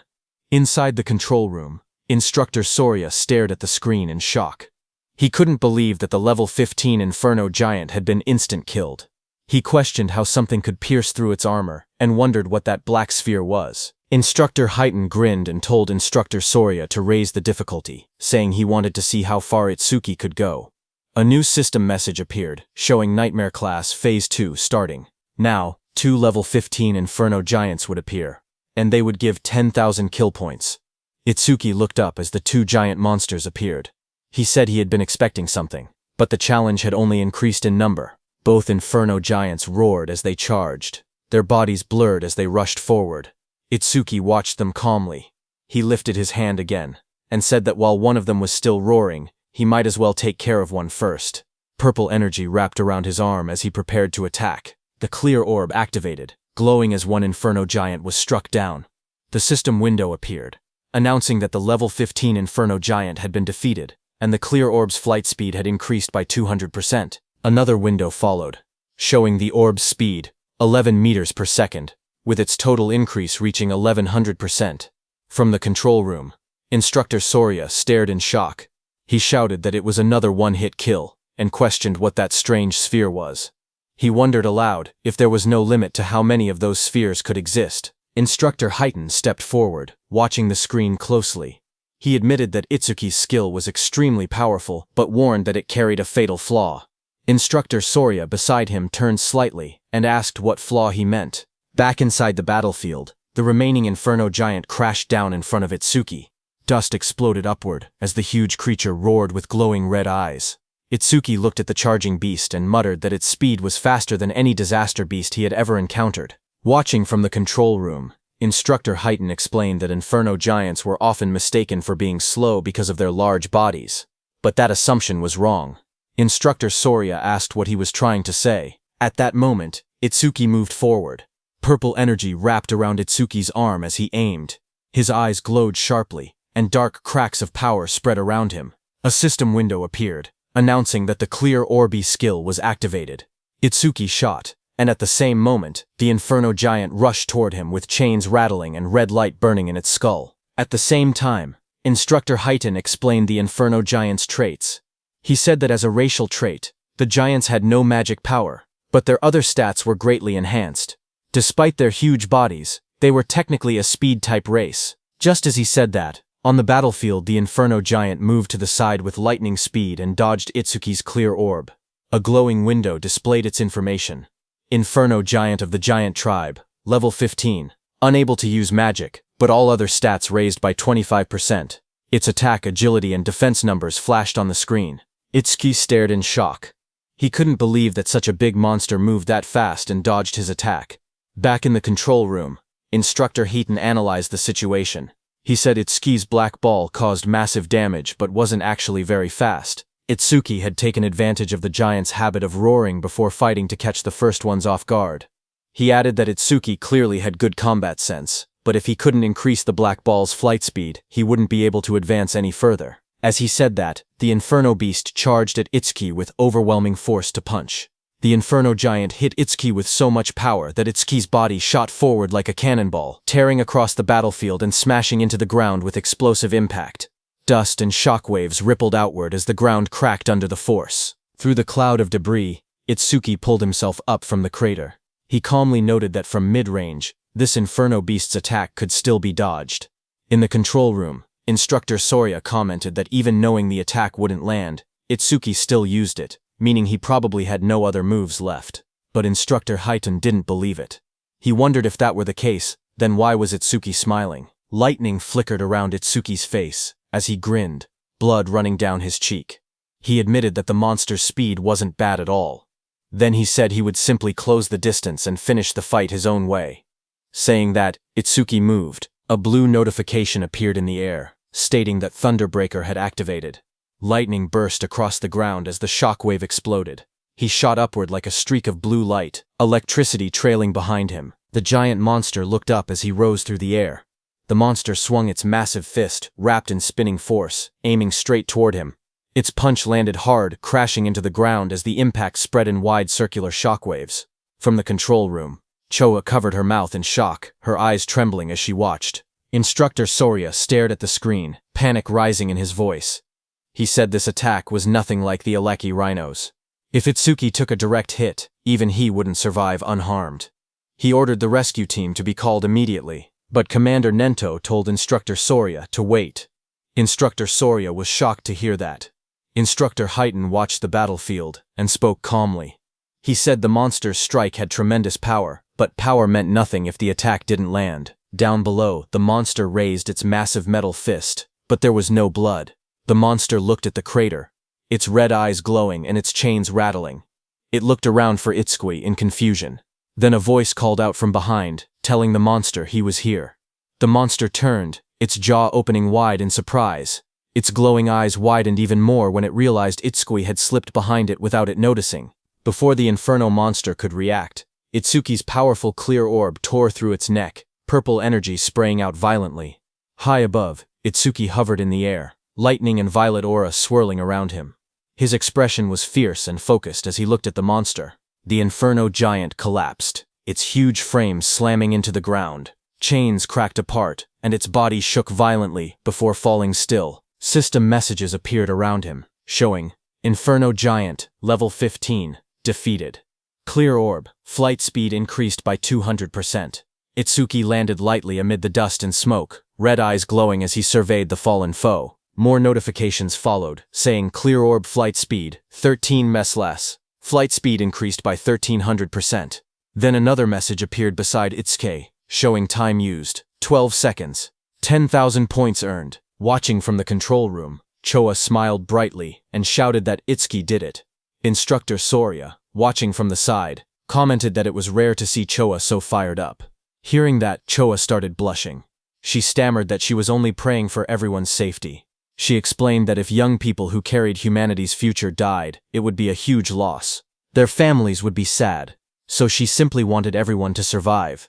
She insisted that she didn't think Itsuki defeating the Inferno Giant was cool at all. Even if it wasn't Itsuki, she would have reacted the same way, so they shouldn't get weird ideas. Instructor Soria and Commander Nento stared at her silently, surprised. Instructor Soria muttered that Choha had become quite talkative since the last time he saw her. Instructor Soria then turned to Instructor Heaton and asked how he knew Itsuki would dodge the attack. Instructor Heaton replied that Itsuki's normal speed wasn't much different from the Inferno Giant's, but when electricity ran through his body, his speed increased dramatically, and once his speed reached that level, the Inferno Giant's attacks would never land. Instructor Soria agreed and said that Itsuki had succeeded in defeating 2 of the giants, but there were dangerous moments. With his current points, first place was already guaranteed, so if it were him, he would stop there. But Tenma was aiming higher. He was thinking about surpassing Teiwaijin, humanity's strongest. Itsuki raised his hand and got ready. shouting that he couldn't stop even for a second. A system window appeared, showing that Nightmare Class Phase 3 had started, with 3 level 15 Inferno Giants and 15,000 reward kill points. 3 Inferno Giants appeared in front of him as chains rattled around their bodies. Tenma activated his clear orb. A bright purple blast shot upward toward the first giant's head, killing it instantly. Back in the control room, Instructor Haiden smirked proudly. He said that, as expected, Itsuki chose to continue. But suddenly, Instructor Soria turned to Instructor Haiden and asked if he hadn't also gone all the way to Phase 4 in a single attempt. Instructor Haiden replied that he had only gone there once. Hearing that, Instructor Soria said that even with Instructor Haiden's strongest physique, he had only made it to Phase 3. They both turned to the monitor again, wondering how far Itsuki would go. On the battlefield, another giant lunged at Itsuki, but Itsuki darted forward, lightning exploding from his feet. The monster tried to catch Itsuki in its hand, but Itsuki disappeared from there and appeared behind the monster's back. Itsuki's plan was to increase his agility using Thunderbreaker, get behind the monster, and close the distance. He succeeded and shot his clear orb again. The system window flashed as Itsuki finished his second kill. One more level 15 Inferno Giant was defeated, and his clear orb flight speed increased by 200%. A second notification came, showing that clear orb flight speed was now 17 meters per second. Flight speed increase, 1700%. After killing the second monster, Itsuki floated in the air, breathing heavily, because now it was the third monster's turn. That third monster was right behind Itsuki. It opened its massive jaws, its rows of blade-like teeth glowing red. The monster swallowed Itsuki completely, and closed its mouth shut, its eyes glowing with bloodlust as the sound of cracking bone filled the air. After swallowing Itsuki, the monster stood up, thinking it had won, but Itsuki was still alive inside it. His eyes burned red as he glared at the creature. Flames curled around his arms as he shouted that he would tear it apart from its guts. A system notification appeared, showing that Lotus Burst had been activated at full output. A blast of fiery light erupted inside the monster's jaws as Itsuki's attack struck. The creature let out a distorted roar as flames burst through its mouth. A massive explosion followed. The system window appeared, stating that the Inferno Giant level 15 had been defeated with Lotus Burst, and that all skill ranges had increased by plus 1%, now totaling plus 110%. Another window showed the results. The time used to kill was 13 seconds, and the kill reward was 15,000 points. Itsuki stood alone on the scorched battlefield, surrounded by smoke and molten ground. Back in the control room, Instructor Soria stared at the screen. Shocked, he whispered that this was the same skill that had blown away a huge number of participants in the first stage. On the battlefield, Itsuki exhaled weakly. He said his magic had completely run out. His system window showed that his magic power was 0 out of 310. Itsuki stood over the scorched battlefield, looking at his status window. He muttered that as long as disaster beasts kept spawning, the passive effect of magic detection would continue to replenish his magic. His magic detection was at level 1. Its passive effect was that upon detecting one enemy unit, his magic recovered by 10%. Suddenly, multiple Inferno Giants emerged. Another window displayed. Nightmare Class Phase 4 starts with 4 level 15 Inferno Giants. Kill points were 20,000 points this time. As the 4 monsters' presence registered, Itsuki's magic recovered up to 124. For every monster, his magic power recovered by 31 points. As 4 enemy units were detected, Itsuki's magic recovered by 40%. Back in the control room, the instructors watched the screen. Instructor Soria stated that Phase 4 had begun, and if Itsuki passed it, he would surpass Instructor Hiiten's past record. Instructor Hiiten replied with a simple yeah, and added that aside from humanity's strongest, Tewa, no one had ever cleared Phase 4. He said it would be interesting to see how far Itsuki could go. On the battlefield, Itsuki flashed forward, electricity trailing behind him as a giant lunged. He noted that every time the clear orb's flight speed increased, its accuracy also improved. He realized that if he raised the flight speed a few more times, he wouldn't need to get close to point-blank range anymore. Another giant swung through the storm, purple lightning on Itsuki's hand as he stared ahead and reminded himself that his magic was limited. He couldn't afford to waste even a single clear orb. Itsuki rushed forward through swirling purple energy. Dark lightning wrapped around his arm as he threw his hand out, aiming the spinning orb in his palm. But before he could shoot, one inferno beast with red glowing eyes lunged toward him, its metal-like jaws wide open, Chains rattled around its body as it shot forward and grabbed Itsuki's hand. Another similar monster crawled beside it, both of them towering over him. Itsuki's eyes widened in shock when he noticed the iron chains, as he had completely forgotten about them. The inferno beast snapped its head upward, the chains pulling tight across its armored mouth as it roared. Itsuki was dragged by the chains, but as he dashed past the inferno beast at high speed, he struck it with the purple energy clear orb. The monster moved slightly and dodged his attack. The inferno beast swung back violently, punching with full force where Itsuki had been standing. The inferno beast's massive armored hand pinned Itsuki down. He struggled beneath it, his body crushed against the cracked ground. Then the giant tightened its grip, dragging him upward as dust and debris scattered everywhere. Its claws clamped around his torso, squeezing harder. Itsuki was in very bad shape, as he couldn't put any strength into that position. A sickening crack echoed as the giant's grip twisted violently. A skeletal image of Itsuki flashed, showing all the bones in his body snapping under pressure. The giant then slammed him brutally into the ground. The impact split the earth, sending shards of stone flying. His body lay inside the crater, blood covering his clothes as smoke rose around him. Both his arms and legs were completely broken. Back in the control room, Instructor Soria panicked and shouted for Instructor Heighten to go help quickly. Instructor Heighten watched the screen with worry. Sweat slid down his face as he stared forward. He murmured that this must be Itsuki's limit. A memory flashed before his eyes. Just like Itsuki, he himself had once collapsed at the same point. Determined, Instructor Heighten turned away from the monitor. He said he was going to help right now. But before he could move, someone called out for him to wait. It was Commander Nento, who looked at the large screen. He said that Itsuki hadn't given up yet. Hearing that, Instructor Soria stepped forward urgently. He told Mr. Izumi that this wasn't the time to talk about such things. Choha agreed, saying that if they didn't act quickly, Itsuki would die. Instructor Heighten, beside him, also said that Itsuki's situation was desperate, but Commander Nento kept his eyes on the screen. He spoke with certainty, saying he could tell Tenma still had a trump card left. Instructor Soria looked surprised and asked how Commander Nento knew about a trump card. Commander Nento answered quietly, saying it was because of his eyes. The scene shifted to Itsuki's face. His eyes glowed fiercely.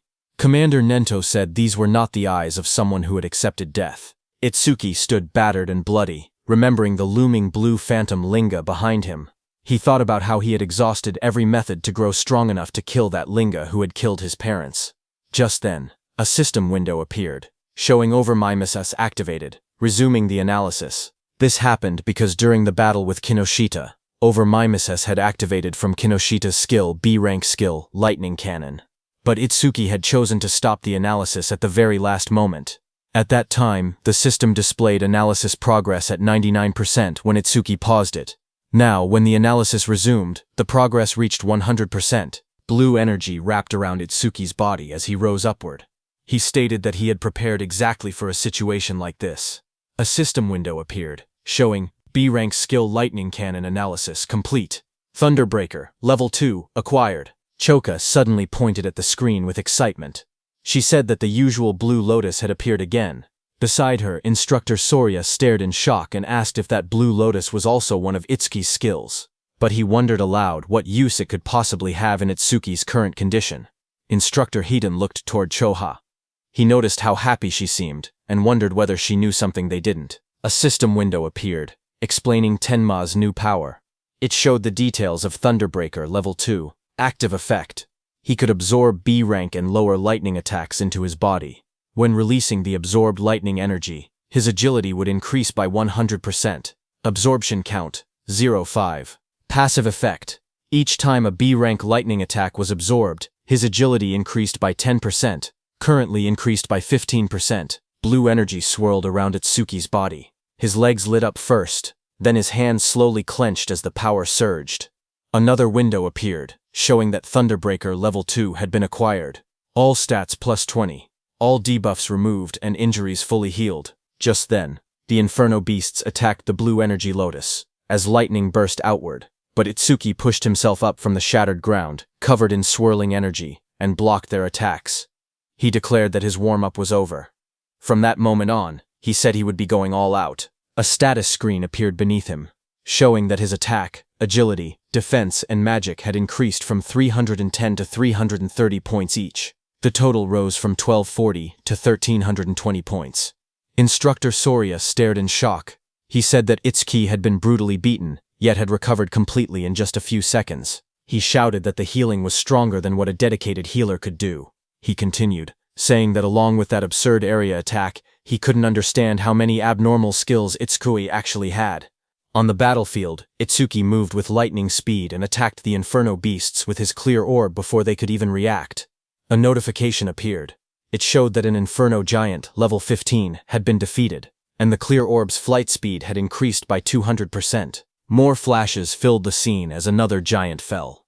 Again, the display said Inferno giant, level 15, defeated, and the clear orb flight speed increased by 200%. As all the Inferno beasts fell, another pop-up appeared above the arena.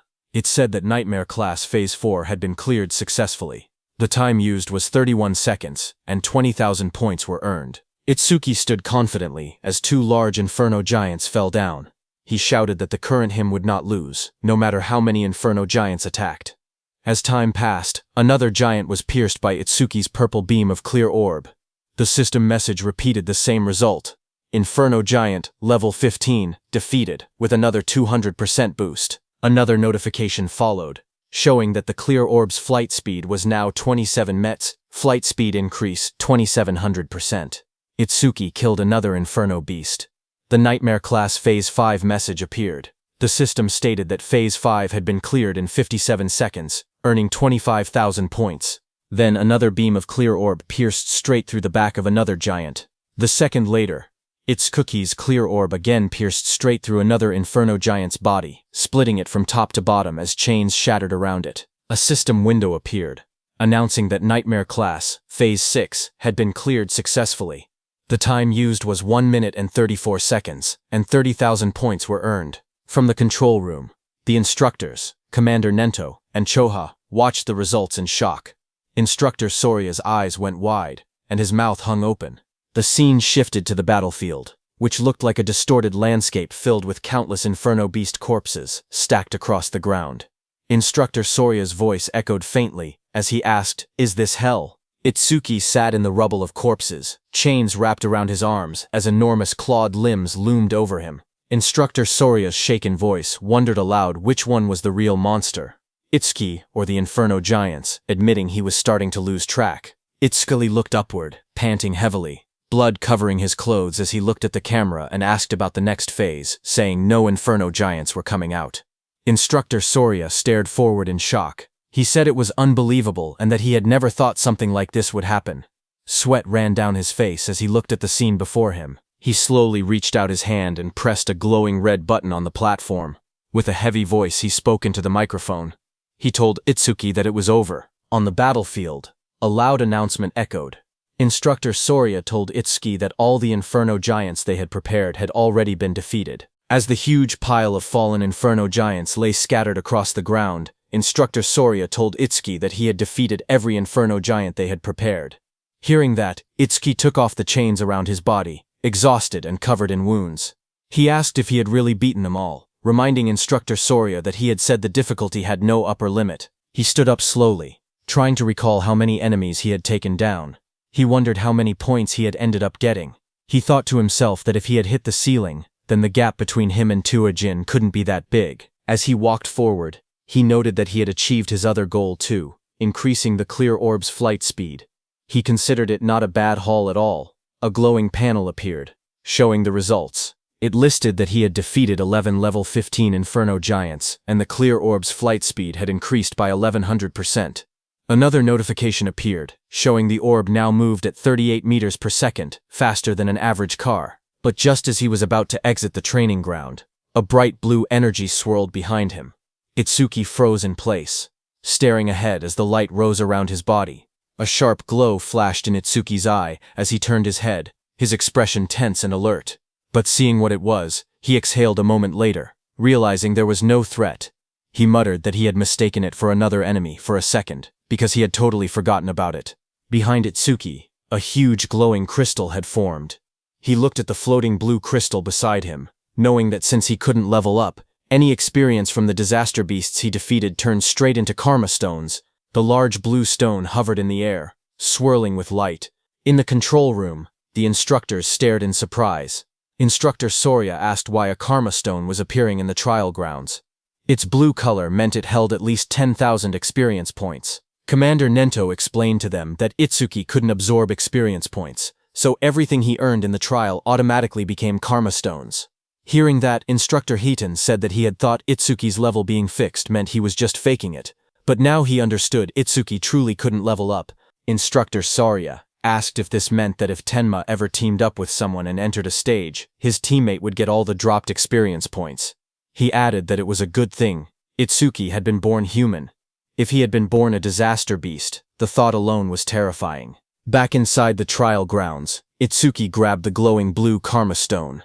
He held it close, the light reflecting in his eyes as he looked at it calmly. He then placed his hand on the large metal door, saying he had done what he came to do, and that it was time to head out. The heavy door slowly slid open. Outside, Instructor Soria leaned forward in excitement, telling the others that Itsuki had come out. A bright panel appeared above Itsuki as he stepped through the exit. It displayed his results. Tenma Itsuki. Preliminaries, second stage clear. Points earned, 106, 600. Time used, 3 minutes 55 seconds. Rank 1. Itsuki walked forward, still covered in blood and dust. Instructor Soria hurried toward him. He said he had witnessed Itsuki's performance with his own eyes, and called him pure potential. He told Itsuki to come with him, promising to arrange a mentor worthy of him. Itsuki replied that he appreciated the offer, but he already had a teacher who trained him, so he was fine. Hearing that, Instructor Soria grew frustrated, telling Itsuki he didn't get it. He said so what if he had a teacher? He insisted that not just anyone was qualified to guide someone as talented as Itsuki. He said Tenma would be better off following someone like him, someone with connections and resources. Itsuki repeated that he was fine. Instructor Hitten, beside Instructor Soria, leaned in and warned him that if he kept pushing, Itsuki would start disliking him. But Instructor Soria refused to back down. He shouted that he couldn't give up so easily, and told Instructor Hitten to talk some sense into Itsuki. He asked if he was really okay letting someone waste Itsuki's talent. When Itsuki looked toward Instructor Hitten, he recognized him as the one who had handled Kainoshita's lackeys before. Instructor Hitten waved it off, saying he had only judged someone who broke the rules. He then smiled and told Instructor Soria that Itsuki was the disciple of Izumi, so there was no way he wouldn't help him. Hearing that, Instructor Soria froze in shock. He asked Instructor Hitten what he had said, whose disciple was Itsuki. Itsuki thanked Instructor Hitten for what he had done in the past. On the other hand, Instructor Soria stiffened as he repeated the words. Itsuki was Commander Izumi Nento's disciple.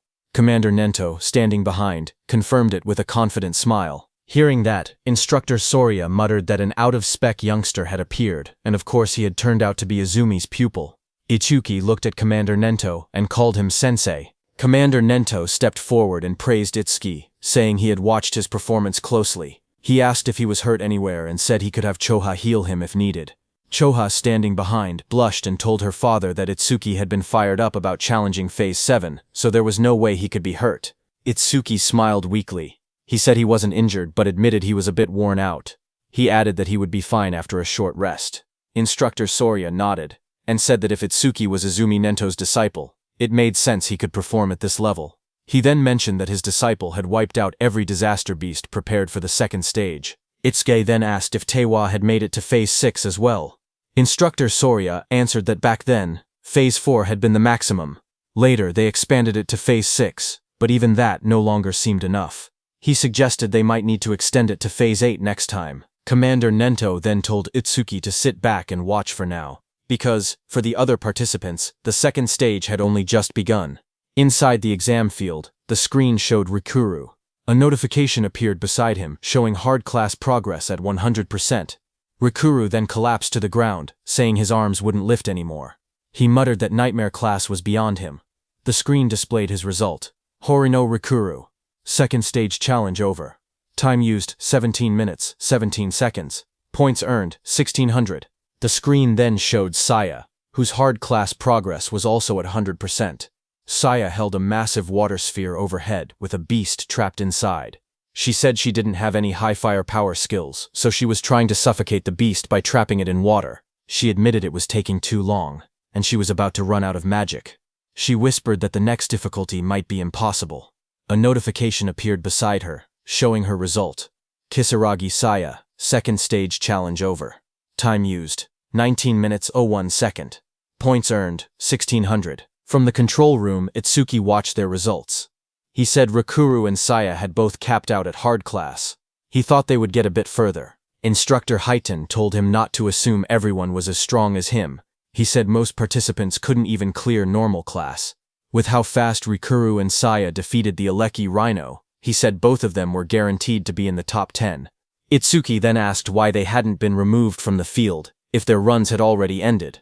Instructor Sorya explained that unless someone was seriously injured or a special circumstance occurred, participants weren't allowed to leave the trial grounds. He added that Itsuki was a special exception. At that moment, Instructor Highton then looked up and said someone else had reached Nightmare class. Inside the stage, Uegaku swung a huge hammer down with full force. Instructor Highton explained that with a rare karma tool, Gaku should be able to take down at least one Inferno giant. Another scene showed a silver-haired girl fighting an Inferno beast. Instructor Highton said that the Shikigami user, Akagami Shion, reaching this far was impressive too. Just then, Shion shouted for her cat Michan. Her cat jumped as Shion used its complete form. The cat turned into a massive black creature and moved forward as red light burned in its eyes. The monster rose to its full size, towering over the battlefield. Across from it, Shion stood calmly, watching as the creature roared. The beast then charged and struck down with overwhelming force, fighting the Inferno beast. Their claws crashed with destructive power. Itsuki watched all this from the control room. He asked if Shikigami could change into different forms. He asked Choha if her Tamacho could do the same. She replied with a simple no, explaining that it was her first time seeing one that could transform. She said Shikigami came in many types, and their abilities were still full of mysteries. She warned him to be extra careful if he encountered Shikigami users from now on. Itsuki looked at the scene and said Shikigami were unexpectedly strong. He thought about the black dog he had taken from Charles and said he had been leaving it alone until now, but from this point on he would give all dropped experience to it. He then looked down slightly and said that since Saya and Rikuru had already retired, there was no point staying any longer. He thought it was time to head out. But suddenly Itsuki's eyes widened as he saw something on the screen. It was Iberia. He was wrapped in glowing red energy and stood in a hardened stance. Itsuki was shocked to see him and asked what that armor was and if he had gotten it from his father. Iberia's whole body became covered by that armor as he looked at the monster in front of him. It was the strongest epic karma tool his dad had made for him. His body then transformed into a fully armored form with sharp red scales and glowing eyes. A screen displayed the item's stats. Dragon Gear. Epic.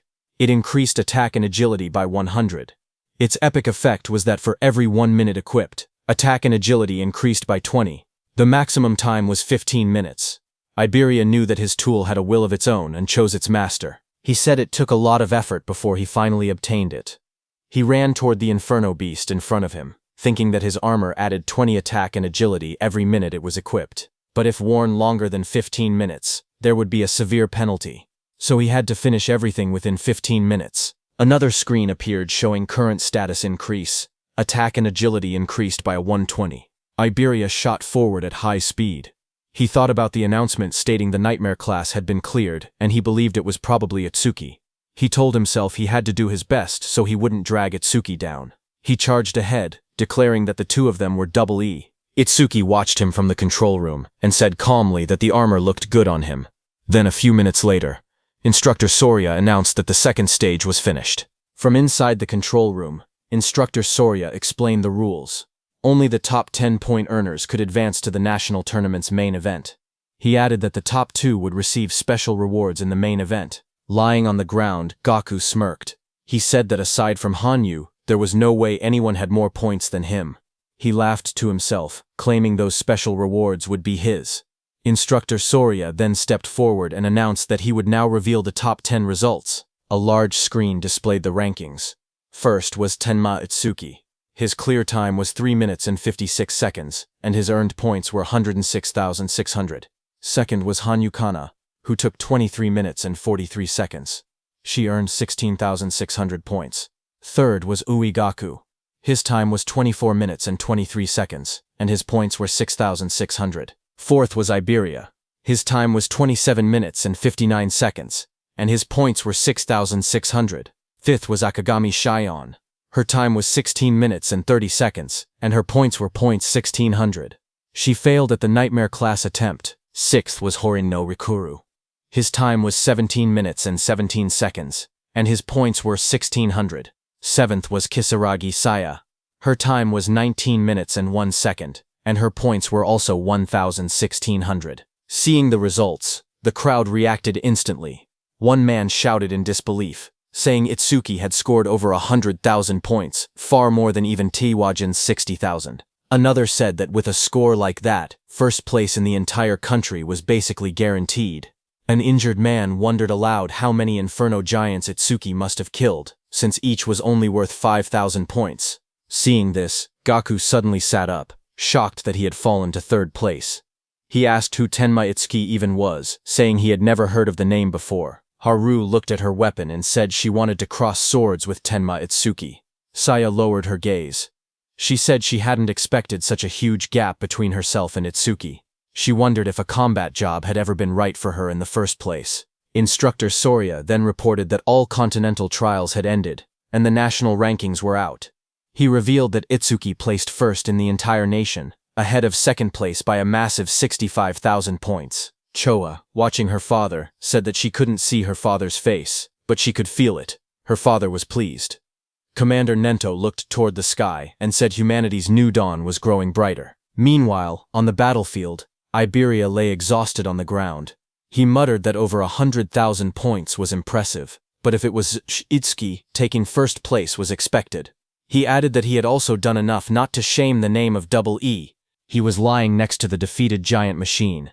Itsuki walked up to him and told him he did great, saying Iberia had surprised him. Iberia smiled weakly as he was still dizzy after using that karma tool. The instructors and Commander Nento stood on the platforms watching. Then Instructor Soria announced that the 21st Salvation League National Tournament preliminaries had come to an end. On the battlefield below, Itsuki carried Iberia on his back and walked forward. The view shifted to the South Continent. District 1. A bright city square lay under the sun, with buildings, pools, and statues arranged neatly. At the center, an old man with long white hair and a beard sat quietly, eyes closed. Nearby, soldiers in armor complained. One of them frowned, saying they had been called out at dawn just to watch an old man meditate. Another soldier warned him to watch his mouth. He explained that the old man was the South Continent Commander-in-Chief, someone who could see the future. A prophet. The old man remained still, his hands resting on his stomach. His name was Balgar, South Continent Commander-in-Chief. One soldier then questioned why, if Balgar could truly see the future, they always received warnings after the barrier had already been deployed. He said that if Balgar really had foresight, he should be able to tell them the Stella impact points ahead of time. Another soldier spoke calmly. He said it was true that Elder Balgar could only foresee a tiny sliver of the future. Even so, he explained that Balgar still stood on the same level as the North Continent Commander Izumi Nento, and was considered a pillar of humanity. He said the reason he was called a pillar of humanity was because Balgar's prophecies were correct 10% of the time. At that moment, Elder Balgar suddenly lurched forward, shouting in shock. His attendants rushed toward him in panic. Balgar's voice trembled as he tried to speak. The attendants asked if he was all right, but he pushed himself up with urgency. He shouted again that the North Continent was in danger. His eyes widened, filled with terror. He cried out that a massive disaster beast assault would soon strike the North Continent. Among them, he warned, were disaster beasts with levels that exceeded 100. Then sometime later at night, the leaves rustled softly as the scene shifted to Itsuki standing under the trees. Blue system windows appeared beside him, while he looked ahead calmly. He said that his total stats had finally exceeded 1,500. The system display showed his information. Tenma Utsuki, human, level 0, fixed. His job was order breaker. His Nirvana gift was a special grade Nirvana. His skills were listed one by one. Over Mimesis, Thunderbreaker level 2, Black Wall level 2, Lotus Burst level 1, Clear Orb level 2, Magic Detection level 1, and Shikigami Eater level 1. Another window showed his status. Attack 330, Agility 380, Defense 462, Magic 330, with passive increases from his skills. His total stat value was 152. Itsuki knew that when a person leveled up, leveling up normally gave 50 stat points. So looking at his status window, Itsuki realized that having 1500 total stats was the same as being level 30 for a normal awakened person. On top of that, Itsuki's agility and defense could increase infinitely through passive skill effects. He remembered how his agility and defense rose by 10%. Not only that, but even his magic also recovered infinitely with the passive effect of magic detection. However, there was no method to increase attack power.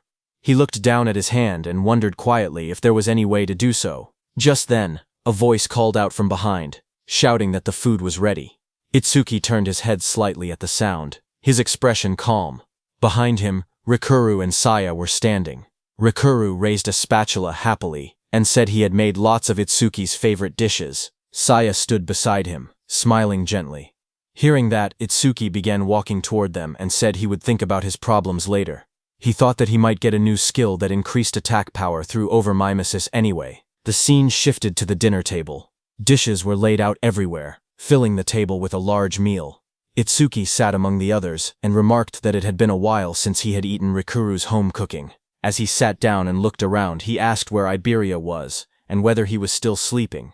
Choha said yes, and told him that she had healed all his wounds and they had fully recovered, but he still seemed extremely exhausted and remained asleep. While eating, Rikuru said he was surprised that the nightmare-class dungeon that he and Saya couldn't beat was cleared by someone who was only level 7. Hearing that, Saya gasped in shock and covered her mouth. Rikuru looked at her and asked what was wrong, wondering if she was so moved by how delicious his cooking was that she had to cry out. But Saya pointed nervously and stuttered, telling him that something was behind him. Rikuru turned his head slightly and asked what she meant. Behind him, a dark figure with glowing red eyes stood silently. The shadowy figure suddenly spoke in a low voice, saying it wanted food. Seeing that, Rikuru fell back in surprise, shouting as the shadowy figure moved toward the table. Immediately, the shadow figure started eating. It was none other than Iberia, who sat down and stuffed food into his mouth. Seeing that, Rikuru stood up and scolded him, saying that sneaking up quietly like that was bad for the heart. He also asked why Iberia was eating at someone else's seat without permission. Hearing that, Iberia slammed his bowl on the table, holding it tightly as he ate with extreme force. Seeing that, Rikuru backed up slightly, sweating as he asked what Iberia was getting angry for.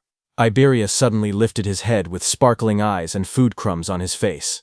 He smiled widely and said the food was delicious. Seeing him energetic, Rikuru laughed proudly and said that it was thanks to his cooking.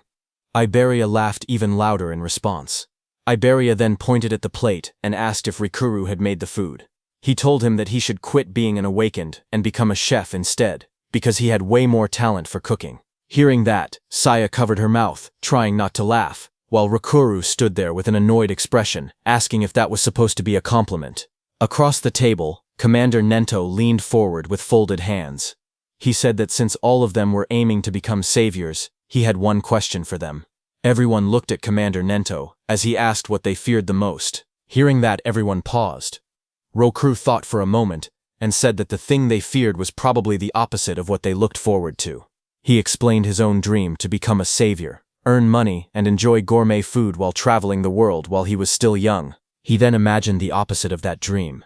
In his mind, he pictured himself as an old man with a cane. He said that aging would definitely be the opposite.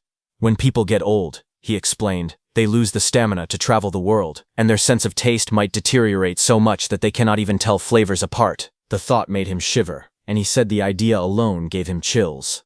Commander Nento then asked Saya how she felt. She looked down slightly and said she was born into a medical family and grew up in a hospital. She explained that ever since she was little, she had seen many people suffering from different illnesses. A memory flashed in her eyes of hospital staff rushing a patient on a stretcher past her. A sick elderly patient lay on the stretcher, his face covered with dark spots. His weak voice escaped as he looked toward Saya. Standing there, Saya had been frozen in fear. The sight had become a deep trauma for her. She explained that even a simple cold or fever now filled her with overwhelming fear. Hearing that, Itsuki remembered something. He wondered if that was why she ran away the other day after he let out just a small sneeze. Memories from the past flashed in his mind, where Saya jumped back in shock every time Itsuki sneezed loudly. Hearing her, Commander Nento told them that an awakened person's lifespan was nearly twice that of a normal human, and awakened ones almost never got sick. He told her that she could finally say goodbye to the thing she feared most. Then he turned his gaze to Iberia beside him. Iberia blinked in surprise and asked if it was his turn next. Iberia admitted that what he feared most before was failing the preliminaries. But now his fear had changed. He smiled brightly and said he was afraid of not being able to fight alongside Itsuki. He turned to Itsuki with excitement and asked what he feared most. Itsuki looked surprised and asked why the question was directed at him. But the others wondered the same. Saya asked if Itsuki even had anything he was afraid of. Iberia told him to answer, saying it couldn't be possible that he feared nothing. They tried to imagine it, but none of them could guess what Itsuki might fear. Itsuki finally spoke. He said that after his parents died, he didn't know how to keep living. He explained that he had been overwhelmed with anxiety.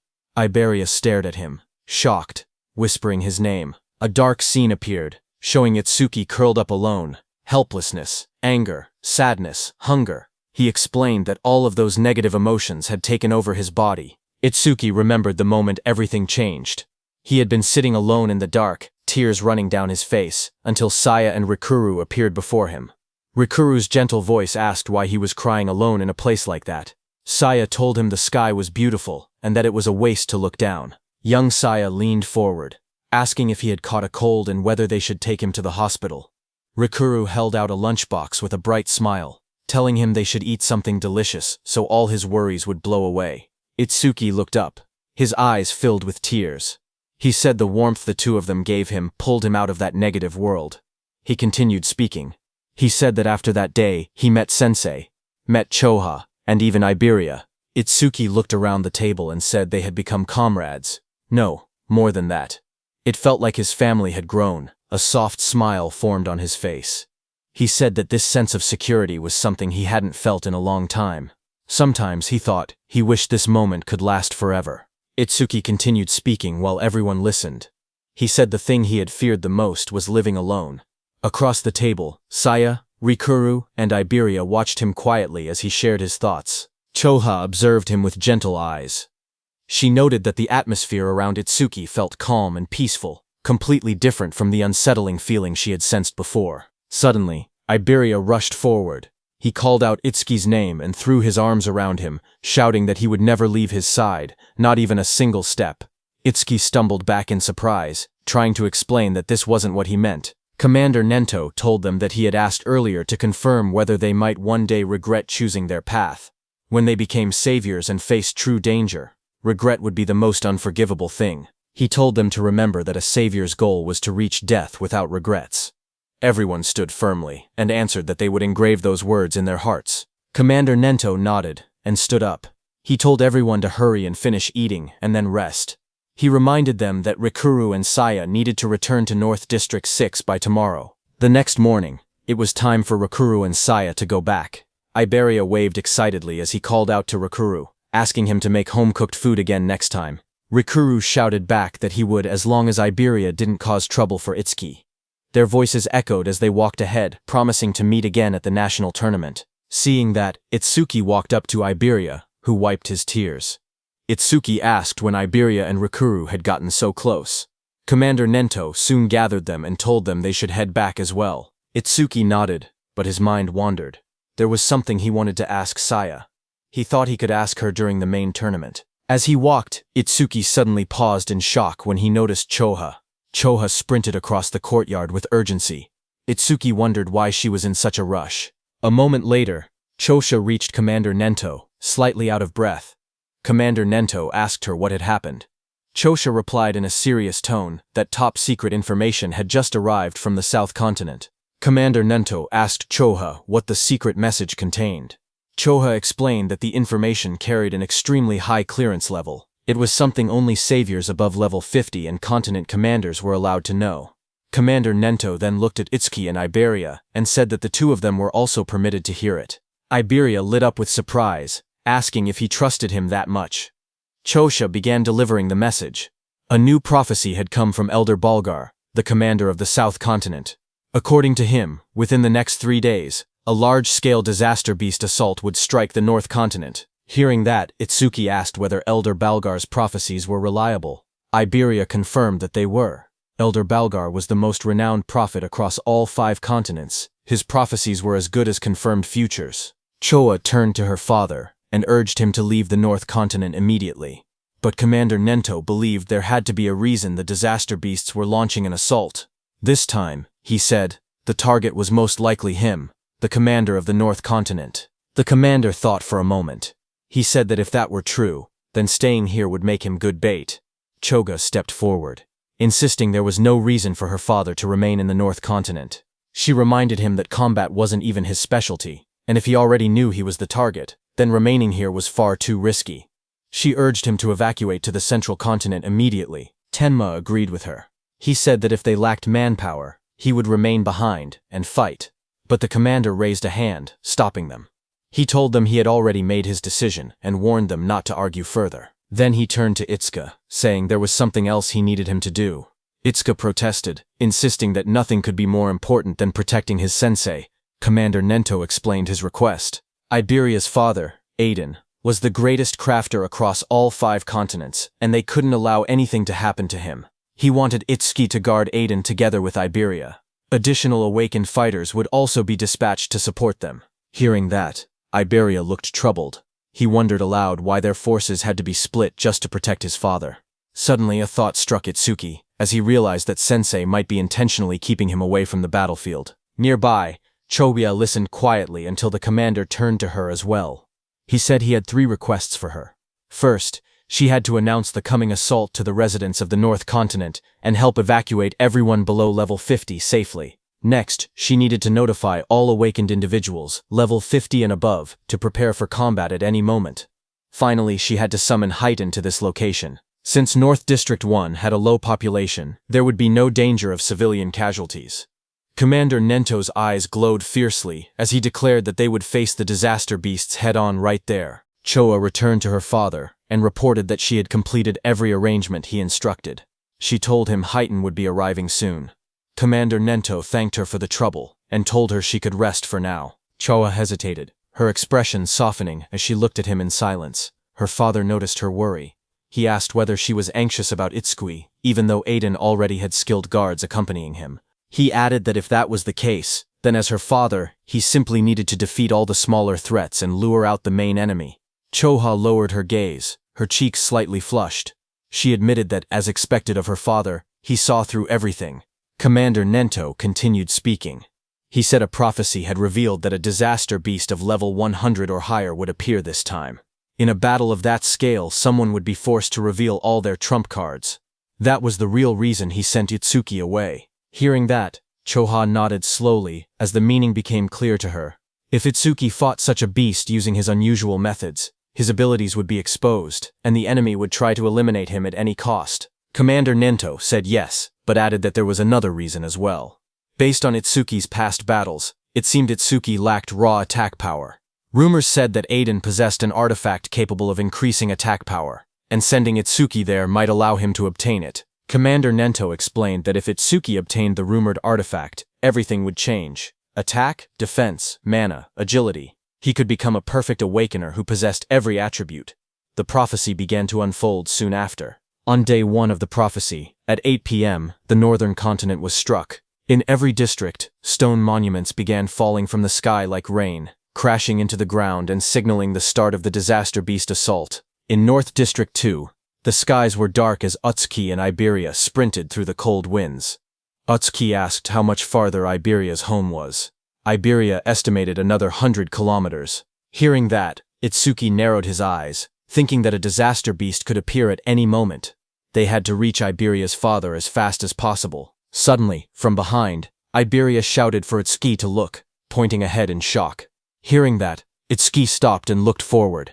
Iberia's trembling voice barely formed the words. A blazing object was falling from the sky. It was a stone monument. Itsuki realized that the attack had already begun, and the monument had landed right in the middle of a populated area. The two watched as the fiery structure crashed straight into the city. The impact sent a massive explosion of light through the skyline.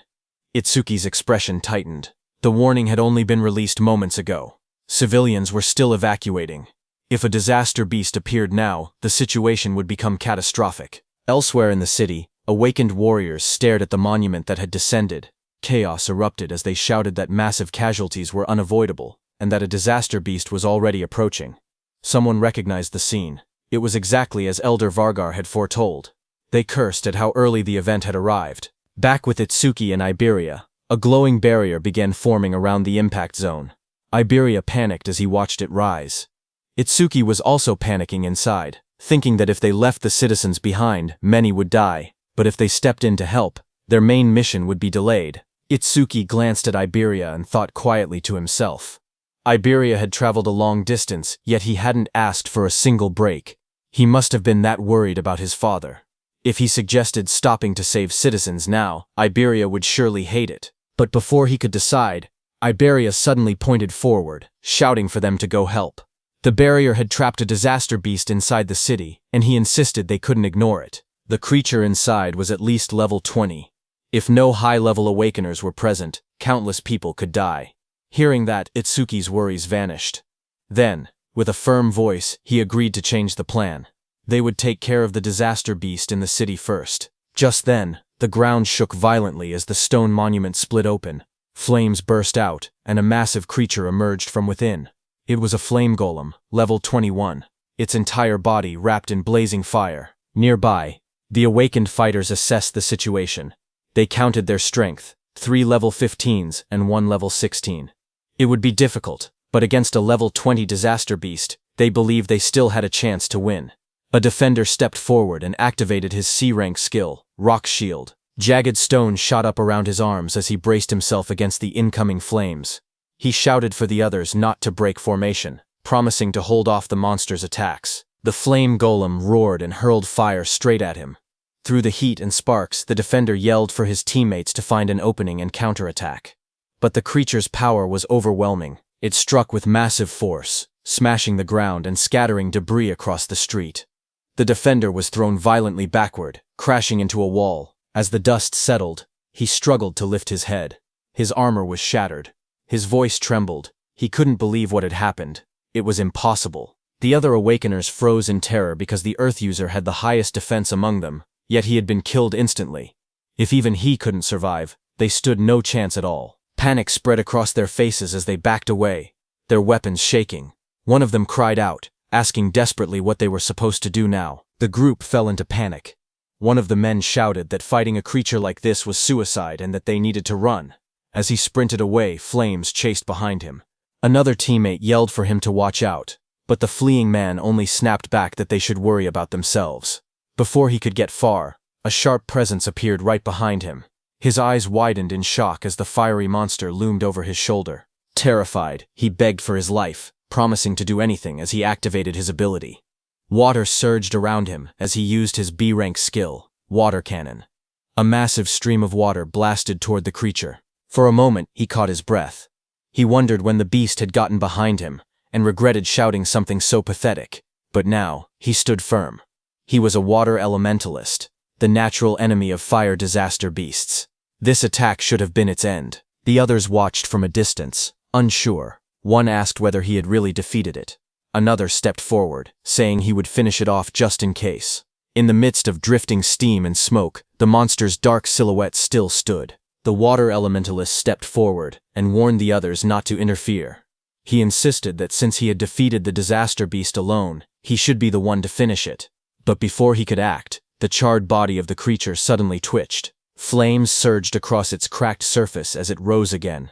The man froze in shock as the beast returned to life, its fiery aura burning hotter than before. Someone shouted for them to kill it quickly. A massive burst of flame erupted from the monster's mouth, lighting up the entire street. One of the fighters stared at the blazing heat, confused and terrified, asking what this enormous flame was. Another voice shouted that it was over, but the flames only grew larger. A violent explosion followed, and the fire shot outward like a shockwave. But before it could hit those awakeners, Itsuki appeared. Using his black ice wall skill, he created an ice wall that blocked the monster's fire attack. As Itsuki was stopping the fire, Iberia turned to those awakeners, calm and fearless. He told them to leave the creature to Double E. Clad in black armor, Itsuki told Iberia not to worry about the monster and instructed him to evacuate the citizens. Iberia acknowledged with a Roger. A blue screen appeared, displaying new information. Itsuki's black wall's defense increased by 10% due to blocking a B-rank fire element skill with black ice wall. The battlefield shifted as Itsuki prepared to face the fiery disaster beast alone. Those awakeners stared at Itsuki, who had blocked the giant flame so easily. One of them asked Iberia if he and his companion were saviors. Iberia explained that they weren't saviors yet, but he declared that someday he would become one stronger than Tiwajin himself. Hearing that, the awakeners were shocked, saying he talked big for a kid. Iberia walked over, annoyed, and asked what they were doing being saved by a child. One of the awakeners immediately argued back, insisting that no one asked for help and that he was going to defeat the beast anyway. Someone else wondered aloud if a mere awakener could really handle a disaster beast like that. Their eyes shifted to Itsuki. One man whispered whether the ice-like armor covering his body was some kind of artifact.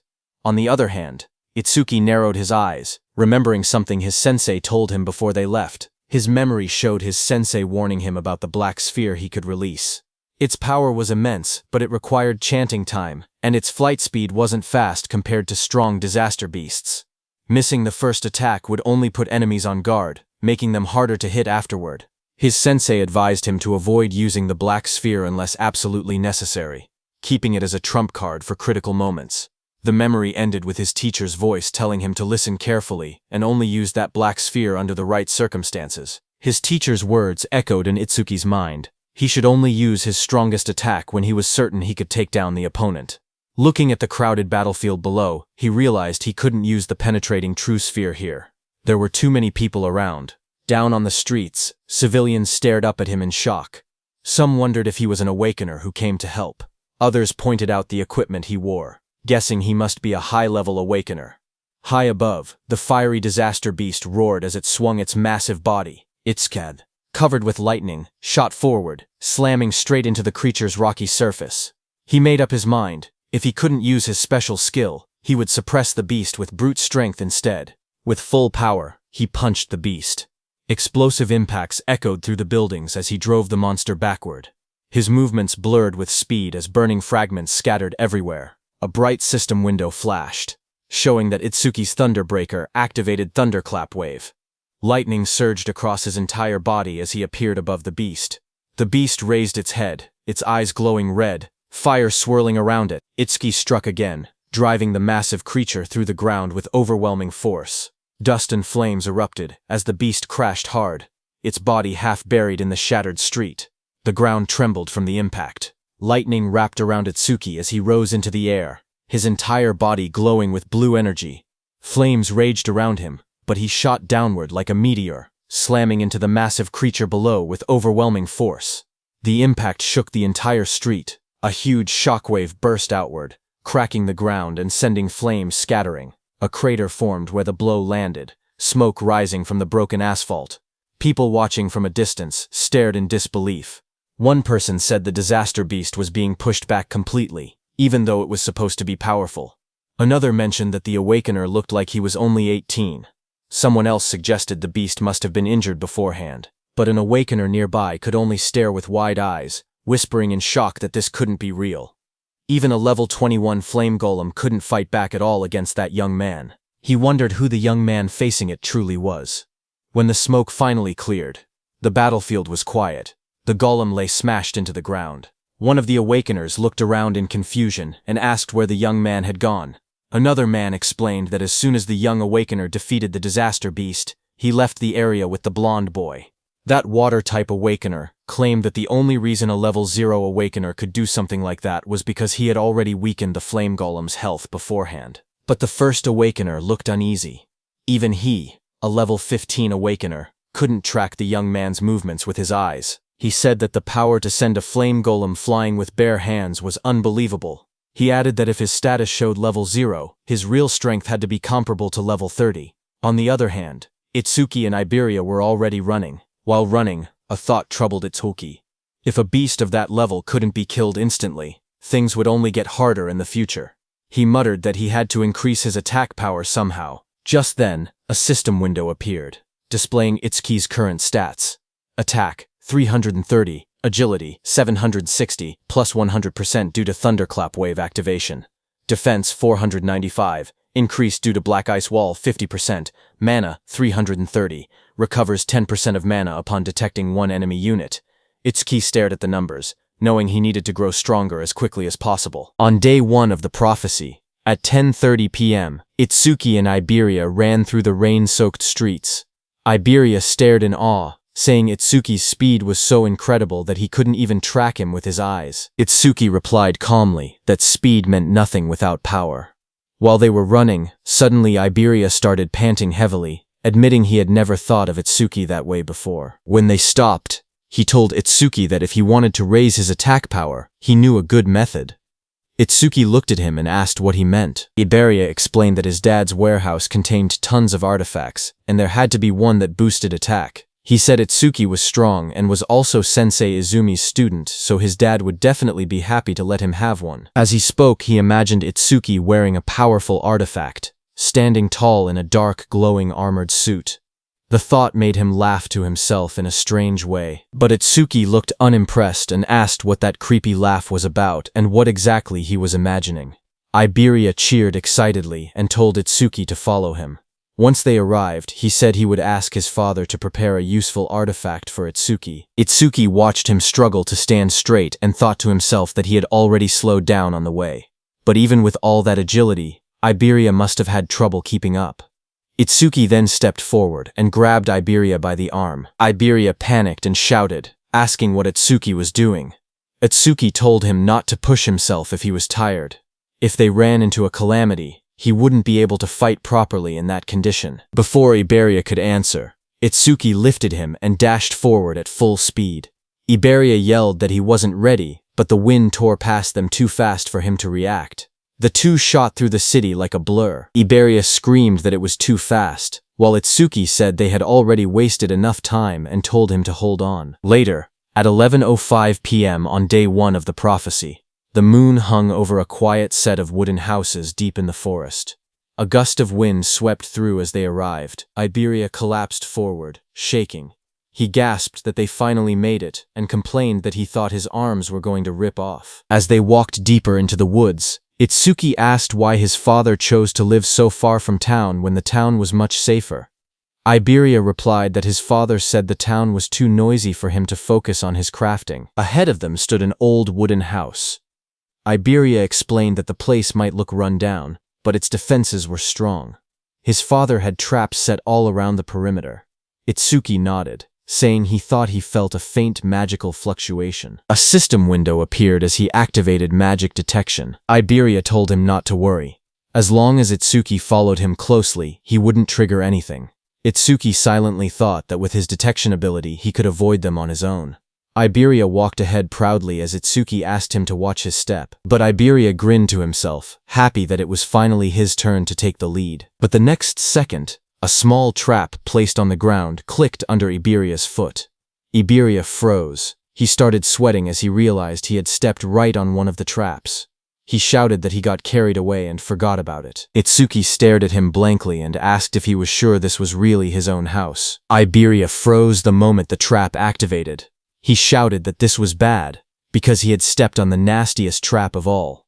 Itsuki focused for a moment and noticed the magical fluctuation around them growing stronger. A loud mechanical roar echoed through the forest as the ground shook. From the dust rose a massive humanoid construct, an iron golem, glowing with red eyes and a core embedded in its chest. A system window appeared, listing its stats: Attack 500, Defense 500, Agility 300, Magic 200. Itsuki's eyes widened in surprise.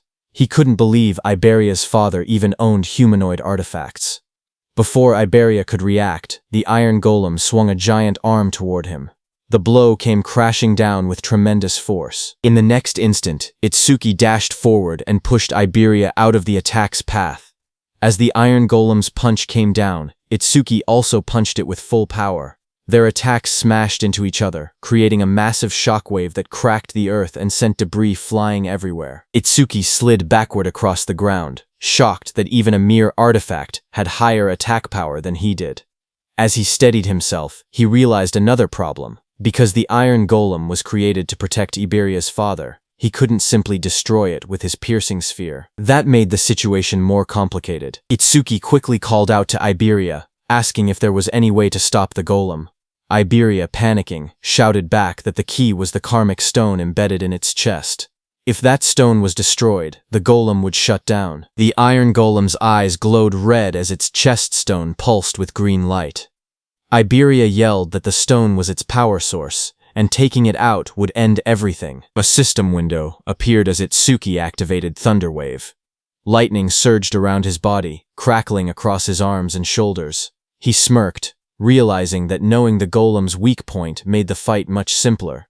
The golem had strength, but he had speed. He dashed forward, lightning trailing behind him as the iron golem slammed its massive arm into the ground. Stone shattered everywhere, but Itsuki slipped past the attack, aiming straight for the glowing stone. The golem swung again with both arms, trying to crush him, but Itsuki moved in a blur of thunder. Multiple afterimages flickered around the battlefield as he closed the distance, electricity lighting up the entire area. Lightning wrapped around Itsuki's body as he dashed straight toward the iron golem's chest. The golem swung a massive arm down at him, but he slipped underneath the attack, closing the distance in one quick burst. He reached out and grabbed the glowing green karmic stone embedded in the golem's chest. The moment his hand made contact, the stone cracked and came free from its socket. The iron golem's body froze. Its red eyes dimmed, and its raised arms stopped mid-movement as all power left its frame. Itsuki stepped back, holding the fractured stone in his hand. Just then, a shadow loomed behind him, raising a sword to attack, as Itsuki calmly asked if that was enough. Iberia rushed forward in panic, shouting for Josuke to stop. But before he could reach him, that figure suddenly blurred into motion. A fierce strike came swinging toward Itsuki from the side, his eyes glowing red at the moment of impact. But the blade stopped inches from his chest. Itsuki froze in shock. He wondered when his opponent had even moved. Josuke stood in front of him, lowering the heavy sword. He looked confused as he recognized Iberia behind the stranger. He admitted that he had thought the intruder was just a group of lost bandits. Smoke drifted from the sword as Josuke introduced himself. Itsuki stepped forward calmly, but confusion rose in his eyes. He questioned why he hadn't sensed any magic until the moment of the attack. Josuke's gaze moved between Iberia and the newcomer as he asked who this person was. Just then, Itsuki glanced down, startled to see that the massive sword in Josuke's hand had vanished without a trace. Iberia quickly jumped in, explaining that the stranger was his friend, Itsuki Tenma. He boasted that Itsuki was level 0 but incredibly strong. He added that they had formed a duo and were trying to decide on a team name. Before Iberia could continue, Itsuki told him to never mind that, and instead asked where Iberia's father was. Josuke told them that his master was in the back and warned Iberia to be careful. Just then, an older man with a white beard stepped out from the back of the forge. Iberia recognized that man as his dad. The old man stepped forward, his expression dark and heavy. Even Josuke quietly noted that he didn't seem to be in a good mood.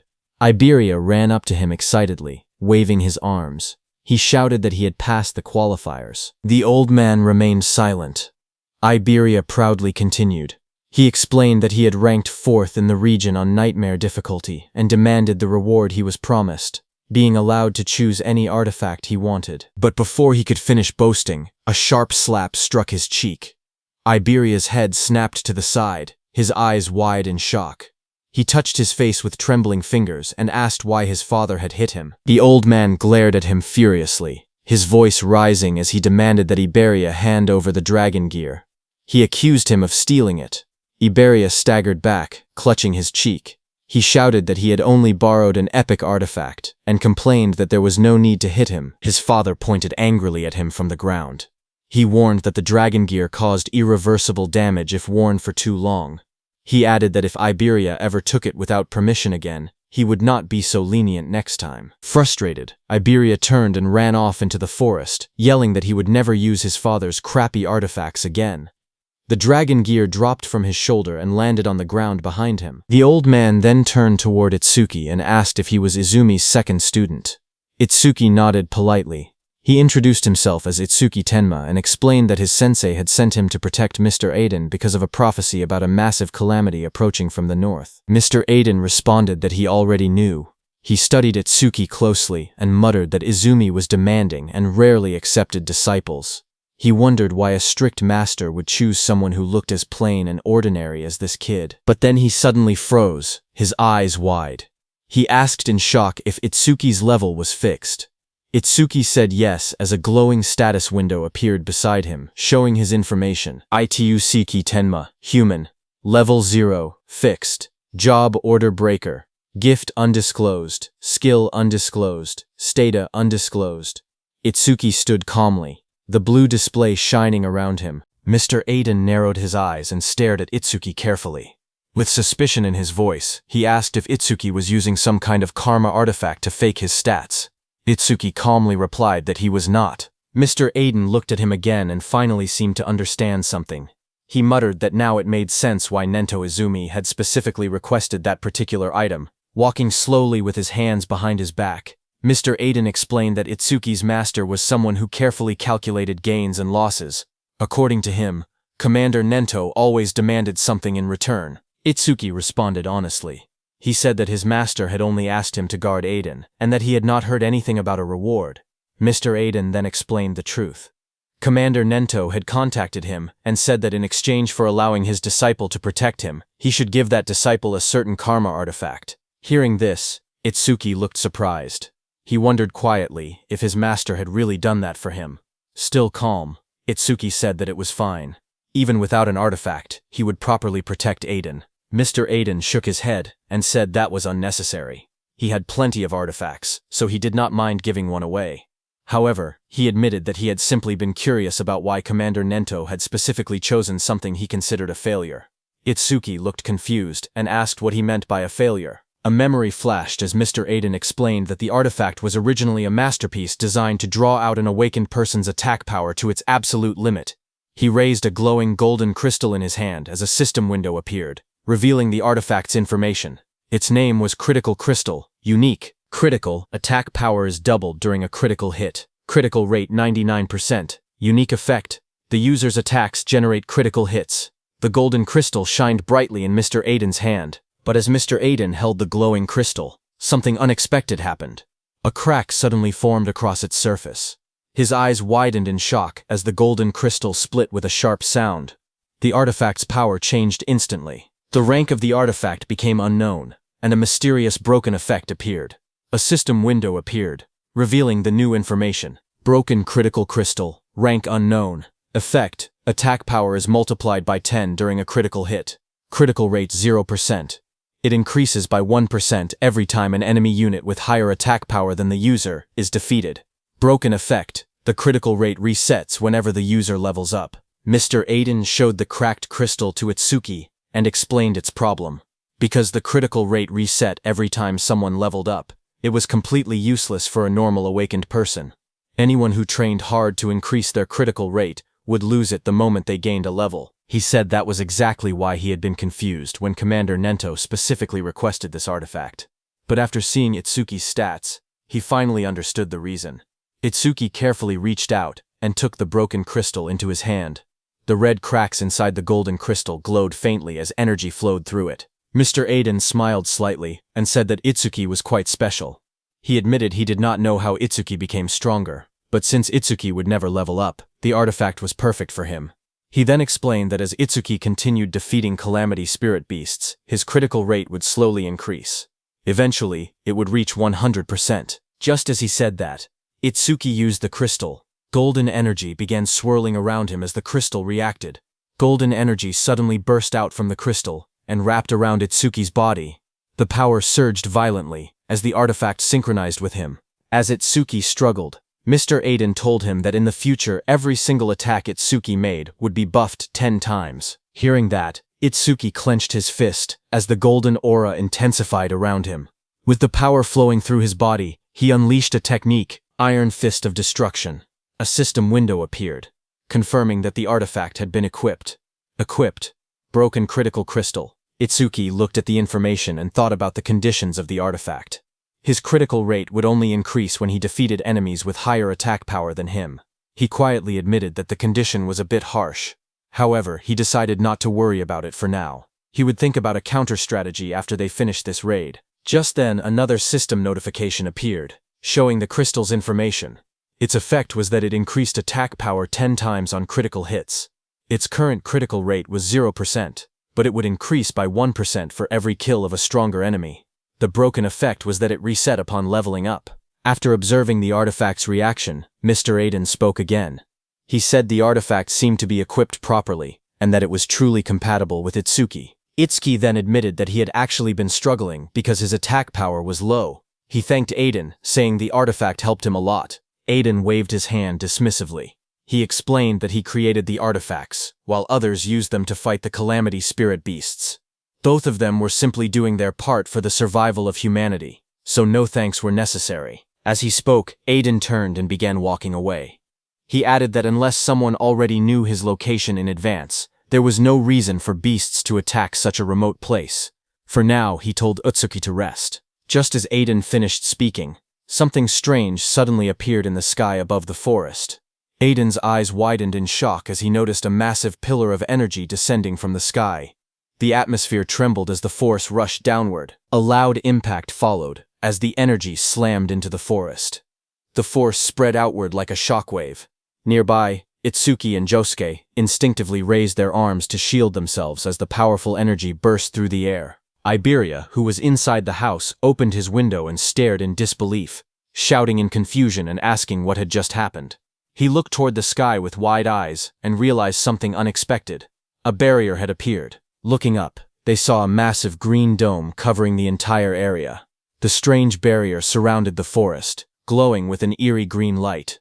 Seeing the enormous dome above them, Iberia shouted in shock, wondering why there was a green barrier there. Mr. Aiden looked toward the sky with a serious expression. In his mind, a troubling thought appeared.